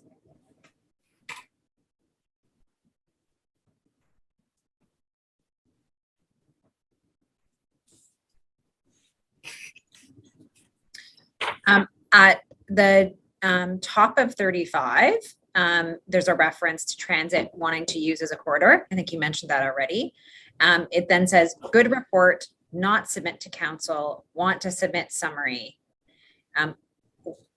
What are those three lines related? I think so, yes.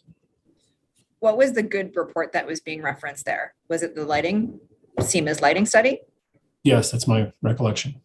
Okay, and where it says not submit to council, what was that in reference to?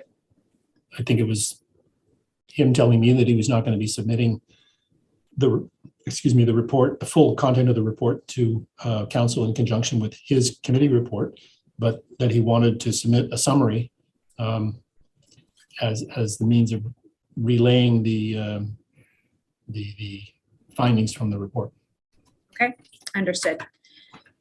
Registrar, you can close this, and if you could open up OD 9A, page 161, please.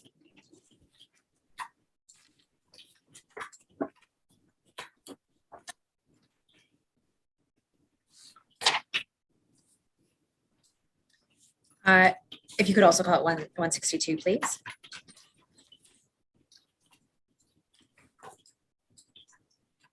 So, Mr. Malone, I'm going to take you into the roadside safety assessment draft report that Dr. Salek provided to Mr. Ferguson on November 23rd. That's referenced here.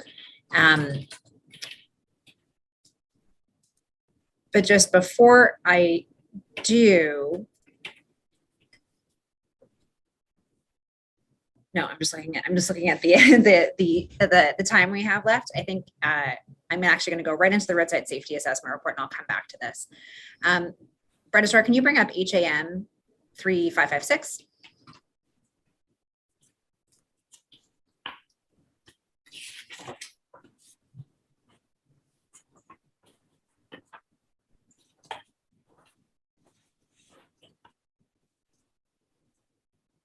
sorry, I misspoke. HAM 35556.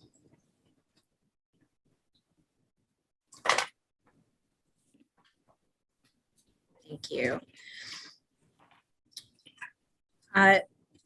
Mr. Malone, did you review the draft of the roadside safety assessment before it was delivered in draft to the city? I should have, yes. Do you remember either way if you did or not? I don't. Okay. Registrar, could you go to image 10, please?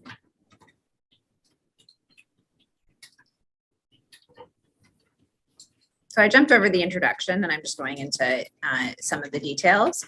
The geometric design review. In the first paragraph, it says the city provided design drawings for the Red Hill Main Line and ramps between the north end of the facility and Green Hill Avenue. Were you involved? Did you personally review the design drawings that are referenced here? No. Do you know if they were design drawings or as constructed drawings? No, I don't know. I couldn't answer that. Okay. The report then says the remaining locations were reviewed by satellite imagery and approximate curve radii were measured. And the review, the geometric design review, included curve radii and compatible design speed, and a subsequent comparison of operation speed versus the posted speed. By this point, are you aware of what the design speed is on the Red Hill Main Line? It depends whether you're comparing it to the standards that were in place at the time it was designed or the standards that were in place in 2017. Okay, why don't we start with the first? Were you aware of the design speed that was set in the design documents? We had an understanding of a design speed. Which Yes. was? You have to check my. Sorry, it's late in the day to do a memory test. And then in terms of the design speed, sorry, I'm just looking for your exact language, based on the standards in place in 2017, how is that calculated? Well, the standards, as is indicated on the table, the standards indicate a design speed associated with a radius and an assumption of a super elevation. Mm-hmm. And there's an equivalent table to this in the previous design guidance, whether that be MTO or the previous TAC design guide, and they're somewhat different. So if you are reverse engineering it. So you're determining the radius, knowing and we're making an assumption of the super elevation, and then going backwards in the table to figure out what the design speed is. You get different results depending which book you look at. Okay, thank you. And those would be different than the design speed that would actually be set out in design drawings or design manuals for the design of the road. Is that right? Sorry, could you repeat that? Make sure I understand you correctly. The design speed that can be calculated from the manuals, either in place at the time or in place in 2017, those might be different than the design speed that was actually in the design drawings for the road before construction. Is that right?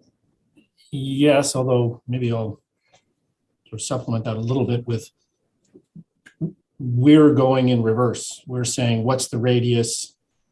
And here's what is the radius that we understand it to be? And what does that turn into? What design speed is appropriate or connected with that radius? If you're designing the highway in the beginning, you start the other way around. You say, I have a design speed. What radius is the outcome? So it's an inverse of the processes. We're looking backwards to try to figure out what the selected design speed may have been at the time. Okay. Thank you. You note that the Red Hill was designed with maximum super elevations of 6%, and that was the assumed super elevation that you used for your calculations? As highlighted in the table, yes. Okay. You didn't have any information to be able to confirm the constructed super elevations, right? Correct.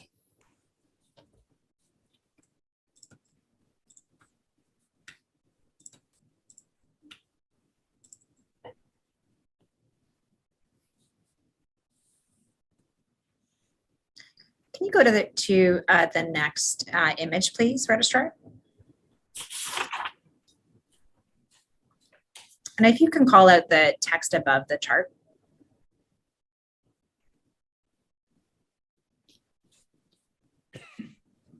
So I just jumped past some of the sections that are referenced to the first full paragraph. The curve radii compatible with a design speed lower than the operational speed, particularly around the King Street interchange, can be a contributing factor to collisions, especially when wet surface conditions are present. So just unpacking that, was SEMA suggesting that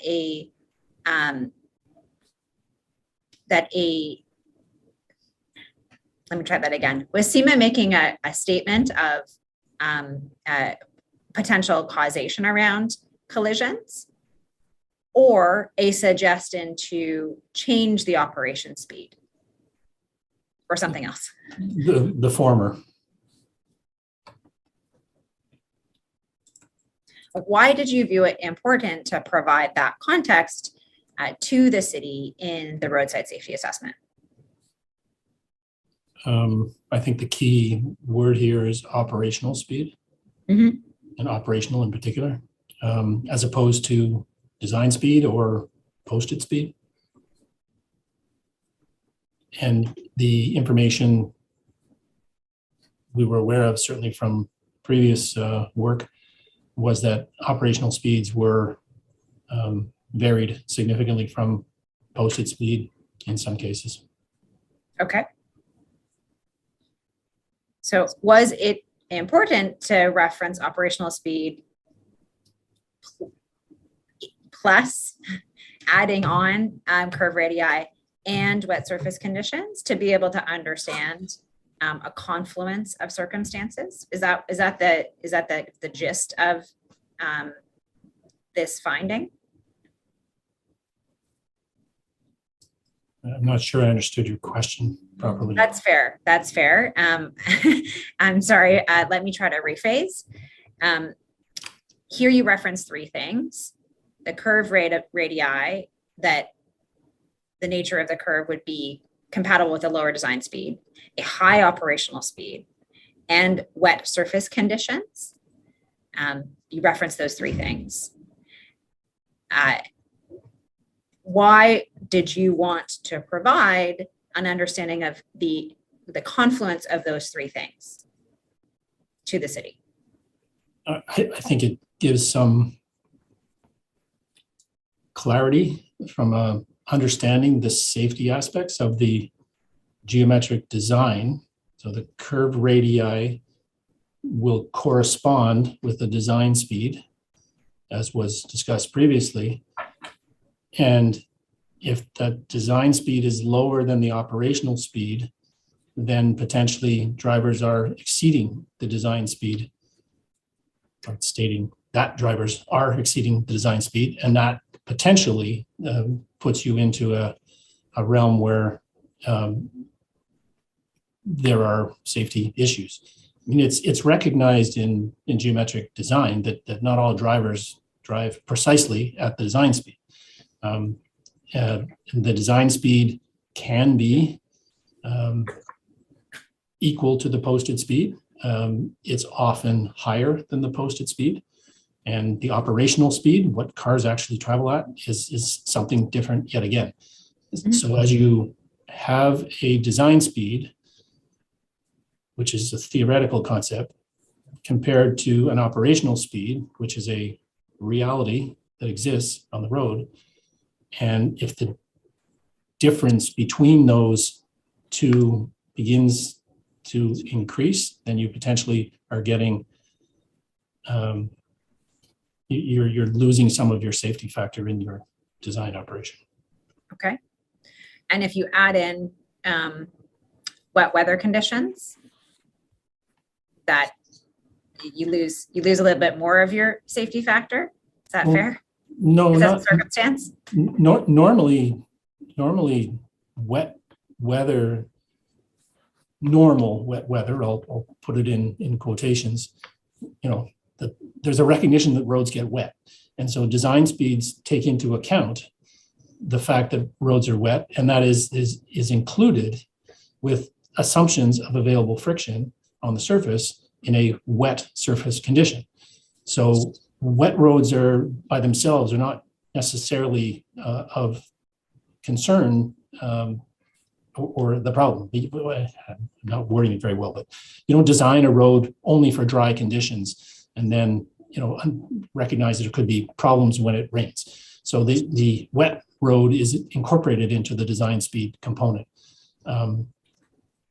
There are exceptions to that, an extreme weather event, deluge of water that the drainage facilities are unable to take control of can certainly result in flooding, and road design does not consider a flooded road surface to be part of the normal operation. Just as an icy road surface is also not part of the design consideration. The expectation in those examples of environmental conditions are that drivers would adjust their behavior, slow down. But normal wet roads are included in design. Okay.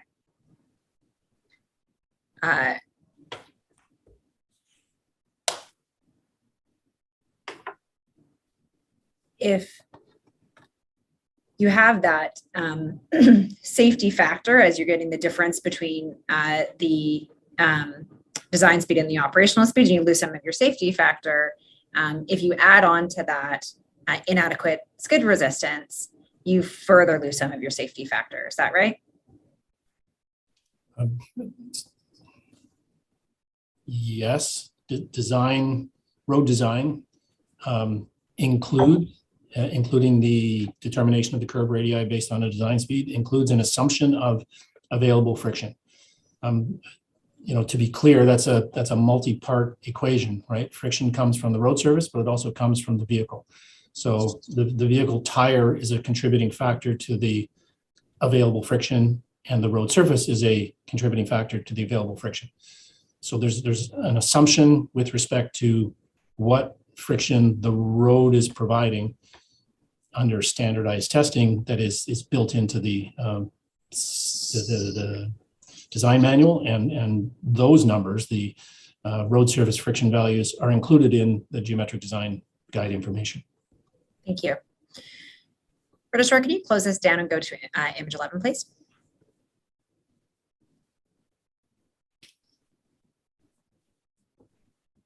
Pardon me, we're on image 11, image 12, please.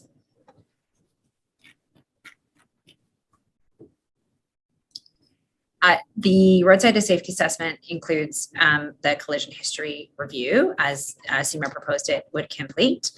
And there's several different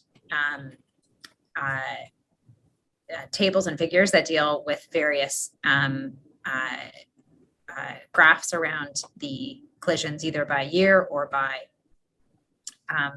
road condition and other things. So starting this one with this one, figure 2 and figure 3 summarizes collisions by year on the Red Hill main line and ramps, respectively, during the study period. I'm just going to ask the registrar to also leave this up, but also bring up OD9A, page 161.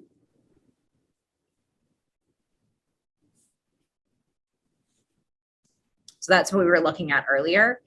And then if you can go to 162. I'm sorry, I think I misspoke. It's Dr. Salek who's asking these questions. So you'll see, this is the draft that he sends to the city, and there's accompanying email, and he's asking for the next progress meeting. And you'll see about 4 paragraphs down, it says section 1.3.1. This is something that Dr. Salik says that SEMA wants feedback on this discussion item. So this is it. SEMA could not determine the reason for the abrupt increase in collisions from the 2013 to 2014 and 2015 to 2017.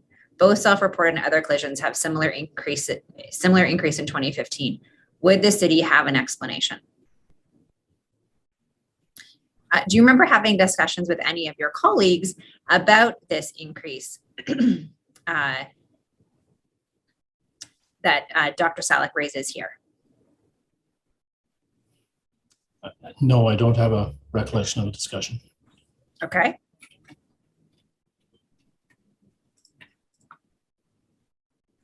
Registrar, you can close down page 162.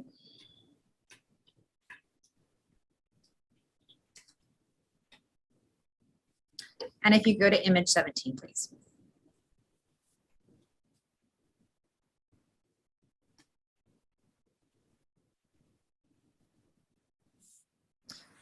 So this is still in the discussion about collision history. And just before the table, it says when wet surface conditions are reviewed by location, the sections between Green Hill Avenue and Queenston Road stand out with a portion of wet surface collisions, self-reported records excluded, ranging between 69 and 88% of total collisions and 69 and 83% for FI, which I think is fatal injury collisions. Is that right? That's what it says, yes. Did that proportion of wet surface collisions surprise you in terms of how what those percentages were? It's certainly a high percentage, yes. I mean, it's partly reflects, but all of this data reflects I believe, the absence of the self-reported. So the deviation from the outcome of the other locations clearly shows anomalies at some of those sites. Okay.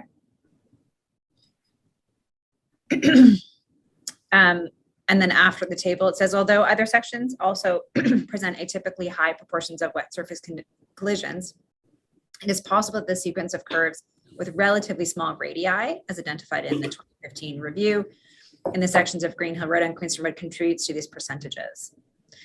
So just on that point, does that relate back to the discussion that we were just having a moment ago about curve radii and their relationship? Or can you help me interpret what that paragraph is referencing? I think your intuition is correct. Portion of roadway that has curves is potentially going to have more collisions than a roadway portion of roadway which is straight. The potential for driver error is greater. The driver fails to see the curve and continue straight if they're texting away or something like that. And the necessity for appropriate correlation between selected operating speed and available friction and becomes more critical at those locations.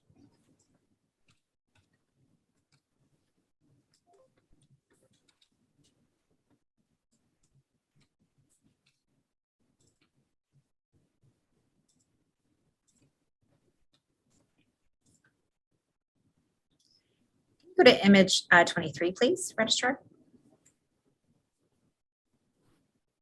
So this is the overall summary, and you'll see that wet surface collisions were found to represent 64 of mainline collisions, 73 of ramp collisions. The proportion of wet surface collisions on the mainline presented an increase compared to the 2015 study, 50%. And it goes on to note the loss control and speed too fast proportions, including the wet surface collisions that are related.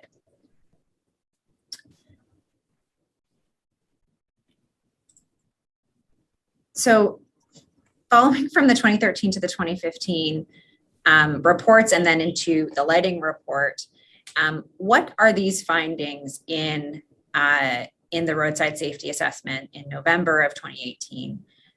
What are they telling you, if anything, that is new or different? I think that the proportions of wet road crashes and the specific locations where they're occurring are not decreasing. If anything, they're increasing. We had recommended a series of mitigating treatments in previous studies. Our understanding was that a number of those had been undertaken. Our understanding was that there was some speed enforcement, although we didn't know precisely at what level. So the image, the information is becoming clearer at this point, that the link between not just crashes on roads that are wet, but the available friction under those types of circumstances is becoming more clear as an issue. Okay.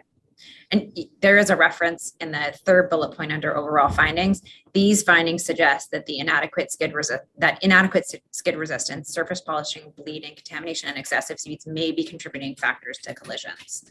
At this point, didn't you have pretty significant data to suggest that one or both of those were contributing factors rather than maybe contributing factors? The only data we had on friction values was the information carried out by the ministry in 2007 and 2013. Very limited amount of data. The numbers provided, or the numbers that were there, this is in hindsight because it wasn't presented as being city data, it was presented as being ministry data. But the numbers provided indicated friction values, as we understood them, that were in excess of the values used in road design. But the issue is still there, and the statement's made as it is, because I think it's becoming clearer to us that friction is a contributing factor. Okay. Registrar, can you go to image 24, please? Sorry, I should be clear on my wording. Friction in combination with speed. Thank you. So there's some recommendations to reduce collision frequency / severity. And we can go through these, but as I read them, none of them appear to really relate to roadside hazards. Would you agree with that?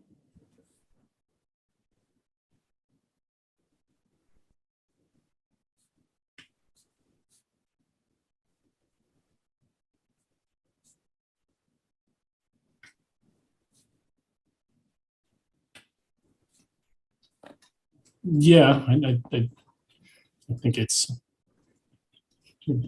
the roadside hazard aspect of the report is trying to deal with collisions that could result in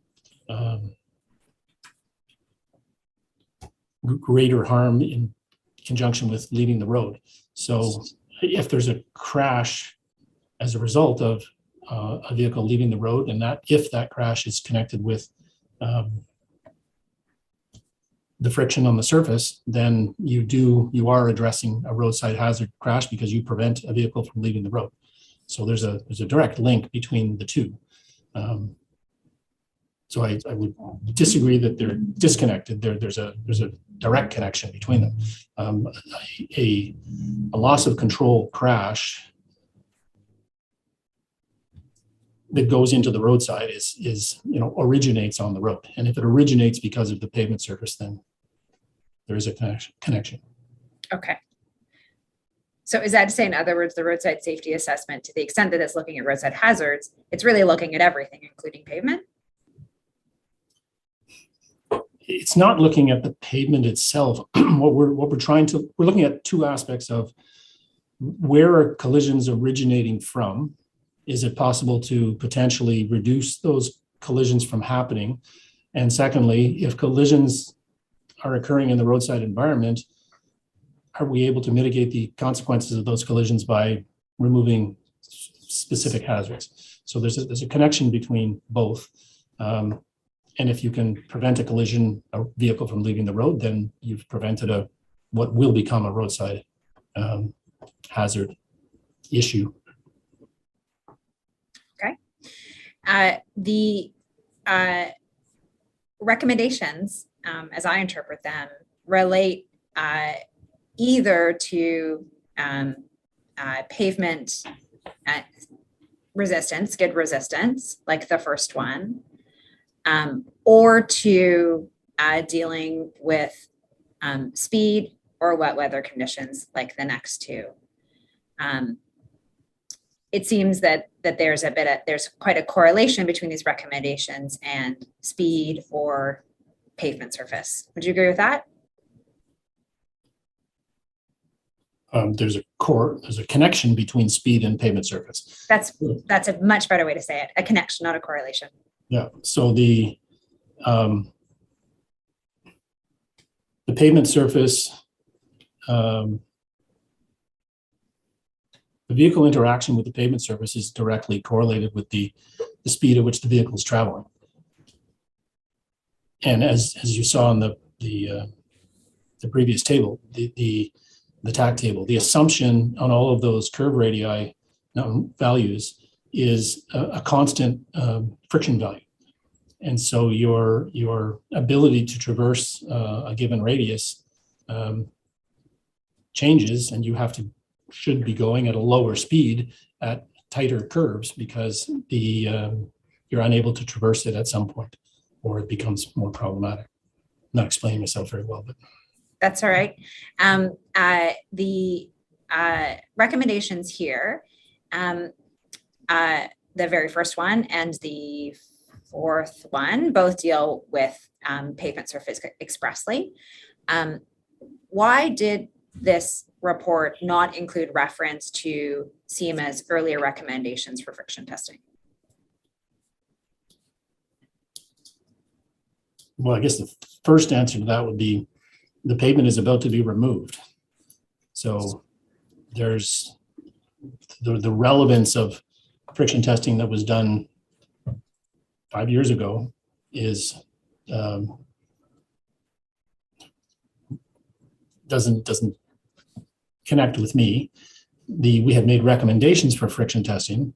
We still didn't have knowledge as to whether or not friction testing had been done. Mr. McGuire didn't indicate that it had not been done. He didn't provide it to me, but he didn't indicate that it had not been done. So we didn't have any knowledge as to whether or not additional friction testing had been done by the city, but we had recommended it twice. And it was my understanding that it was something that the city would make their decision as to whether or not they would do this. It's not our role to follow up on the city's actions, post our recommendations. Registrar, you can take this down. And could you call up CIM 22413, please? Image 40.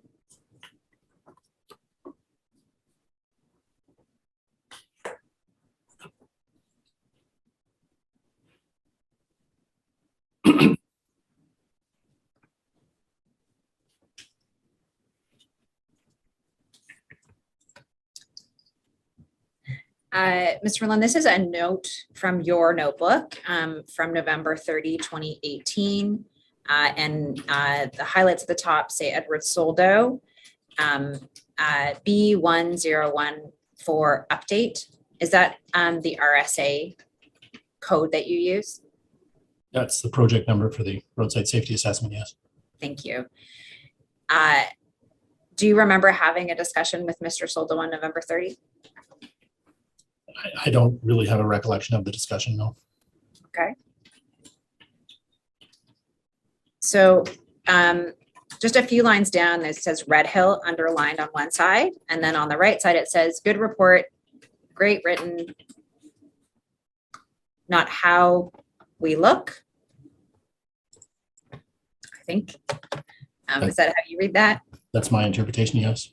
Okay. And then it says history, medium, upgrade, current.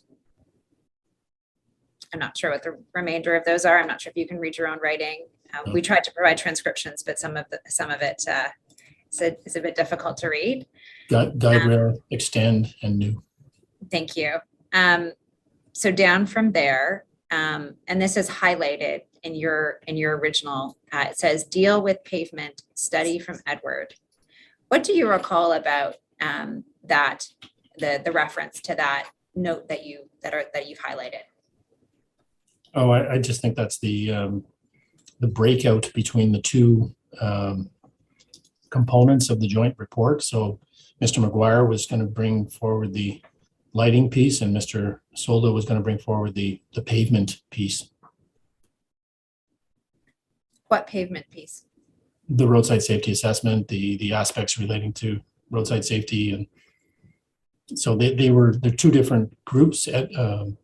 McGuire is dealing with the lighting. I understood that Mr. Soldo is dealing with the traffic safety, and that includes the pavement discussions that we've just had. The pavement discussions that who's just had? That you and I just had just now? Well, my interpretation of this is that it's the description of the breakout between the two parts of this joint report that's going to come.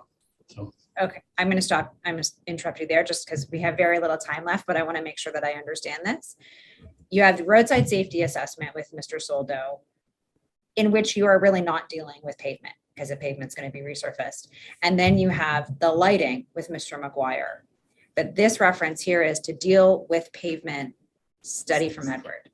So I'm confused about how that reference would be to the roadside safety assessment. Can you clarify that?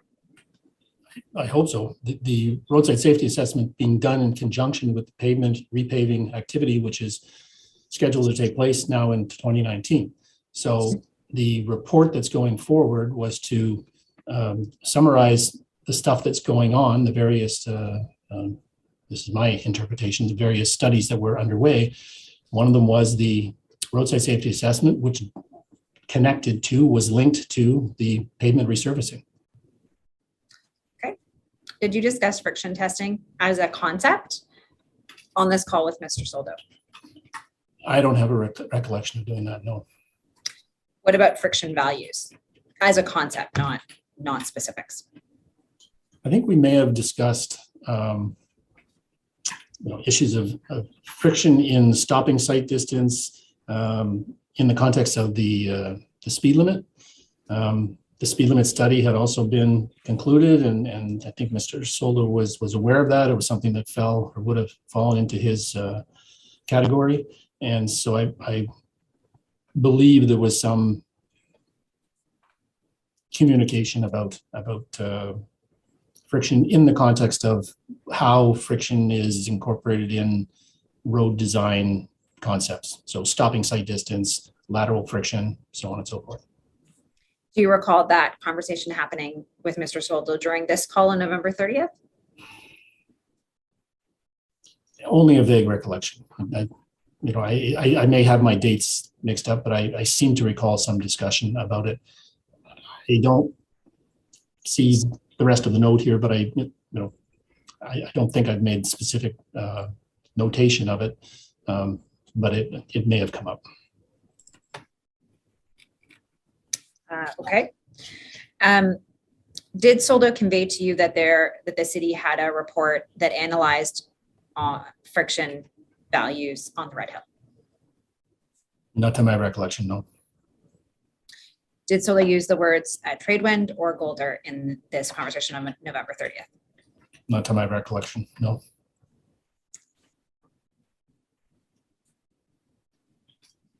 Apart from the friction discussion around stopping, was there any other discussion about friction values with Mr. Soldo on this day?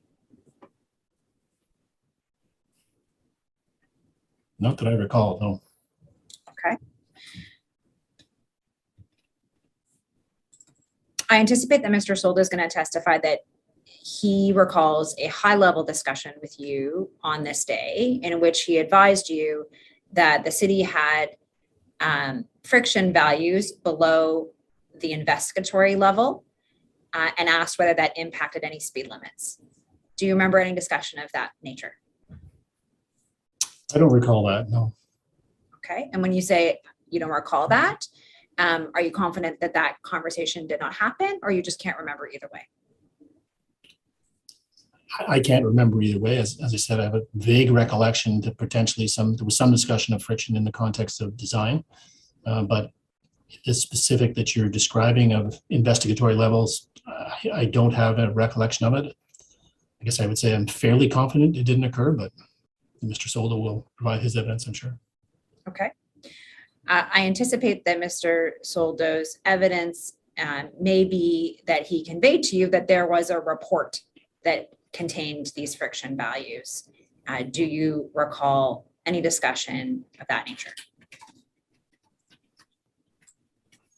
My response is somewhat tainted by having listened to Mr. Soldo a few days ago. I don't think that's what I heard him say, but I don't recall that occurring.